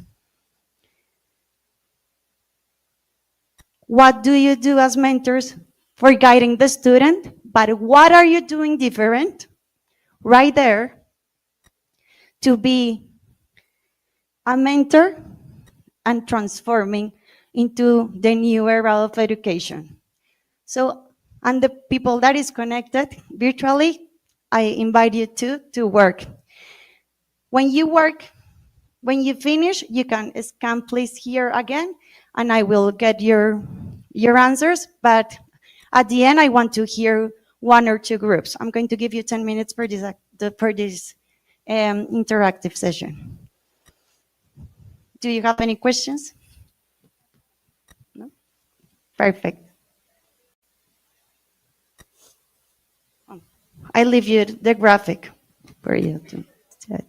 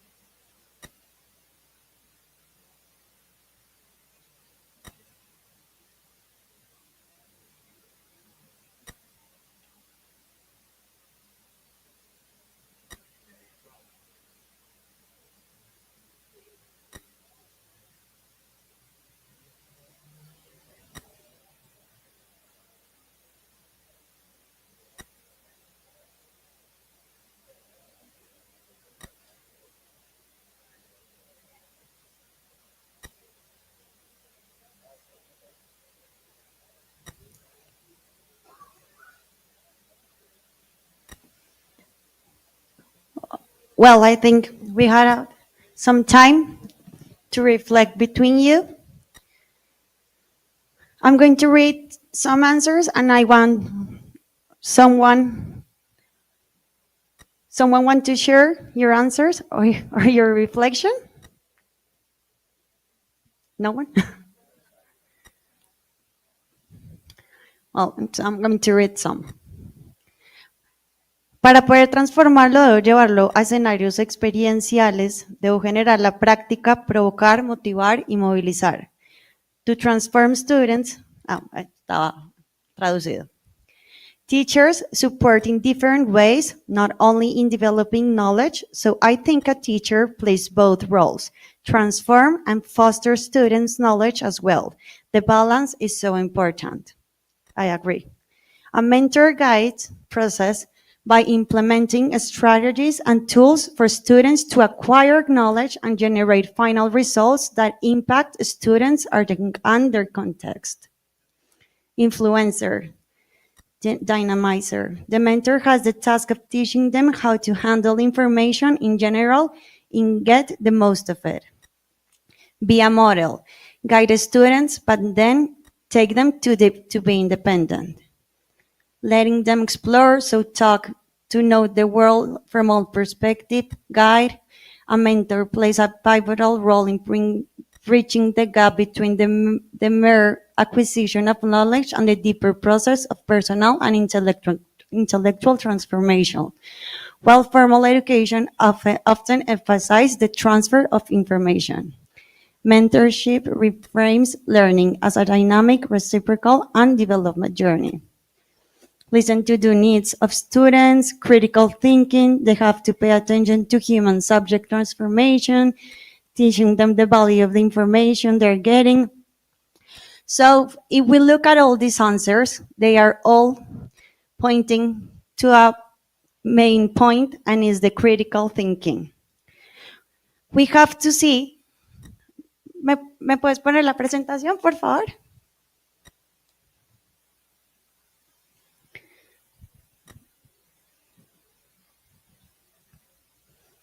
We have to see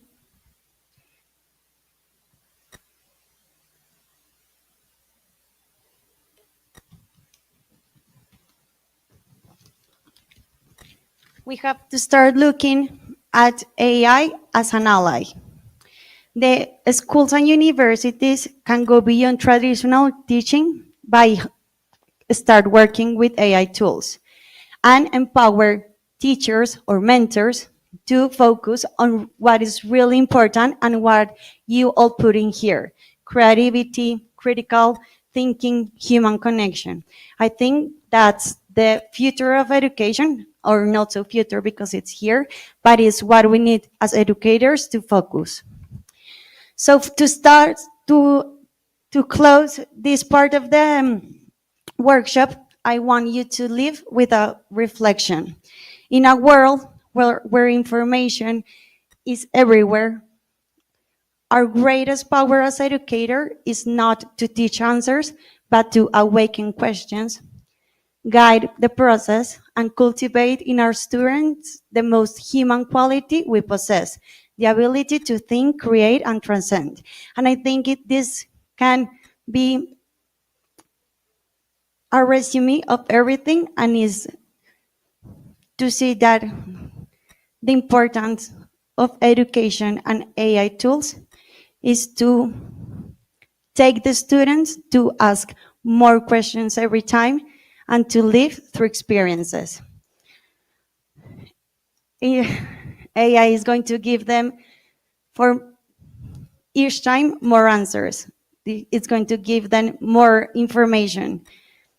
The important here is to be mentors that guide them in the process, to have critical thinking, and to start acting with what they want to create things for their reality. Now we're going to talk about the second part, that is building trust. So we all know, as we were seeing in the part, that no matter how powerful AI is and is powerful, we just saw it, if parents and educators feel fear or mistrust, adoption will fail. And I think this is one of the most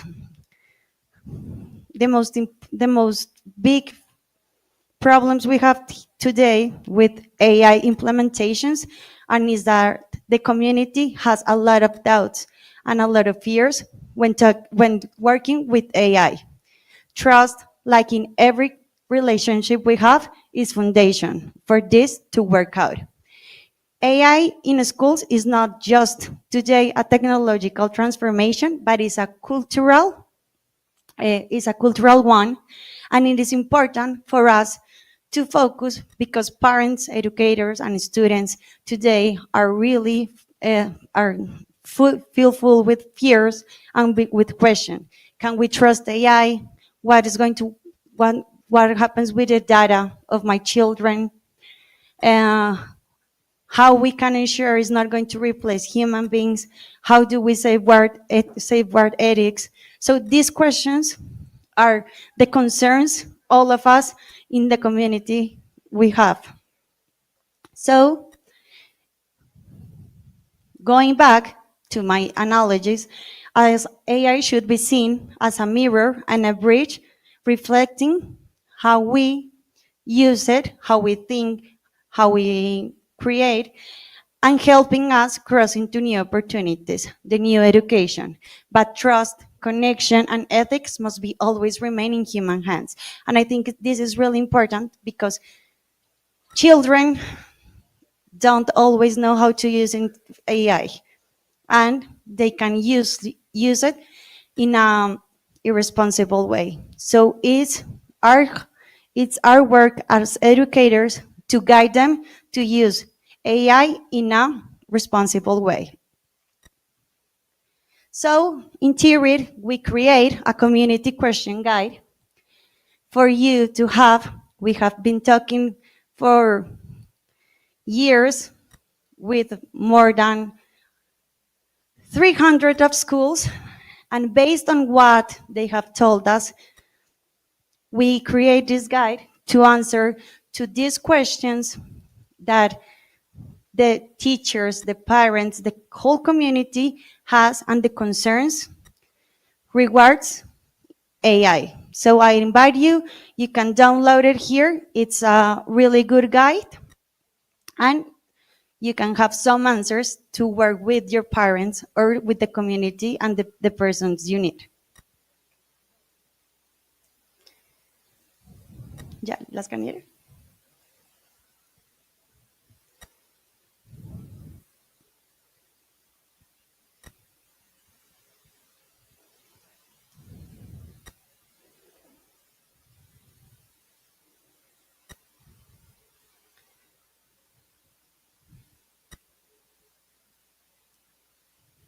Lu, se abrió.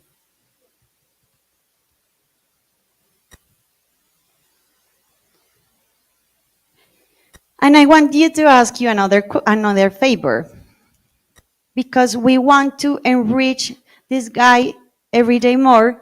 I want you to please tell me what questions will you like to have in a guide that will be shared with the community about AI in education. And you can send us to us. The idea is to keep enriching this guide and send it to all the community for you to have the answers to work with the community, with the different community actors, parents, educators, students, and to handle situations that working with AI can make you have all day.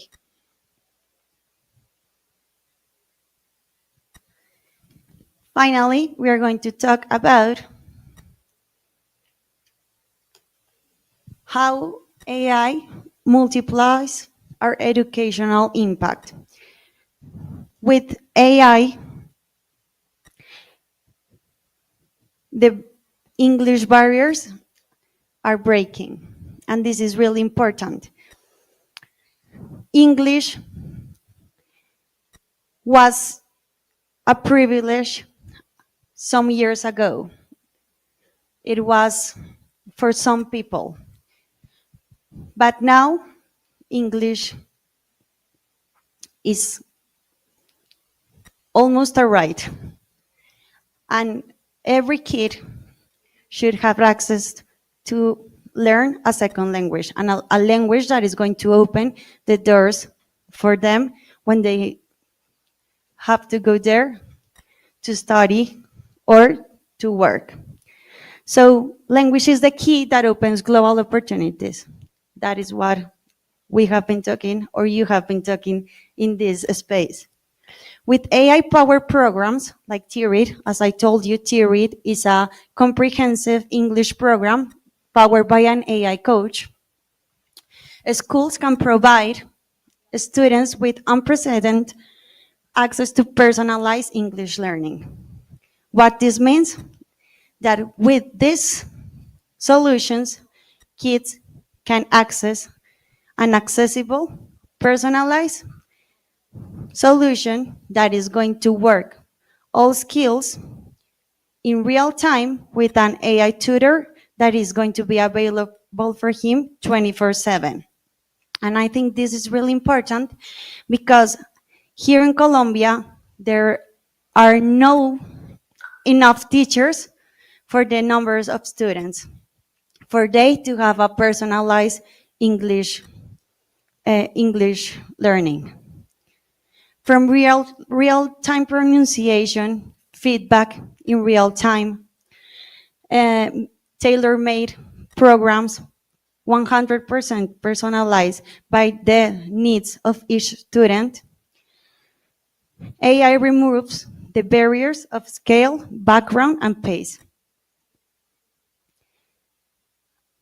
AI can democratize English education, providing every learner, no matter where they are, no matter where they live, or no matter his social economics situation. For example, in T-Read, we are working with private schools, we are working with public schools, we are working with foundations. Our main objective is to reach the 174 million students in Latin America, for them to go out and have opportunities in their lives.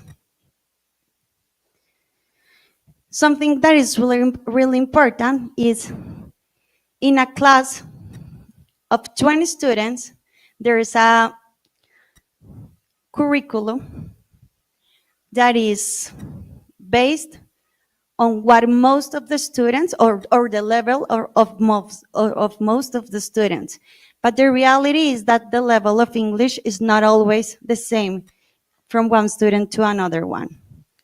With AI, every student with placement test can really learn English in the level that they really are. They can have a personalized coach, and they can have activities that are going to motivate him to learn each time more, to work every day, and to have a real progress in time.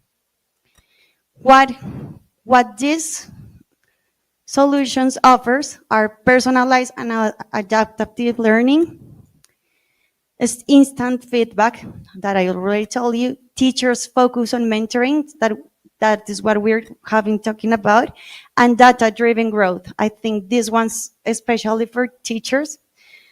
Teachers can have clear metrics of use of their students, of the progress of their students, and for example, in T-Read, those metrics are in real time, but they are so detailed that teachers can get in the detail of every student. They can hear the conversations, they can see the books they are reading, how long they are reading, the activities they have made, and this generates that students and teachers are closer because the teacher is going to have the data to know the situation of every specific student. So the outcome is really positive: faster progress, deeper understanding, and learning beyond the classroom.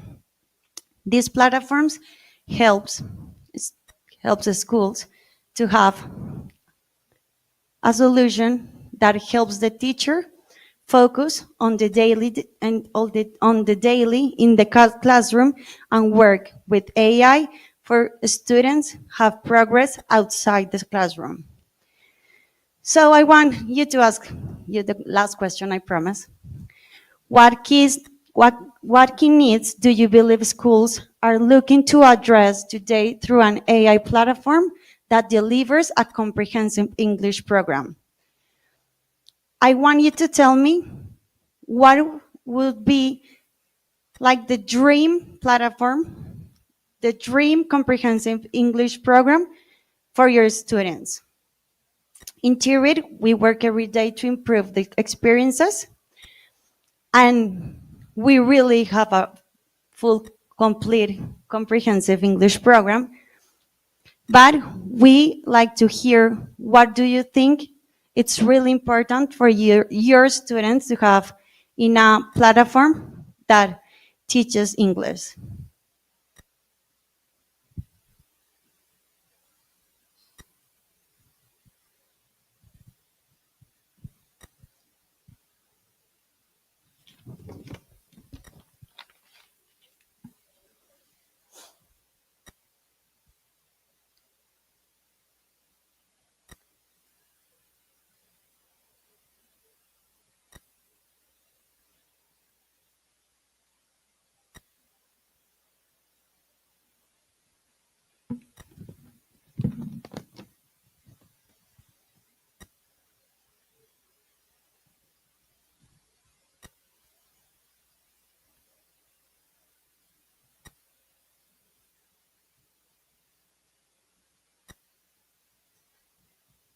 To close this workshop, I want to thank you.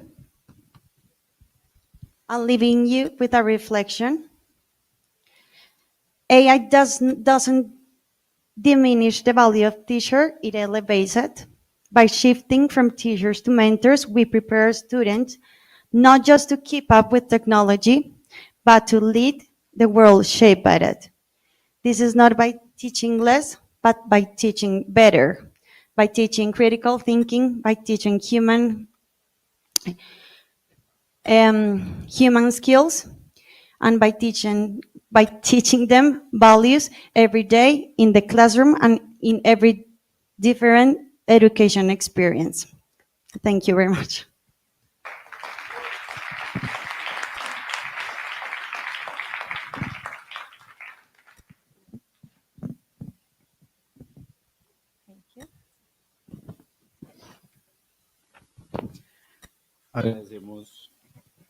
Agradecemos a Natalia Carvajal por su intervención en este workshop.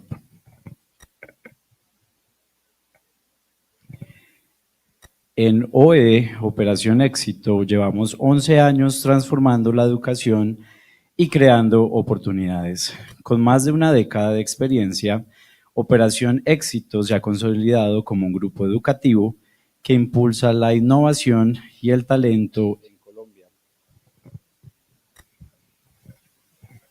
en Colombia. Nuestro propósito siempre ha sido claro: transformar vidas a través de la educación, afirma su equipo directivo. Desde sus inicios,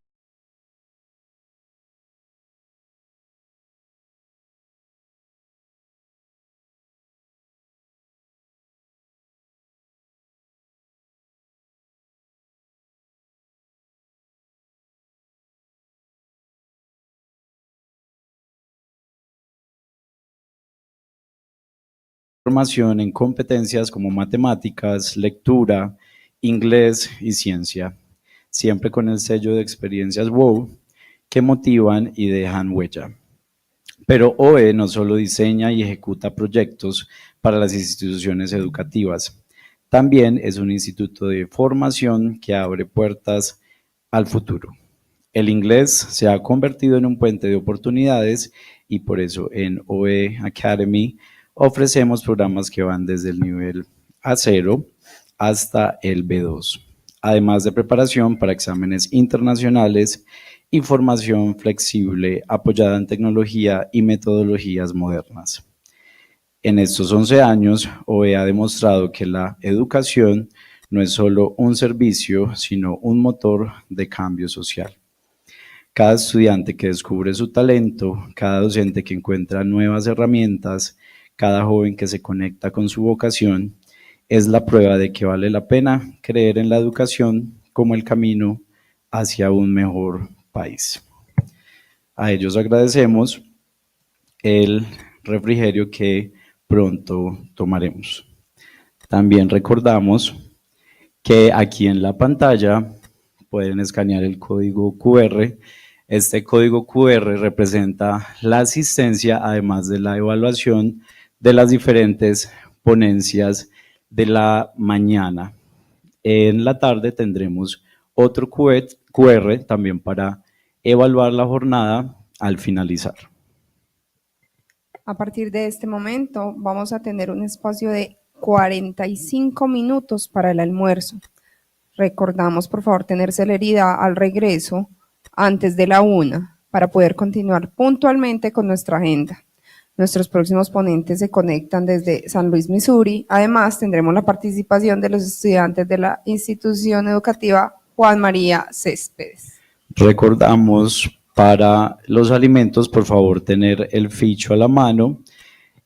Y como lo dijo Jessica, por favor regresar unos minutos antes de la 1 de la tarde para que no nos perdamos de una ponencia muy especial que tendremos. Por favor, realizamos la fila en orden y muchas gracias.